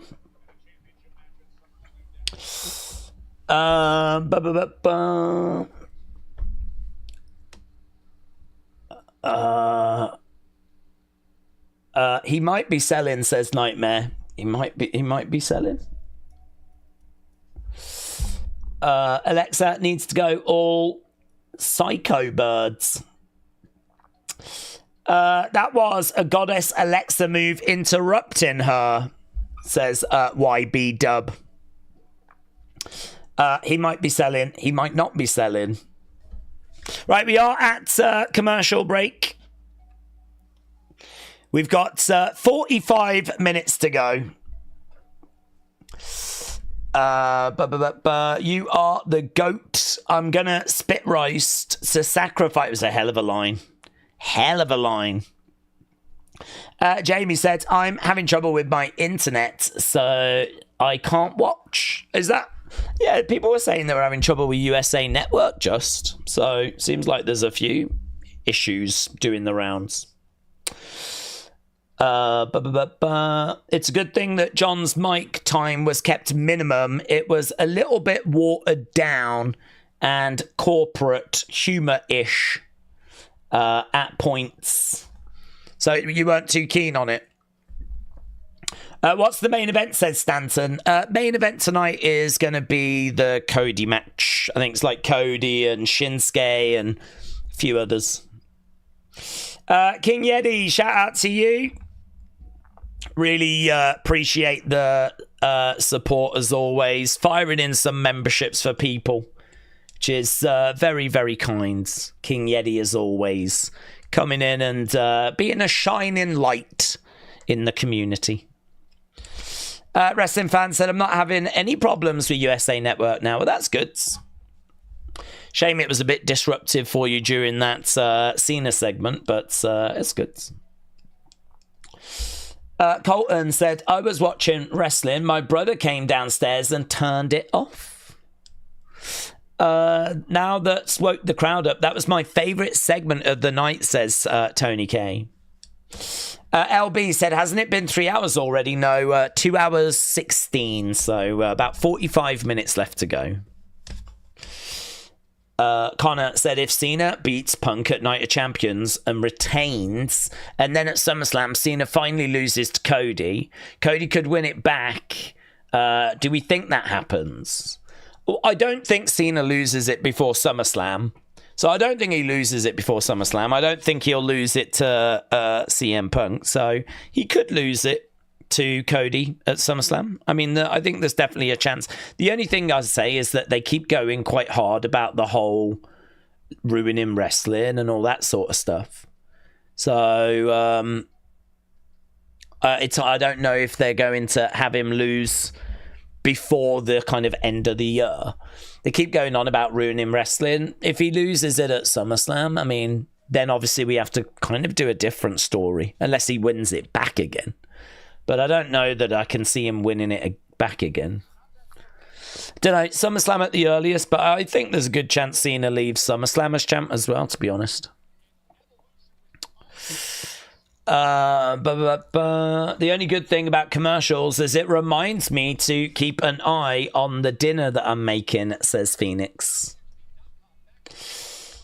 R-Truth isn't original. Lizzo already said The Truth Hurts in one of her songs. Nathan said this show has flown by. There is Ron Killings.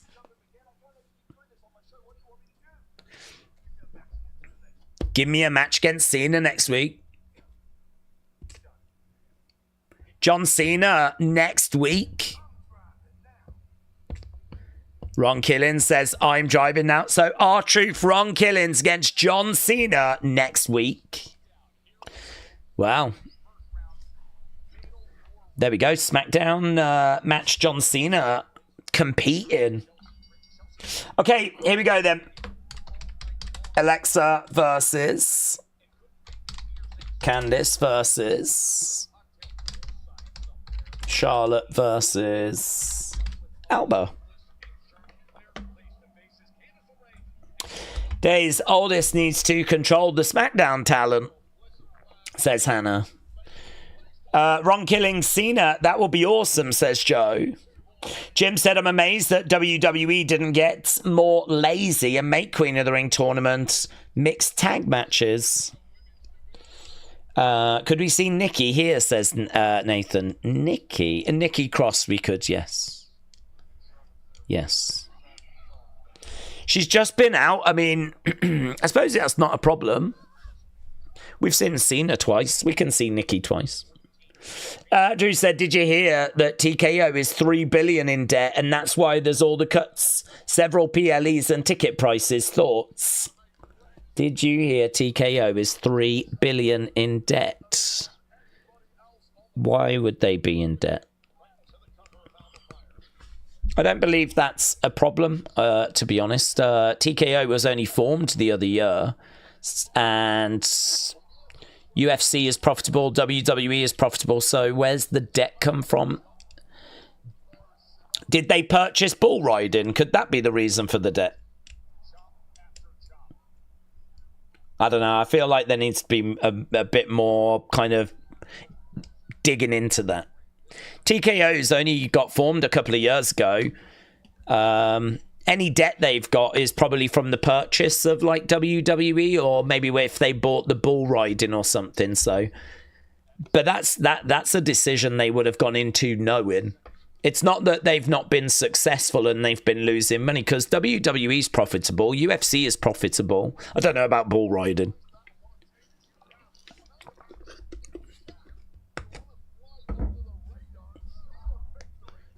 Shot coming in. I just won't hear any bull riding slander, said Stanton.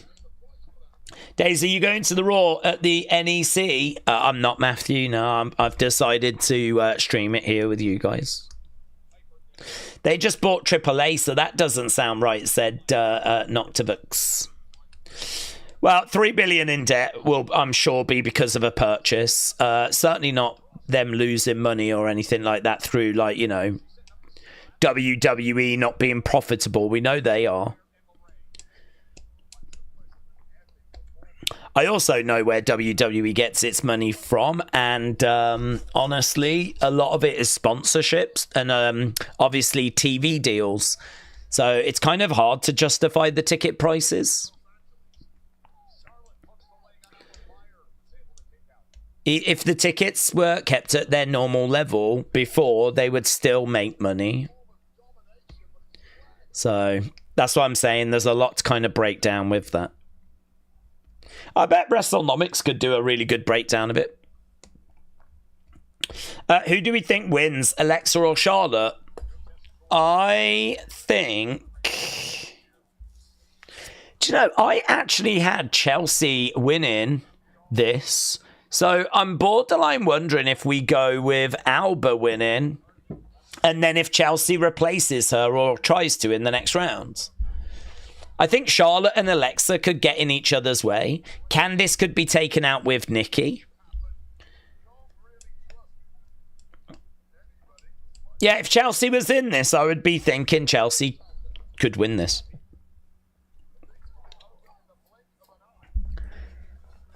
I don't think Candice does because of Nikki.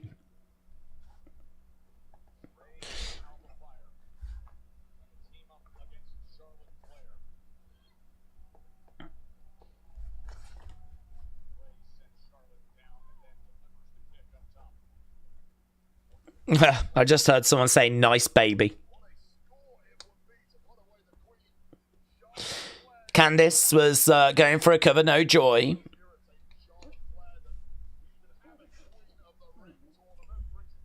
Are we at commercial break? This crowd have gone back to being dead again. Yeah, we are. This crowd are here for just big names, aren't they? If you're not like a big name, Charlotte's a big name, but they just ain't interested.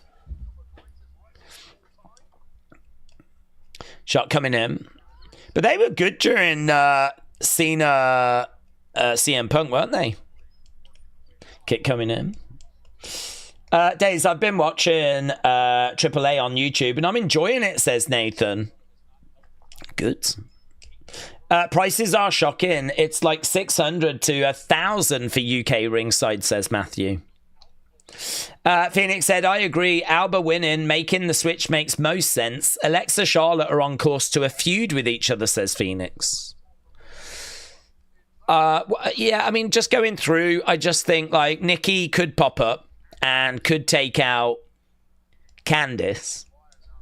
And we know that there was something between Charlotte and Alexa. They could get in each other's way. It's, I don't know. I mean, nice suplex. Charlotte and Alexa obviously still got a chance. I don't think Candice gets it.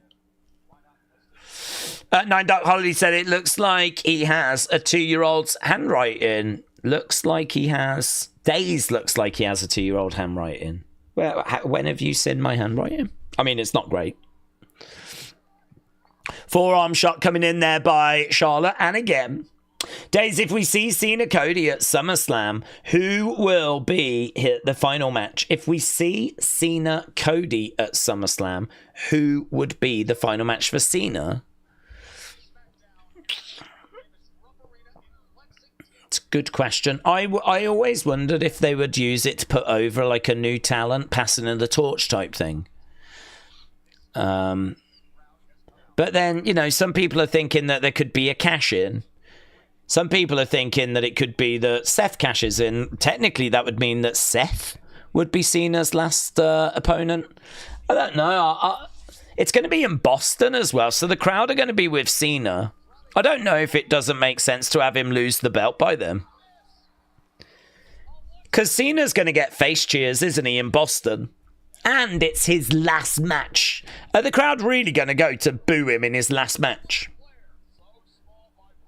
I wonder if he takes on a Bron Breakker type. I wonder if he takes on like an emerging heel. A Gunther, you know, could do a Gunther, couldn't you? He's not emerging, but he ain't been on the main roster that long. It's not like Randy or CM Punk. So, yeah, some people wondered if it could be like an Ober or someone like that.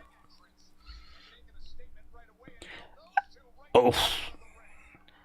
Alexa, this thing firing up. Is there someone we're missing who could be Cena's final match? Lesnar? No. Not Lesnar. Right now, Alexa is getting picked up, planted down. Coming out nice. Alexa in control. Oh! Natural selection by Charlotte. Charlotte grabbing Alexa, dragging her to the middle of the ring. Looking to put on the figure eights. She's going to bridge. Figure. Candice. Oh! Springboards. Moonsault. Kick coming in there by Albert. She's looking for she's got Charlotte up. Drives her down. That was pretty good. Trying to roll her over. 1, 2. And Alexa makes the save.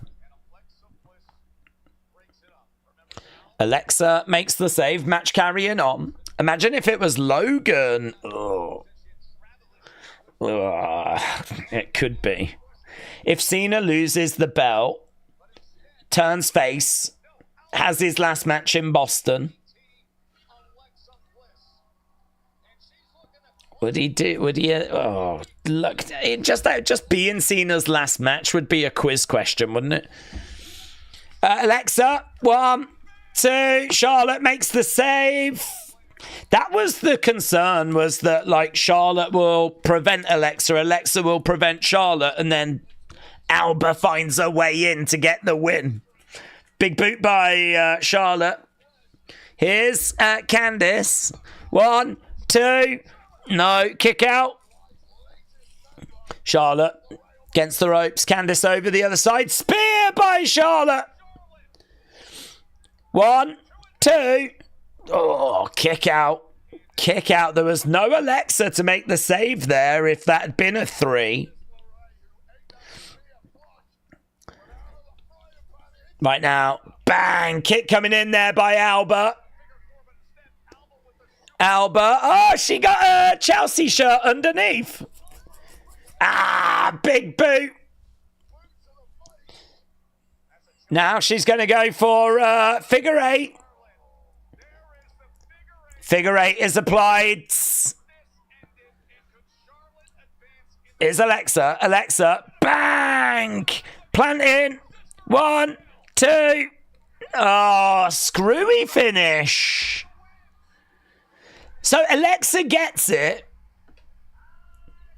So, that's kind of interesting. So Charlotte actually had the figure eight on. Alba was like in loads of pain, close to tapping. Alexa comes in and pins.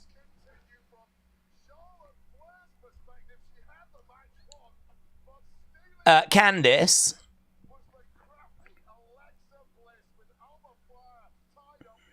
What was she saying? She wants a microphone. What did she say?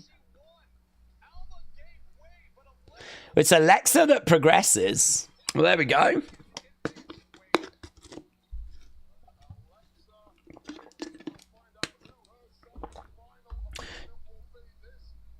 No sign of Nikki, which I'm really surprised at.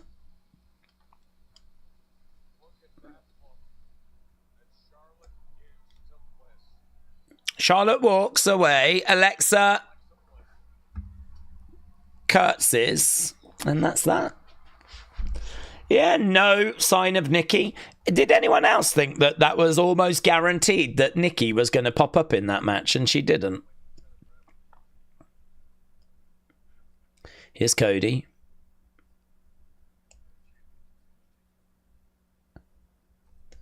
After Night of Champions, we'll see who's chasing who. WrestleRant said shocked. Why would Nikki be involved, says Mayor Pete. There's no Nikki Alexa interaction. For Candice?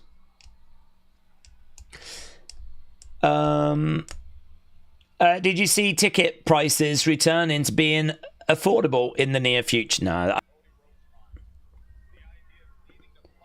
Dun, dun, dun, dun, dun.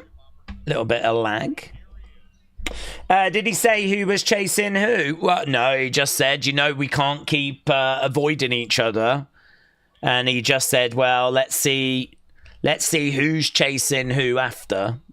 But he didn't say, I'm coming after you or you're coming after me.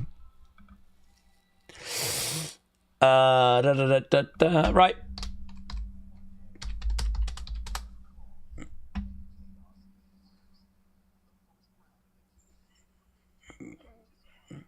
First round continues on Raw.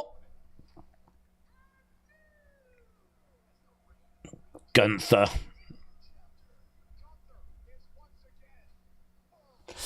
I'm ready for Homelander Cody to dye their hair black and turn heel, said Tokens Worlds. Even YouTube was shocked, said Spartan. Daze, your face froze and it was in a funny way. That's just actually my face.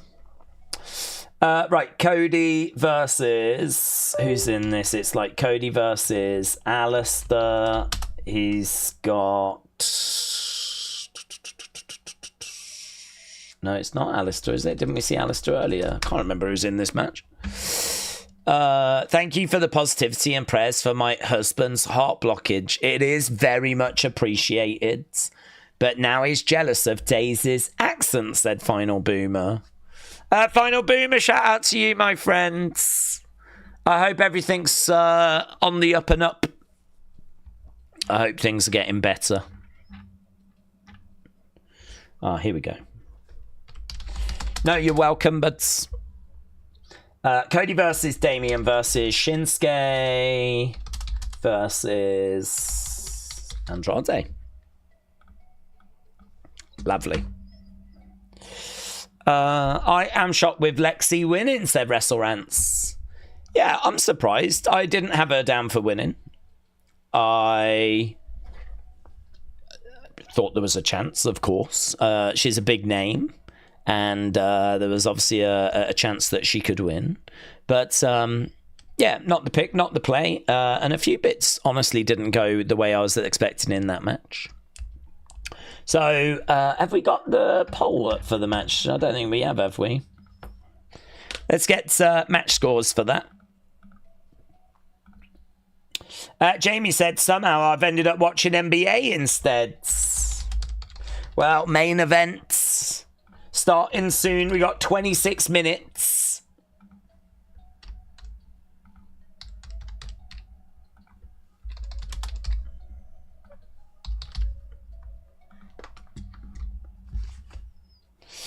Okay. Daze, I can't let the name botch on Unseen go, says Nico. That's fine. Nico, shout out to you. Michael said, I've just been a member again. I'm sure that John Cena and Randy Orton are best friends.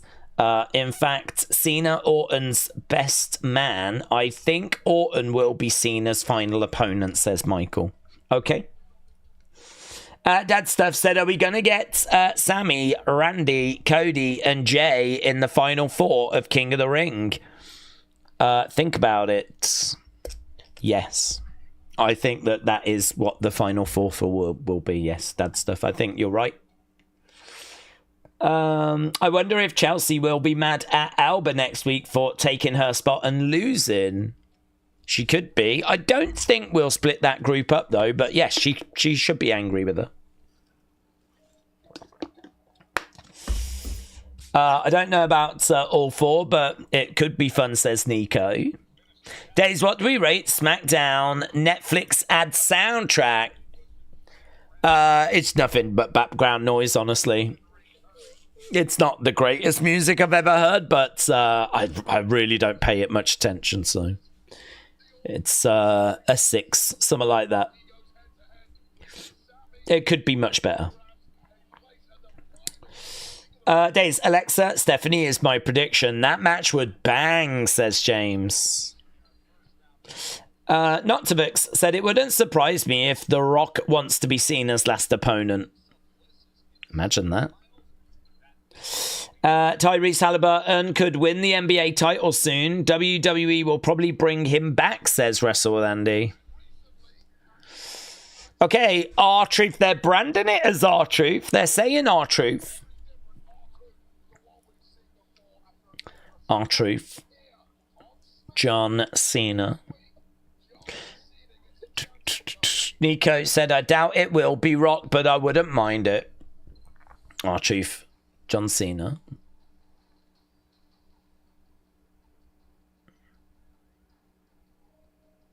Here's Shinsuke.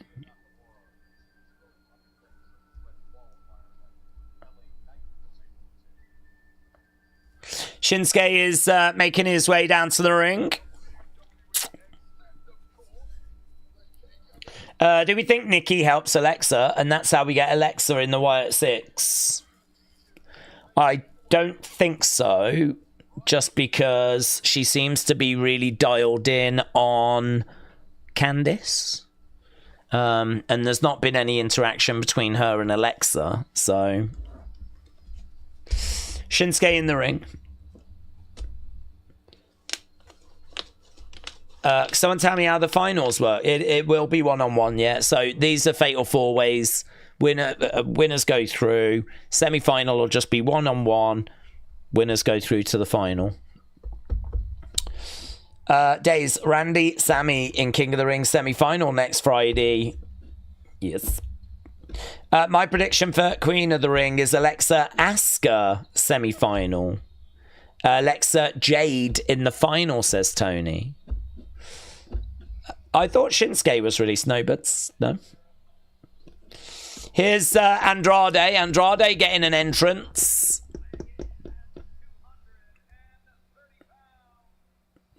This could be a fun match. Andrade can go. Cody can go. Crazy that they're still calling him R-Truth. It is weird, isn't it? He's been very clear about moving away from that. And that he's wrong killings and is in the driving seat and all that, so... I wonder if that's a bit of a mistake, a botch, or if they're just going to stick with the R-Truth name, but I don't know.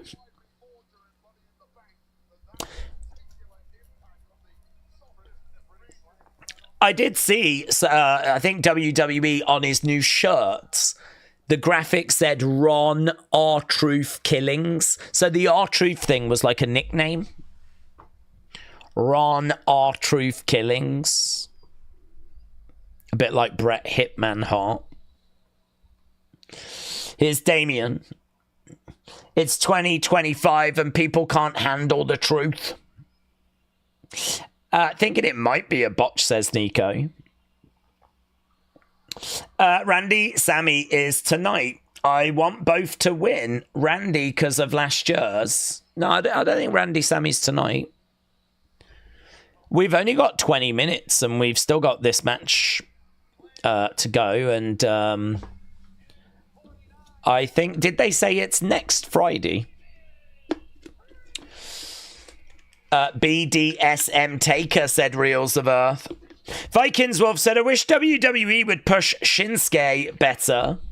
He's really good and he could be a main event guy if WWE writers would give him better stories. Vikings Wolf, shout out to you. I don't really know why we've kind of abandoned pushing him. We keep like reinventing and giving him new looks and new entrance music. Well, a variation of the same theme. And then, like, nothing really ever comes of it. I mean, do you remember when he was feuding with Seth and it was really good? And he was like, I know your secret. And it was that he's got a back injury and kind of felt like we had some at then and then nothing came of it. And then he went away for ages, came back with a slightly new look, slightly adjusted theme. Nothing came of it. It is just that, isn't it? He's just on the roster and need to make up numbers. That's how it feels. Ratchet the Owl said Raw is going to be in my hometown, Birmingham, Alabama, on July 14th. Should my sign say to shout out the chat, says Ratchet. That is not for me to say. I think you do what you think is best. We will definitely keep an eye out for it if you do that. If you ping us a picture, I will show it on stream. But yeah, if you want to shout out your favourite wrestler as well, I would encourage that also. Nakamura gets out the ring, goes to the outside. So Ratchet, have a great time. July 14th. Okay, Cody gets us started. Drop kick there by Andrade. Nico said, I'm down for putting the Usos back together just for all to help Roman take on Seth. Right now, we've got Kipper from Andrade. Okay, main event. Going over in the corner. Shot coming in. Back elbow.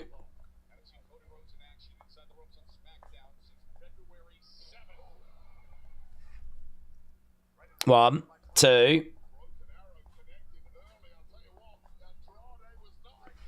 Jabs coming in there by Cody.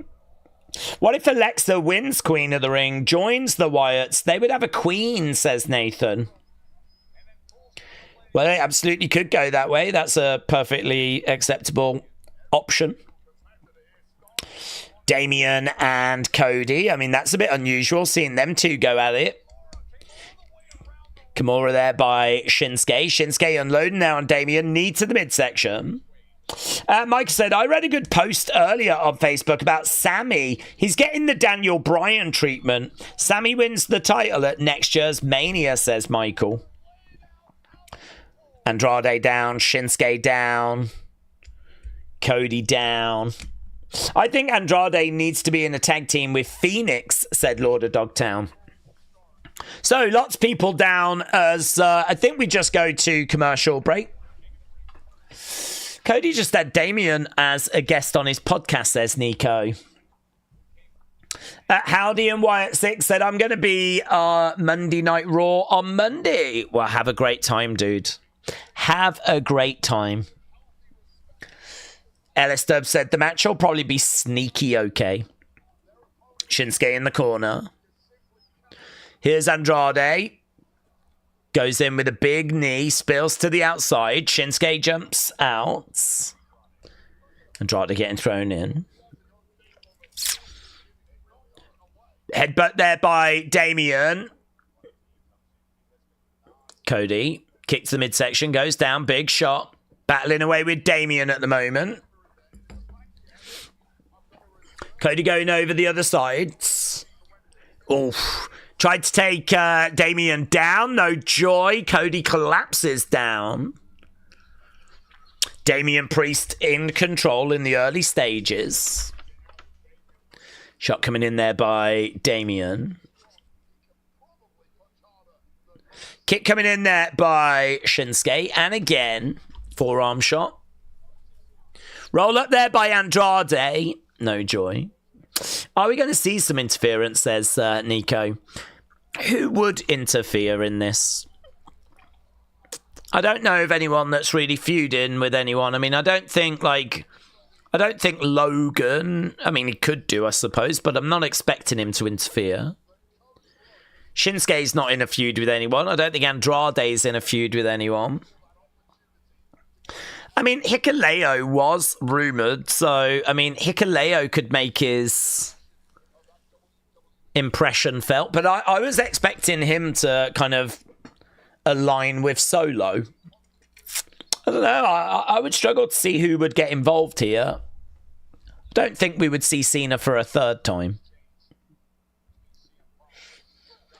I mean, I suppose if Cody's going to start a new feud with someone, they could just interfere. I'm still thinking Cody's favourite to win this, though. Who do we think wins the semi-final on Friday, Sammy or Randy? I'm going to go Sammy, just out of hope. Just out of hope. Was all mad and we didn't get more with Solo Jacob tonight, says Nico. We don't need interference in every match, says Boomers for Life. Sean said Shinsuke has been good in WWE. He's a multiple-time champion. He's won a Rumble. And he is making fantastic money. And he is also happy, says Sean. Right now, Shinsuke in the middle, looking to charge over. How would we feel if Goldberg pulls a Hogan at WrestleMania 42, where Gunther defeats Sammy and Goldberg saves Sammy from a post-attack, fights Gunther for the title? I don't think we're going into 2026. I think his retirement is this year. So I would be very surprised if we was to do anything along those lines. Duck underneath there by Shinsuke. Duck underneath, kick coming in. The only one I could see interfering is maybe El Grande, and I don't want that, says Phoenix. Good vibrations from Shinsuke on Cody. Do we think Dean Ambrose will ever come back again, says Michael? I think he'll come back to go in the Hall of Fame, but I'm not sure that you ever see him have another run. He could have a little thing, but I mean, nothing sizable. We could do like a one-off Shield reunion type match, but I don't know. I mean, he's very happy in AEW. They give him a lot more freedom. He loves doing the hardcore stuff. He can't do that in WWE. I just don't think...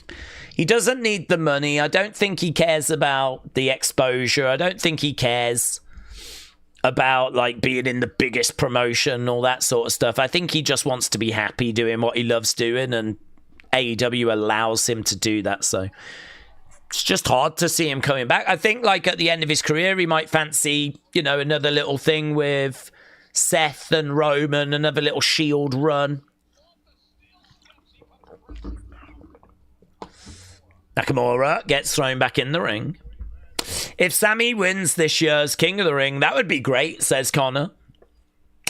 What if we're not going into 2026? RIP to us all. Well, hopefully we are. Oh, a bit of a multi-person spot, and it looked like... I don't even know quite what happened there. Roll up by Andrade. I think we're back because there's a real energy here.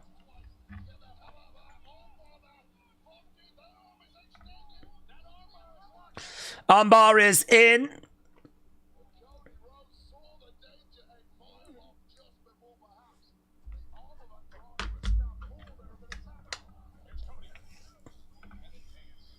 Cody going for the cover. Kick out.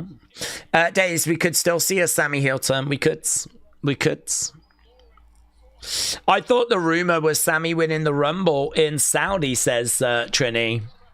Well, that is a rumor. I don't know that it's from any meaningful source. I think people have just looked at Saudi having the Rumble. They know that the Saudi fans are into Sammy. And so I think it's people putting like 2 and 2 together type situation. I don't think I've seen Fightful or anyone saying like this is the plan, you know. There's a Slim Jim table that's been set up. We're into the final 10 minutes. Come on, Cody, says Connor. Come on, Cody. Sammy's always a favourite in Saudi. He speaks that lingo, said Nico. Right now, Cody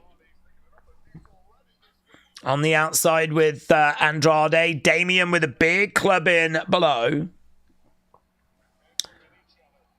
They're looking at each other. It looks like they both are going to work together to suplex Andrade. Here we go. Big spot. They've got him up. Oh, Shinsuke ruined it. Cody's right by that table. Boom! And through the table goes Cody.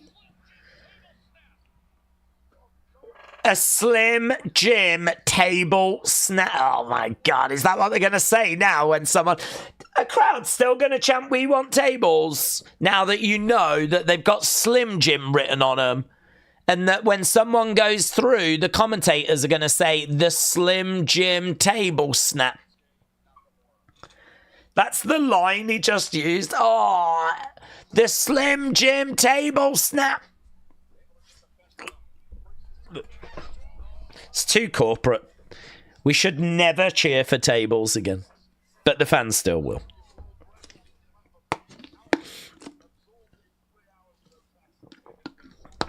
What can we chant for now? Kendo sticks. We want kendos. They'll make them look like giant Slim Jims if we do that. Crowd are chanting for Cody. Ah, big boot. Leanne said next will be them eating Slim Jims whilst in the ring. We'll have a Slim Jim hydration station, yes. Grab a Prime. Grab a Slim Jim. Damian Priest goes over the commentary table. Vikings Wolf said, I know it's been said 1,000 times, but I really hate this TKO sponsorship rampage. Sponsorship rampage sounds a little bit like one of their future PLEs. WWE sponsorship rampage brought to you by Dairy Queen, McDonald's, Snickers, M&M. It's 2 hours of reading out sponsors and then an hour of matches. Andrade gets thrown back into the ring. Vikings Wolf, shout out to you, buds. Shoulder up. Dude wipes. Ronnie said, can you shout out my girlfriend, Nina? Shout out to Nina. Nina, shout out to you. From sunny England. It's actually not sunny. It's 5 to 4 in the morning, so not that sunny. From moody, dark, cold England. Kick coming in there by Shinsuke. Put him through the Papa John's announced to Papa John. Oh, God. Josh, don't give him ideas. Because they'll do it. They'll blooming have Wade and Joe sat there dressed as pizzas if needs be. Andrade. Papa John him. Papa John. Papa John. Shot coming in. Valthriel.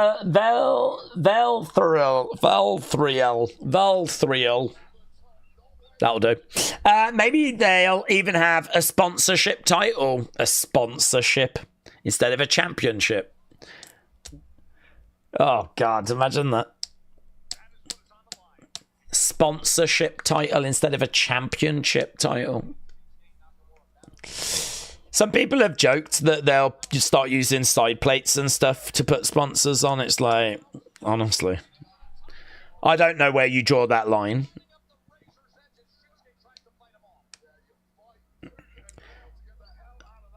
Bang. Big shot there by Shinsuke. Nope. Planted. Nice. One. Andrade. Standing moonsault. Instead of the 2 side plates for the champ, they'll get 1 side plate and for sponsors, says I'm a Villain. People have been talking that, yeah, there's... You just don't know where they're going to draw the line.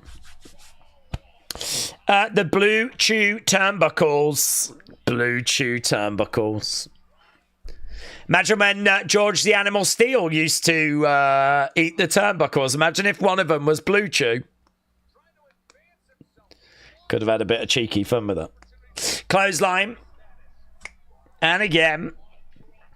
Here comes the heavyweight champion presented by Carl's Jr. Oh, power slam there by Cody. Cody back in then after that table spot. 4 minutes. The quicker you realise TKO Endeavour are only going to continue to show sponsors and plaster them everywhere, the better you'll be off. I'm not losing sleep over it, said Wrestle Rants. Larry said they're going to have drones pulling banners. Actually, that would be sick. Do you remember back in the day there was an indoor blimp? There was a WWE big blimp that used to go around that used to show... I don't know what it did, actually. I think, wasn't it like Goodyear? At least that's cool. At least they could sell replica sponsor blimps. Oh, I'd buy one of them. A WWE remote control air blimp thing. Oh, I'd buy that. Can you buy them? Do I want one? I might do. I want a blimp. Oh, big chop there by Andrade. Just a little. Oof. 1, 2. Oof. You don't want a plane, do you? Because they move so quick, like they just whiz around and you might crash into stuff. That's too fast. I need something slower. At my age, I need something slower. I'm gonna look. Radio controlled blimp. You can as well, you know. Let's go. Kick coming in there by Shinsuke. They look like sharks and fish, though. I don't want that. Oh. Did he just go for like a double Cody cutter and not really get it? I don't even know what he tried for. Damien picks him up. Razor's Edge, no joy. Cody over the other side, going up. Big, huge Cody. That was huge. That was huge. Huge. One of the biggest I've ever seen, says Wade. And his sin loads. His sin loads are big ones. Nice crossroads there by Cody on Andrade. Here's Shinsuke. You're not winning, Shinsuke, you silly Billy. No one's believing you're winning. Literally no one. Crossroads. Goes for the pin. 2. Gets it. Cody wins. Big shock.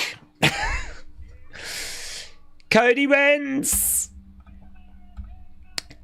Boobs. That was obvious, said JoJo.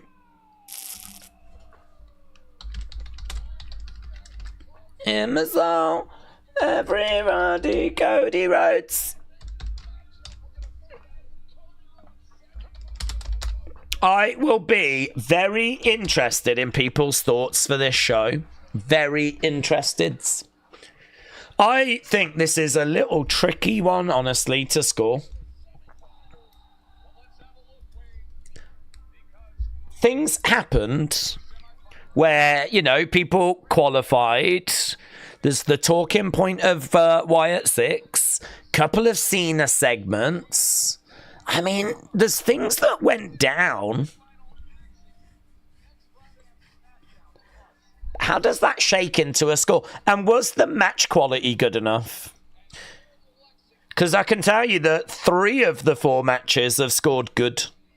I don't know what this has scored, of course. So I think it's going to be a little interesting little review. What do we think if WWE asked for the logo to be a sponsor and put onto a table? Well, they'd want money, wouldn't they, from me? Did they just reveal who the secret person is? They revealed it earlier on social media. It's Jay. Georgie Animal Steel already had a hard-on for Miss Elizabeth. He doesn't need Blue Chew. Listen, James, we all did. Cody has veneers only on his uppers. His lowers are unbleached. It's a mismatch. Well, that's an absolute disgrace. Perhaps they're not paying him enough to do both, you know? Did we think about that? Maybe WWE don't pay Cody enough to do both the uppers and the lowers, but he'll get those done when he gets a little bit more money. It's a weird comment, but I like it, says Tony K. See You Monday said, Reels of Earth, shout out to you, but Connor said, I'm thinking about an 8. Chief Gamer is thinking about a 7. He's on 9 million a year. Yeah, but if the top ones were like 6 million, do you know what I mean? He can only do the top then, can't he? Honestly, the more you think about it, the more it makes sense. 7.5 said Hud. Philip says 6.5. Let Him In thinks it might be about a 7. Weird comments, but I like it, says Tony K. Good night, chats. I hope you all have a good night's sleep.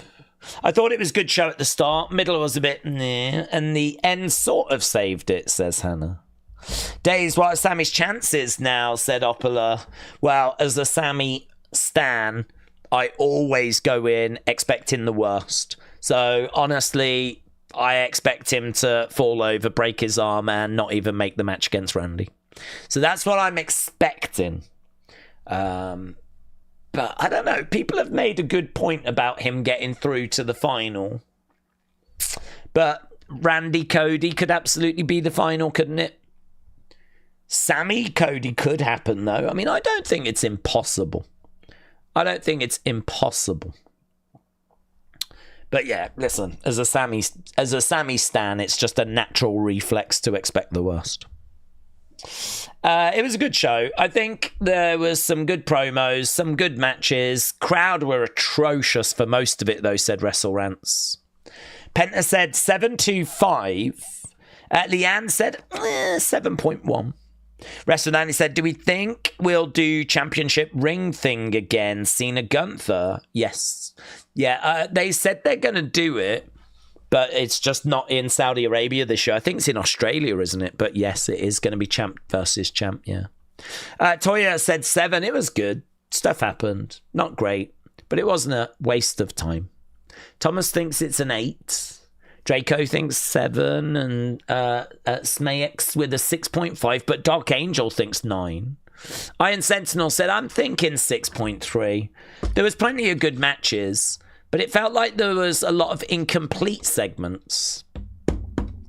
Yeah, I think it's a weird one, honestly. I mean, my gut is telling me 6.75. That is what my gut is telling me. I think the show was fine. I think it was watchable. I don't know. I don't know if it's the crowds. It feels like a lot of the segments never quite hit. Like with Cena and CM Punk, for example, there were some good moments that came out of that. But equally, CM Punk seemed like he was struggling at first. And seemed like there was a little bit of an awkwardness at the beginning of CM Punk starting. And then, like, you know, he did get up and running and deliver a good few moments. But, like, I don't know, that segment just felt a little hit and miss in places. It was fine overall, but I don't know, could it have been better? Yeah, I think it could. I think it could have been better. And I think a lot of these matches could have been better. As we said, the 2 women's Fatal 4-Ways you guys have scored as good 94. Wyatt's Motor City, you said, was good 87. We are a very pro Wyatt Sicks community, but it came out as good 87. If you think about how long we waited to see them, the argument has always been, well, as long as the creative is right when they come in, we're waiting and waiting and we're not getting carried away and all that stuff. We bring them back, probably waiting to really get stuck into the backstory, want to know more about the characters. And it doesn't feel like we're really doing that. It doesn't really feel like, that kind of Bray Funhouse stuff is just not there right now. All the kind of Nightbirdy stuff, all the QR stuff. And you can't always do that. Got to move into like a bit more of what it's going to be like on a normal basis. But I don't know. I mean, good 87 for the match from the community. So that you look at that and you're like, oh, I got questions here. I got questions. So yeah, I sort of feel like things started and then never really delivered. There was no like OMG moment per se. I think we all knew Cody was winning. Surprised that Alexa got it of the options on the table, but I'm not down on it. But it's not an OMG thing. It's not a big shot. It's not like so surprising that I'm floored. This is not the level of Raw. This was not as good as Raw. But it was fine. I do not think this was a bad show at all. And I get that vibe from you guys as well. So, yeah, I think there's going to be some interesting conversations, to be honest, in that review video. I'm going to put the feedback request up now. Let's see what people have got to say. Feedback request. What did you think about SmackDown? Need to get the poll up as well. So yeah, we will do the review video. We will do Unseen. I'm still in the process of kind of like catching up from the past few days. So I think Unseen will be delayed. I might even do the review video first so that that's out there tonight. And then just really work on Unseen. Get a good episode of Unseen up from the couple of days worth of stuff. Get that up. But it might not drop until, a good few hours down the road. I don't keep on top of social media like I used to during the shows, during the streams. I like to give the stream my full attention and then just kind of like catch up after. So that slows things down as well.